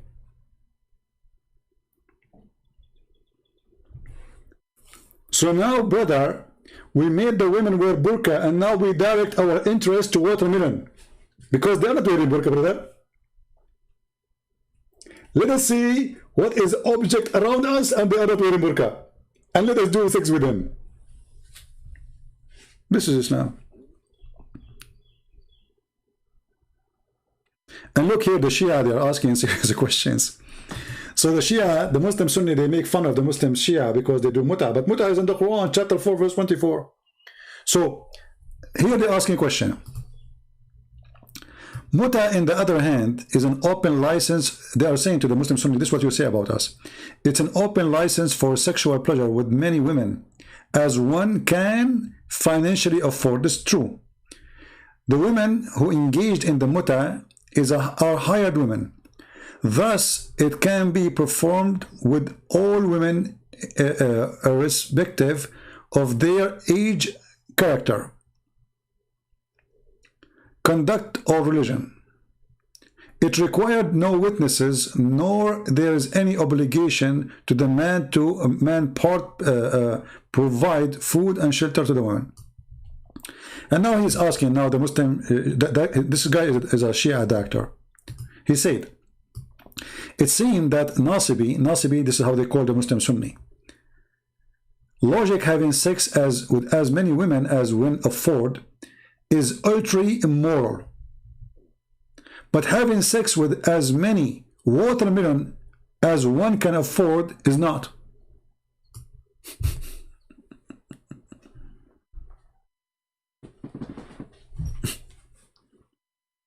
Look at this. This is Shia discussing Islam with Sunni. Sunni making fun of them because they still follow the Quran, chapter 4, verse 24. They say that the Prophet forbid that. The truth, the Prophet of Islam did not forbid it. We have reference saying that they practice it, Muhammad practiced it, Abu Bakr practiced it, Umar practiced it, even after the death of Muhammad. But let us say, for the sake of argument, it's forbidden. Why Allah allowed it anyway? Secondly, if muta is not a decent act, what kind of God they allow it anyway? And then here the Shia is asking, you make fun of us for having sex with women who hired for sex, but you don't have a problem with hiring a watermelon for sex? And then he asks questions more. Based on this, let us ask him some questions. This guy is refuting someone about ahkam related to having sex. Ahkam mean rules. With watermelon, are there any conditions as the age of the watermelon? Because in Islam, the girl, she have to be 6 years old older. 6 years like Aisha and older. Okay, so now he's asking, okay, do we have to have a certain age for the watermelon to practice sex with the watermelon? Good question, brother. For example, Is it allowed to perform marriage with an intent of divorce with a newly growing watermelon? Or must wait until the watermelon is 9 years old? Very good question. Serious question. Another question. Must it be a biased watermelon, or it's principle to contract marriage with intent of divorce with watermelon that is known to get around?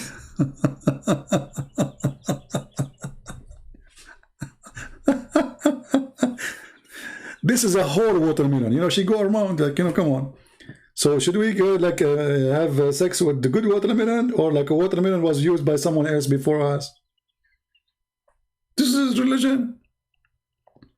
And they want to prove to you that Jesus is not God, and the Bible, brother, is not a true book, brother, and there is no cross in the Bible, brother. And brother, why you took that verse from the Bible, brother? And look, this is Islam.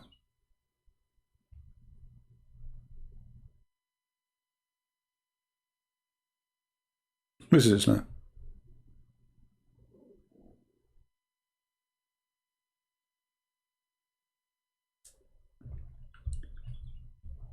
May a biased brother share his watermelon with another biased brother? Or with the second man marriage with the intent of divorce constitute an act of fornication unless the watermelon observe proper idda, which means she have to wait for 3 months before she have sex with the new one. So he's saying, should the watermelon, after we have sex with it, wait for 3 months before another guy he make a hole in it or have sex with the same hole? And they say to you, why Christian Prince, he use a filthy language? This is your religion. If I have a channel to teach about Jesus, I will not be using this language. But this is the garbage. I open the container, there's nothing but garbage. It's like you're asking me why you are showing us poo-poo when the bottle, it says sewage. Sewage. Why you open it? So I'm opening a bottle of sewage. So this website here, they are showing you that they are discussing with Muslim Sunni. Look here. Shaykh al-Islam ibn Taymiyyah, close to explain the details, said that the breast suckling by adult was necessarily, and he suckled then for patient of the marriage is established. Look at this religion. You go to a woman and you start sucking her boobs, and now she is the... I never heard of a man, he don't get excited no more if a woman, she give him her boobs. I mean, since when? Have you ever heard that a woman, to stop a man... Okay, look at this garbage religion. So if a woman, she gave her boobs to a stranger, he will not think about her no more than... So why you are wearing the burqa? Let the women go out and their boobs is coming out, and let everybody suckle, and that's it. We have perfect society.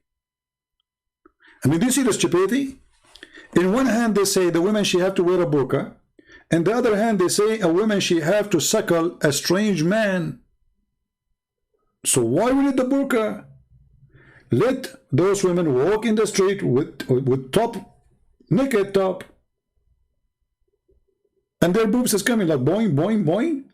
And any man is going in the bus. You go in the bus, you start with the driver 10 times, 10 different days, and then that's it. The driver will never look at you anymore. That's it. It's proven scientifically. Brother, if you don't believe me, if you're a Muslim, let your wife suckle the neighbor. Huh? Tell him, come over. Sit next to my wife. Hey, wife, give him your... Yeah, anyone. Honey, which one, the left or the right? Both of them, doesn't matter. Honey, he can hold them or just put his lips there. He can hold them, it's okay. You know, you have to catch something at you, especially your boobs is so small. Okay. And now the guy is suckling now. So, in one hand, they say to you that a woman, she is not wearing burqa, she is tempting others. In the other hand, they say to you, a woman, she should do suckling to a strange man.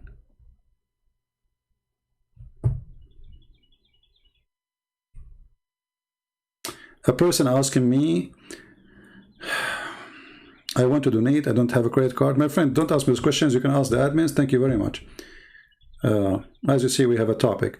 But anyway, I think Patreon, they accept PayPal.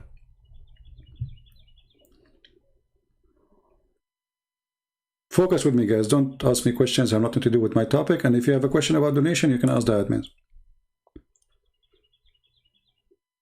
Do you see the awkward religion?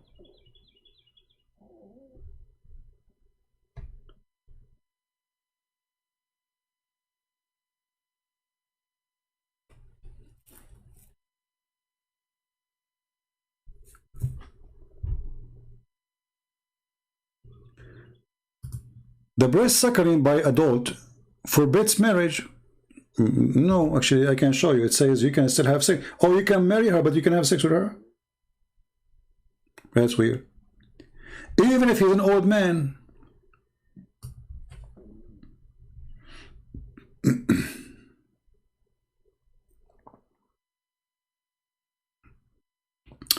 AJ is saying, why women on earth covered in burqa, but in heaven they are transparent? Yeah, no, in heaven of Islam, still women, she is going to not be exposed to anyone except her husband. You know, women in heaven, in Islamic heaven, they will be jailed in their houses. And the woman there, she will have a dress which have 70 layers, but still is see-through, and even you can see the marrow of their bones. So it's a see-through sexual thing. I mean, this is the whole religion is supposedly, the logic is that if you don't do this in earth, you get it in heaven. This is the logic. But if it's wrong in earth, why it's right in heaven? You know what I mean? Very, very awkward religion. So they say to you, if you don't drink wine in heaven, in earth, Allah will give you a river on heaven.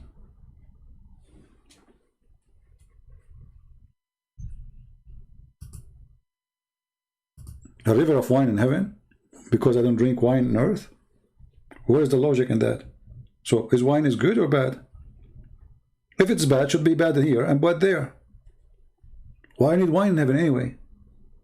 What is the purpose of this wine there?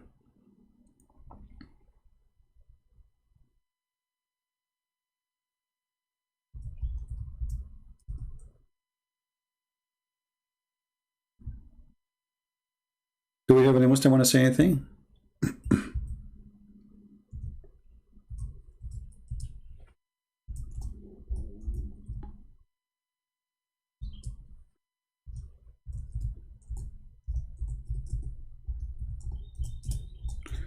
Let us find this hadith here. I'm trying to find it.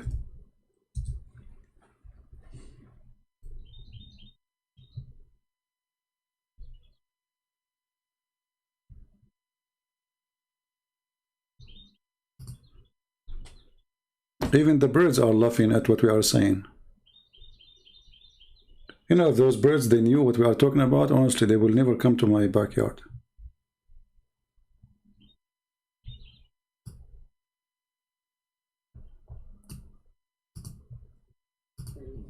Let us see.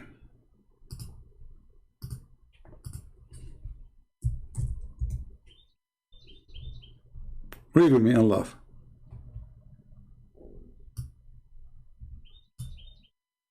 The one who drink wine in earth, he will not drink wine in heaven. But he still will go to heaven. What does that mean? That means drink wine here. Who care?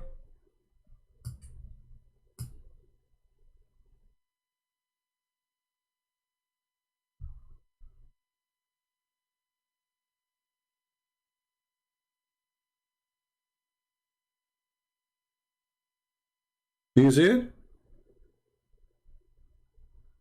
So still you will go to heaven.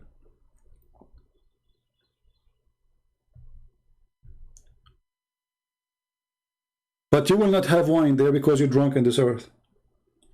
What a weird religion.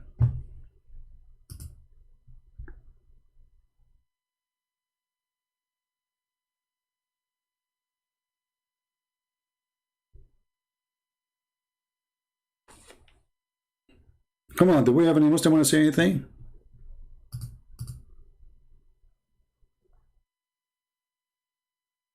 Anyone? It is 6:50 a.m.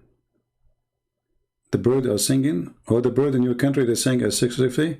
I have birds in my country here, they sing at 11 o'clock, 12 o'clock at midnight. I don't know what's wrong with them. I think they are listening too much to Quran. They are going drunk, going crazy. Any Abdul?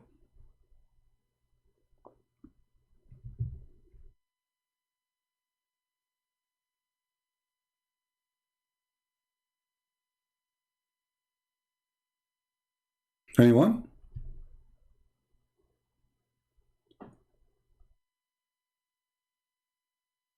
You see, all the promises of Muhammad about heaven present a Bedouin person who is desperately looking for a rich life.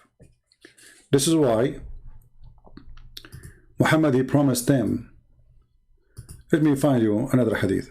Guys, I said an hour ago, I have to go. Unbelievable. I hate you all. My voice is hurting, you know that?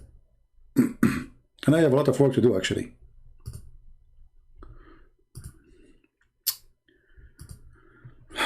Lord have mercy.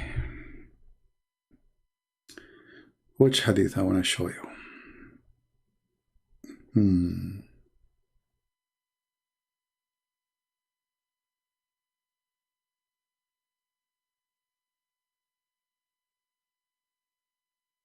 I don't know which one.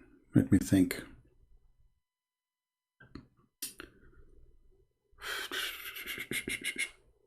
Okay.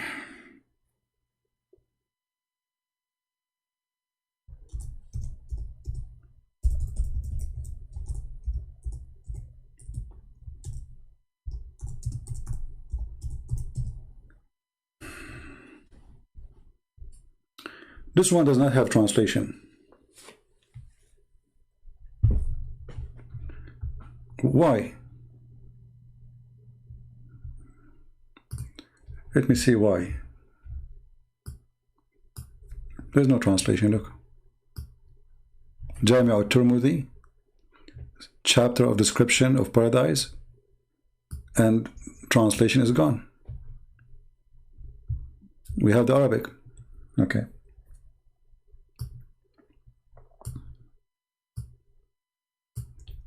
Whoever of my people he die, young or old, they will go to heaven and they will be in the age of 30 years old. And they will never grow up more than this age. Same as people of fire. And in the top of them, they will have a crown.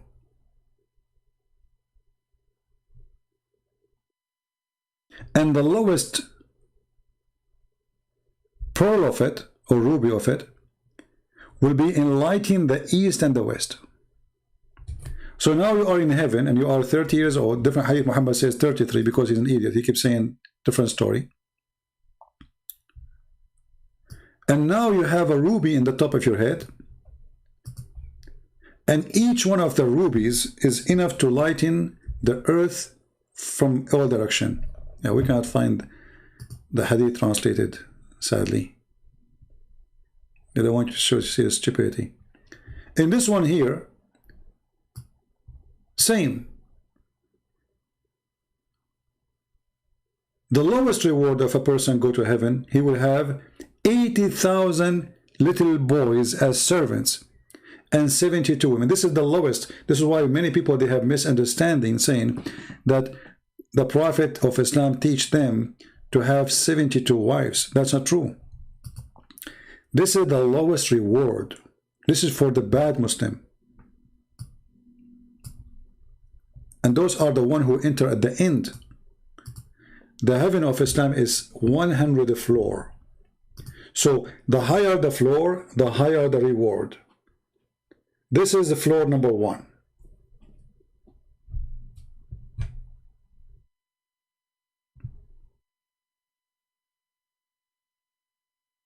And then Muhammad, he promised them a bracelet. You will wear a bracelet in heaven? I mean, what kind of a promise this promise is? One verse says, Asawiru min fidda, bracelet from gold. Another verse says, a bracelet from silver.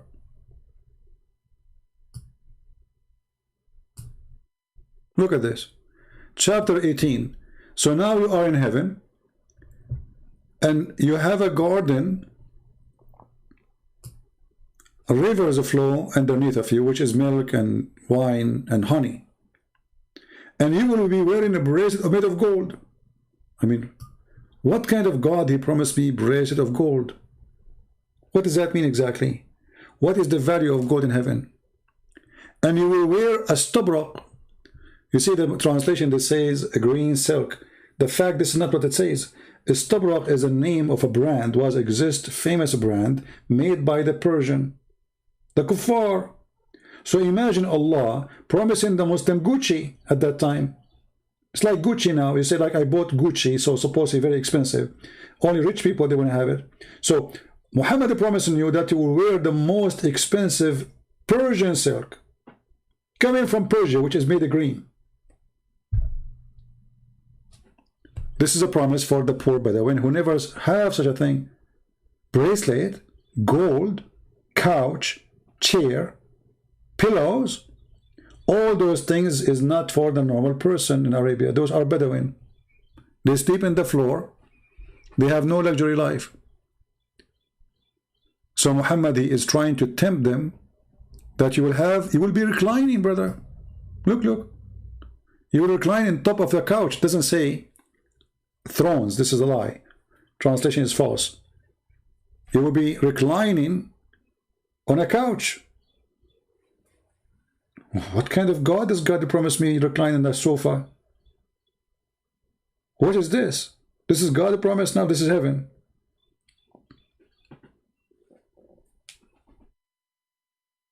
Why they keep liking the green color? This is a good question, actually. Think about it, my friend Kumar. Our friend Kumar here is asking a question, which is good. If you are a person who live in the desert, what is your favorite color, Kumar? I think you know the answer, right? If you are a person who live in the desert, your favorite color is a green, because a green means a grass. A grass means money. Animals, they give babies, wealth, richness, women. Animals give babies.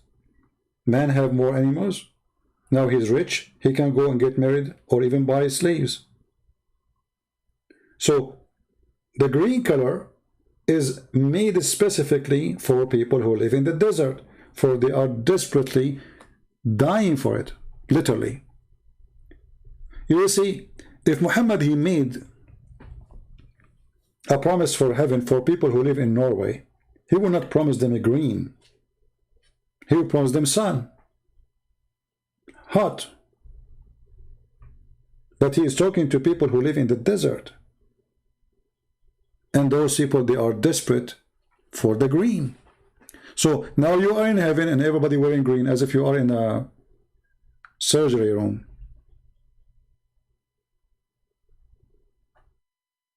Right?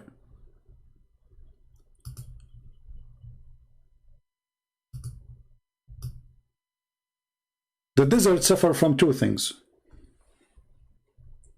Cold at night, very cold at night, and very hot in the daytime.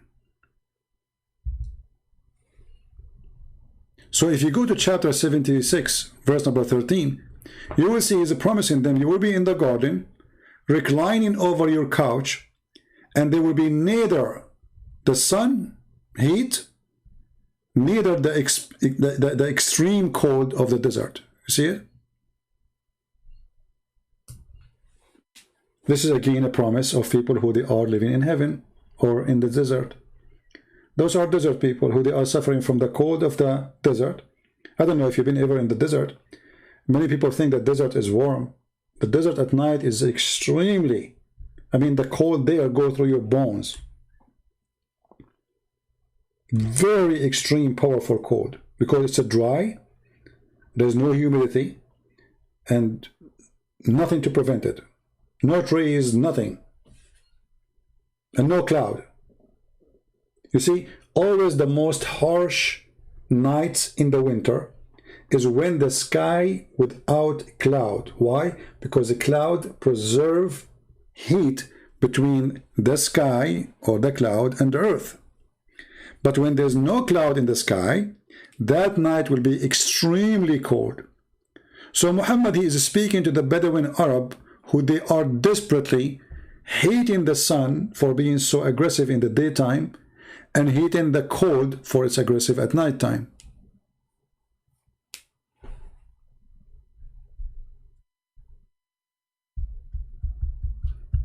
Any Muslim? And here, look at this, you know. And then you will be in the shade. Why are you speaking about shades? Because those are Bedouin. And why he's talking about the trees will bring to you the fruits? They are very low because they are, if they have a tree, it's going to be palm tree. It's really very tough to climb it. So those trees will not be very high. They will go close to you. And then you will have dishes made from gold and silver. Look at this.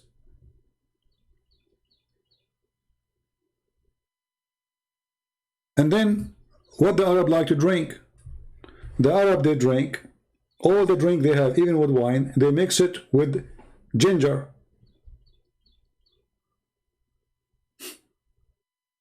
So Muhammad, he said to them, okay, you like ginger, right? You will have ginger there.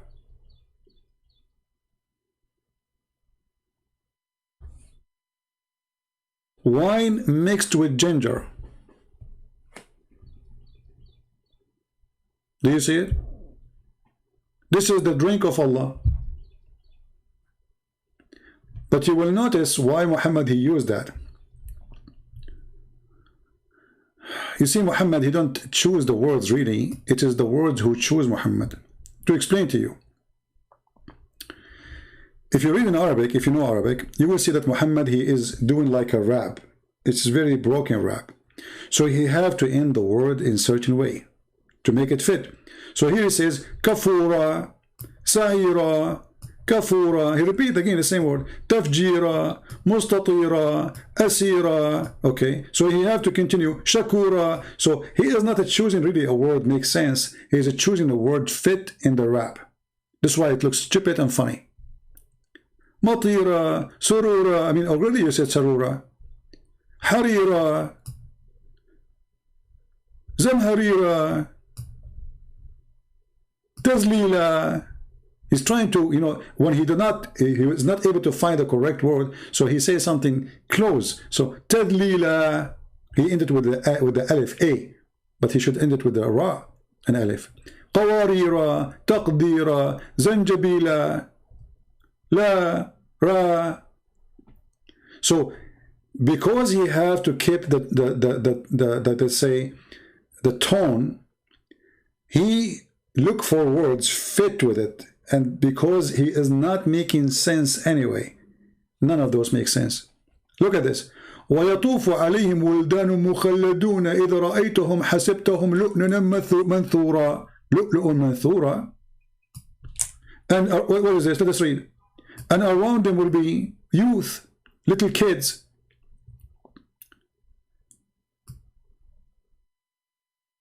If you look at them, you will think that they are suckered pearls. What does that mean? Boys are like pearls? And those are boys who will serve us?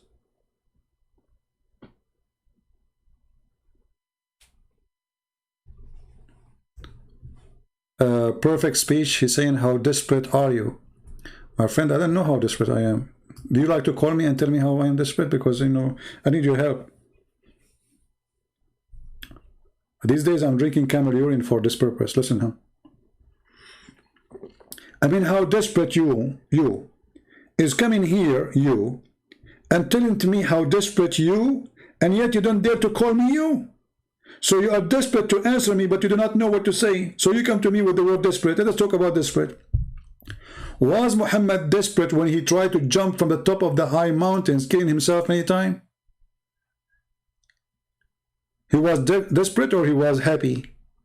Let me, I want to jump, let me. Hey, Muhammad, don't do that. And Muhammad, you know, at that time he don't have panties. I don't know how the angel he hold him. You want to talk about desperate? Call me. What kind of a prophet, how desperate he is, encouraging Muslims to fight the Roman by promising them to get the virgin, sorry, the blonde girls. How desperate? How desperate are you for sex to the point you force women to wear burqa? Because you cannot control your penis. Because if a woman walk without burqa, your penis will walk by itself. Like, there's a woman there without burqa, penis is running. Who is the one that's desperate? A Muslim talking about desperate? You are so desperate to the point you are flooding Europe with immigration, running away from your country. Look who's talking.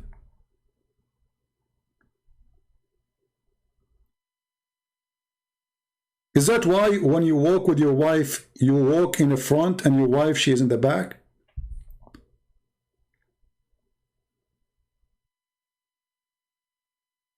I don't know if you notice, Muslim men, they walk in the front and Muslim women walk in the back. And I notice the reason they do that, because if somebody flirt with his wife, he will act as if he heard nothing to avoid the problem. You know what I mean? So he walk in the front, because the Islamic countries are very decent. Very decent. So he walk in the front, the wife is in the back, somebody flirt with his wife, he said, like, I'm in the front, I saw nothing.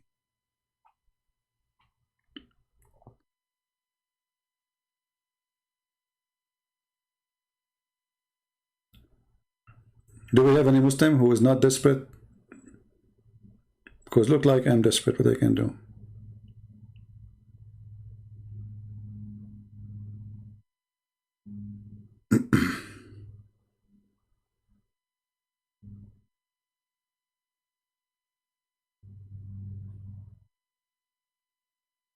Yeah, they walk in the front, so to avoid, because he's the man, and now he should defend his wife. I mean, somebody flirting with his wife and he's doing nothing.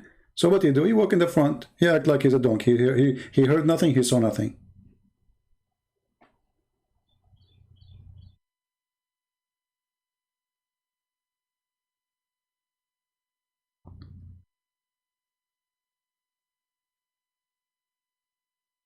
No, women pray behind. That's for their safety too.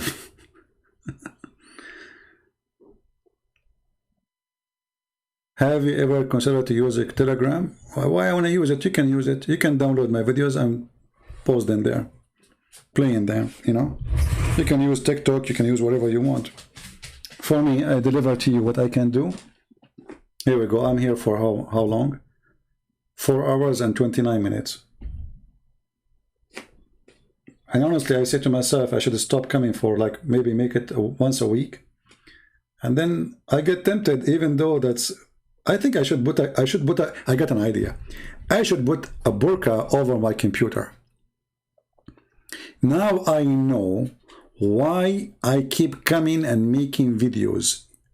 Like when I hang up, I say, okay, I'm not going to do it tomorrow, the day after, I need a break. Honestly, I'm sick of this garbage. Honestly.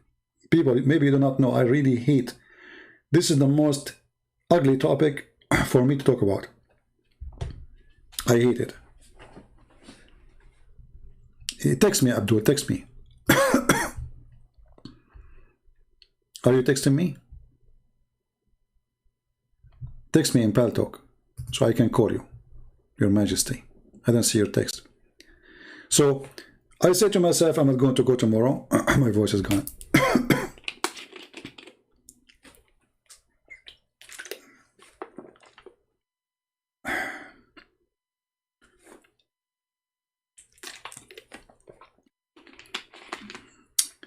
And what I will eat for lunch now, I don't know what to do.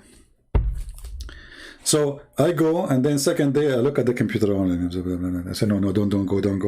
I don't know. And then I see the comment of the Muslims. Oh, no, I don't want to go. Look what this Abdul saying. No, I'm not going to go. And then you end like, okay, so I need to get a burqa for my computer. So I'm going to go to Amazon, and I will search computer burqa. This way, I'm not going to be tempted by the computer. Period. And then I will buy another burqa for YouTube. Look, I got rid of Facebook. I don't have page on Facebook no more. Twitter, I delete them because they already make me sick. Nothing but stupidity. I have an account in, I had an account in, what is it called? What is it called? I forgot. Yeah, I did it too because they don't let me post anything no more. They keep flogging me, you know, those Abduls in there. Look how desperate they are. But I think Burqa can solve the problem. Are we going to see a debate? Well, we can see a debate if a Muslim calls us, what we can do. I cannot bring you Muslims from the moon.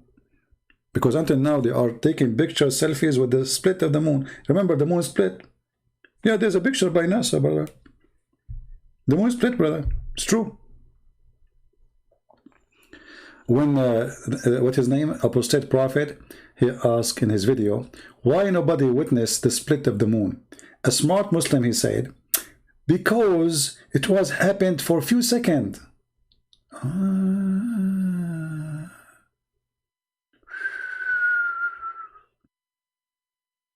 So nobody in the world saw the moon split because it happened for a few seconds. And it's known that Chinese people, in order to see the moon, they have to see like a minute or more. Few seconds, they cannot see it, you know. So it have to be a long thing, you know, like if you go to China, by the way, I don't know if you've been in China. By the way, in China, there's a lot of Chinese, unbelievable. I went to China, like, the airport is Chinese, the police is Chinese, the passport, I mean, everybody is Chinese. Okay. Going back to the topic, okay. Yeah, a lot of Chinese in China. I was like surprised. Like, what? Everybody's Chinese in China? You go to Germany, you don't find one German in Germany. I mean, honestly, go to Germany. You will not find one German in Germany. They call it Germany. Where are you from? I'm from Poland. You, Ukraine. You, Pakistan. You, India. You, Iraq. You, look, where is the German? There's no German. Anyway, going back to the topic. So, the moon is split, and the Muslim Abdul want to explain why nobody saw it in the world. Nobody mentioned that. Because it happened for a few seconds. That's very deep. I love you, CP. Good night. I know it. I love you, CP. Good night. Okay. I think you are saying to me, I love you, and please, can you go? You people like love me a lot. Asking me to go, right? Okay. Do we have any Muslim? And by the way, even the verse, the Muslim, they said, Zakir Naik, he says, the moon is split, brother. Now, hold on. There's a video. Guys, my voice is gone, honestly. I need to go. But hold on.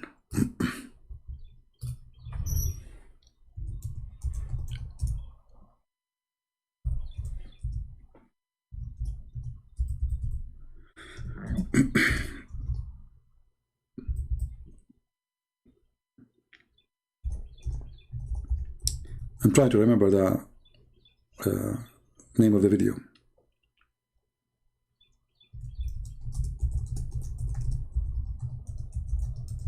So a Muslim, he asked Zakir Naik, why the Prophet of Allah does not have miracles?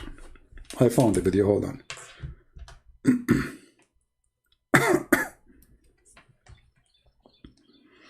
And my throat is hurting me seriously. Okay. Wait a see. On him did not do miracles like the previous prophets.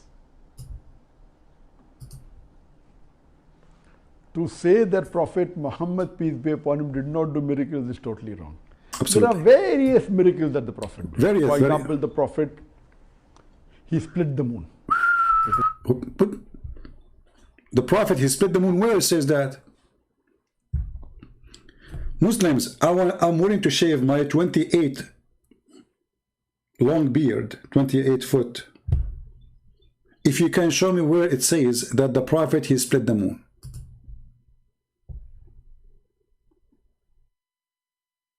Nauman Ali Khan, he said he will debate me. Okay, give me the video so we can play it, so we can have party. Allah will punish me? Aisha Ahmad? Okay, I don't know, Aisha. I don't know what you are saying that. Isn't it Allah, he says to the Muslims, if you have a doubt about Islam, go and ask Christian Prince?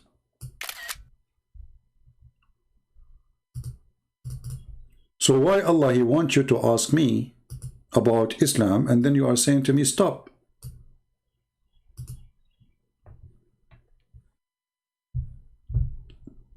I'm just doing what Allah told me to do, sister. Look, if we go in the Quran, it says here, Allah, he said to Muhammad,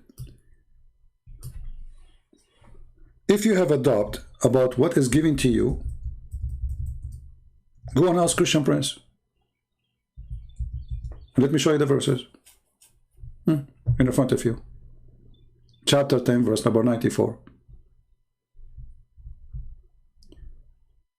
If you were in doubt, that what we have sent or revealed to you, go and ask those who read the scriptures before you. Who are they? Those are the Christians and the Jews. So your Quran order Muhammad himself. If you don't believe, go and ask Christian Prince. We are the people who read the book before you. Which book? You tell me. The Bible and the Torah. And not only that, talking about punishing me, we will go back to Zechariah. Don't worry. Be happy. Look what your prophet, he did. Your prophet, he warned the Christians, if we don't believe in him, Allah will erase our eyebrows, our eyes, and he will make our eyes in the back, and my mouth will be in the back of my head. Now, not later. Chapter 4, verse number 47. The Christians at that time, they laugh at Muhammad. They say, okay, we are waiting for it. Oh, people of the book, believe in what revealed to you now, confirming what was with you. She doesn't say what it was with you. It was with it, what is with you. Before we change the fame of some of you, it doesn't say some of you, no. It says before we change your faces beyond all recognition, and we turn them hindwards. By the way, right now I'm speaking to you and I'm turning the back of my head to the microphone because this is where my mouth. This is a threat your prophet, he made 1,400 years ago, and he threat that now will happen to you, not in the judgment day. He said the same as we did to the Jews who we made them pigs and monkeys. And Allah, he made them supposedly pigs and monkeys at that time right away, not in the judgment day. So Muhammad was a threat in the Christians. If you don't believe in me now, you will wake up tomorrow, or maybe 2 hours from now, and you will not be recognized by anyone. The Christian, they laugh at him, ha ha ha ha, and we're still laughing. So when you say to me, before Allah punish you, you made me fart. In some countries, they consider the farting of the Prophet as a perfume. Because the hadith says when the Prophet do poo-poo or fart, he smell like musk. Prophet. How beautiful your fart, Prophet, is. Oh, I have more. Hold on. All what I need to do is to eat more beans. This is the only religion worshipping the fart of a prophet. Even they say that the ground is split to swallow his poo-poo, and his poo-poo smells so good. You know, I heard in the news that huge trees, they grow over the poo-poo of the prophet right away, like second day, like you go there, because it's a miracle to grow fertilizer. Now going back to Zechariah. So Zechariah, he said that the prophet, he split the moon. Show me where it says that. Who is a Muslim when I say that? Even the Quran doesn't say even Allah, he split the moon. The Quran says that the moon is split, and this is a sign of judgment day.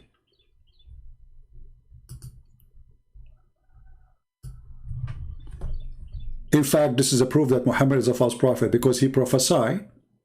This is the chapter of the moon, verse number 1.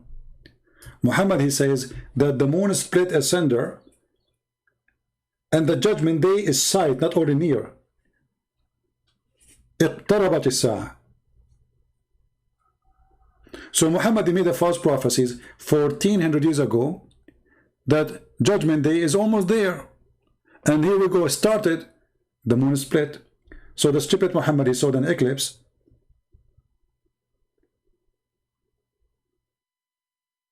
And when he saw the eclipse, he thought this is a sign of Judgment Day. See, when Muhammad, he said, the moon split, he did not say, my God split the moon. He did not say, I split the moon. The Quran saying, supposedly, Allah speaking, saying, the moon split. Why Allah did not say, I split the moon?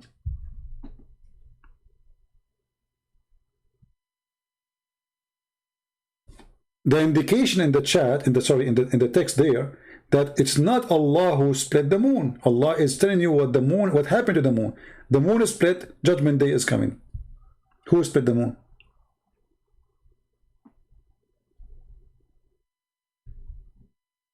And Muhammad claimed that this is a sign from Allah.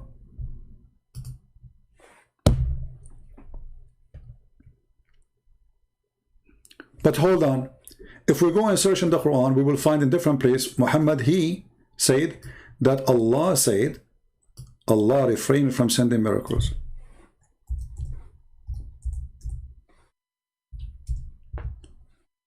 Chapter 17, verse number 59. And guess what? Chapter 17, verse number 59, revealed after the chapter of the moon.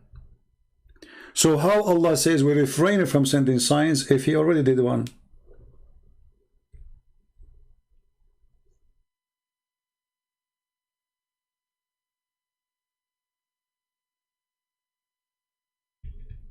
Any Muslim? Remember, this chapter 17, verse number 59, don't look at the order you see in the screen. I mean, the number 17 doesn't mean the order. You go to Google, search for the order of revelation, and then you will learn about how those verses are revealed, supposedly. And you will find that the chapter 17 revealed after the chapter of the moon. So, if the chapter of the moon is speaking about the miracle of Allah, and then chapter 17, which came after, says Allah refrained from sending miracles, which means he never sent one. That means there's a lie there. Anyone?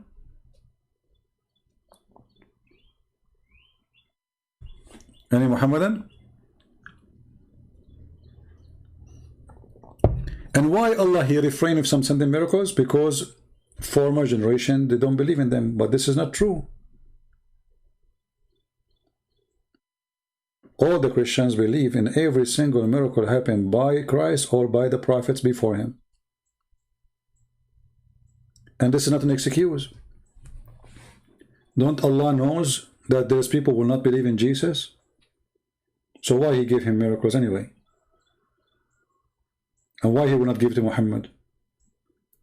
But because Muhammad is a false prophet, he come with this excuse. Do we have any Muslim here?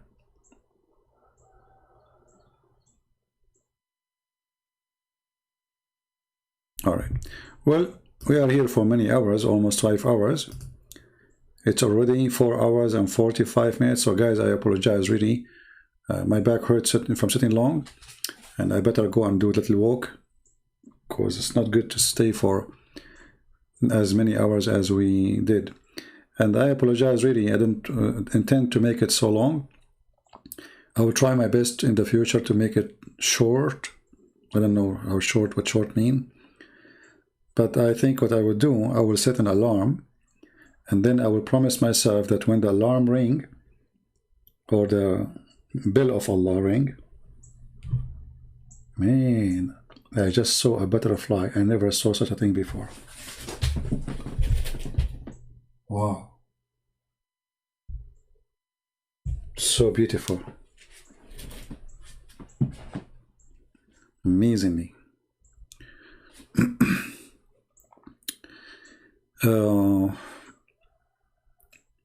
God is good, isn't it? You see, if you don't believe in God, by the way, I mean, there's some people who believe in superpower, right?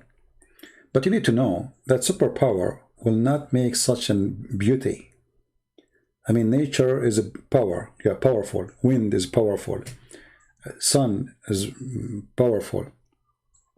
But the design is amazing. If you look at Little Rose, you know, Little Rose, how it is decorated, it's so amazing. A butterfly. There's no way I can decorate myself. And I'm talking about my skin and my face or my wings. It's impossible to believe in such a silly thing. Otherwise, I like to have wings. Then let me design wings for myself. A human being always wanted to fly. So why after 1,000 of years don't have wings? I want wings. So God always, he proved himself. And this is why the Quran cannot be from God. Because it's silly, it's stupid, and God has no way to be there for a second. God is amazing. The God of Islam is an idiot. Is silly, is stupid. You don't even remember which one he created first, the mountains or the stars. In one verse he says, the moon split. Verses after says, we never send you a sign. We refrain from sending signs. While Jesus raising people from death, making the blind see, healing the leper, healing whoever even just ask him, a blind, he came to Jesus, he's in the street, he's begging not for food, he's begging to see. He's blind, but yet he see better than us. He knew who is the one who can give you vision. So he did not say to Jesus, and which I find it very strange story, a blind man in the street, he did not say to him, Jesus, give me food. I'm blind. He said, let me see.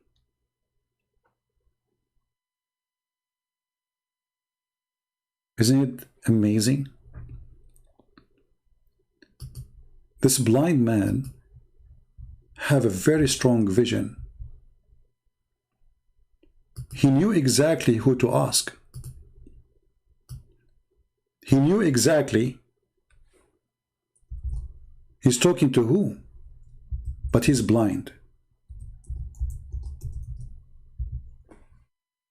How many of us are blind?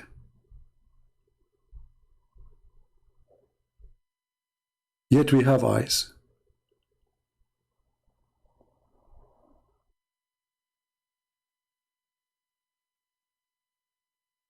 The blind who asked Jesus to make him see.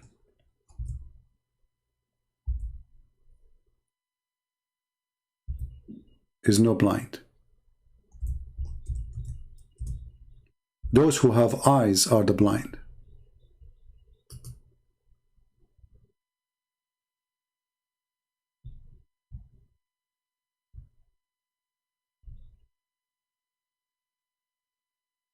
Each time I see or I read a story in the Bible, it's amazing.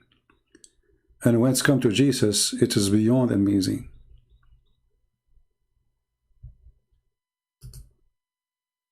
We are in a time where people have eyes, and their eyes, they can see far using technology and the internet and satellite.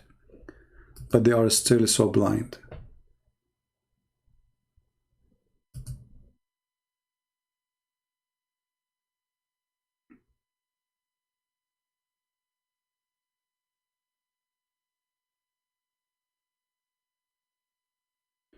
If you cannot see what the blind man he saw when he spoke to Jesus before he gave him eyes, you will not know how beautiful Christ is.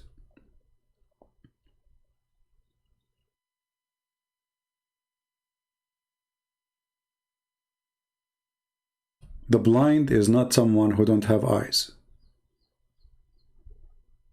The blind is someone he blinded himself. He believed that God is working there to provide him sex. Who made God a sex vendor, prostitute vendor, They created their own fiction God. They provide you a sexual God so you will be blind with sex addiction. So you will not see any other beauty except sex. That's it. This is the only thing can be tempted with. But the true beauty is when God, he do something for no return. When Jesus, he said to the man, see, he did not ask him, say shahada, are you going to give me donation? Jesus said to the man, what do you want? He said, I want to see.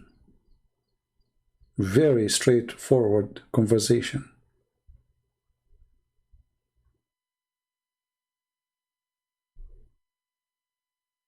So if you learn, and if you are a Muslim, if you want to learn how to pray to God, it's not by bending over. Because you bend over or you don't, still you are so short for God. You are not even the size of a mosquito. If you stand up, if you sit down, still you are not tall for him. If you are in your side, if you are flipping, if you are upside down, still that will not change who you are. If you want to know how to pray to God, say to him, I want to see. Don't ask him for silly request. Give me the versions. Shame on you. That is not God. You are talking to a pimp. So I say to the Muslims, if you want to know God, speak to Jesus. If you want to know a pimp, speak to Allah. And Allah will blind you more. Actually, even the Quran says that Allah, he blind those who don't believe in him, so they will not know.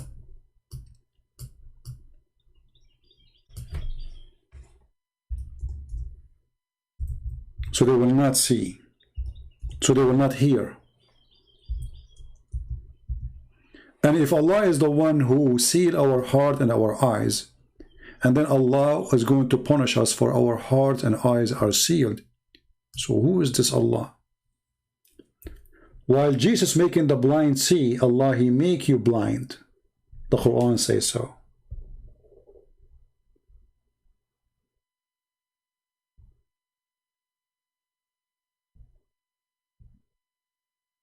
So we have nothing to compare between the Messiah and Allah, because that is, if you are comparing between the devil and the truth. The Messiah make you see. Allah, he seal your heart, he seal your eyes, he seal your ears. Who is the one who will get the benefit of this? The devil. Very clear message. Who don't want us to see? Allah. Who don't want us to hear? Allah. Who is the one who don't want us to know? Allah. While Jesus saying, go and read the books, search, and you will find the truth, and the truth will set you free. Allah, he says, I'm going to seal their eyes. I seal their eyes. I seal their heart. I seal their ears, so they will hear not, and they will see not, and they will understand not.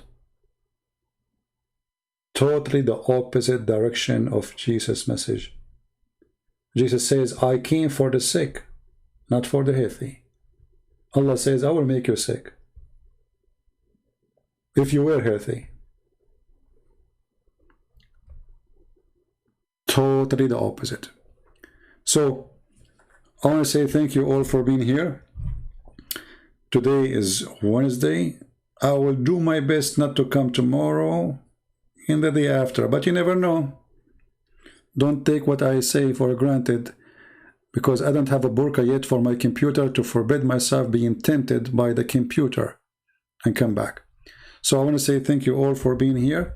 May the Lord bless you all, and until we see you soon again, Christ is Lord, Islam is false, and don't forget to download the videos, because I'm going to delete them very soon, including this one.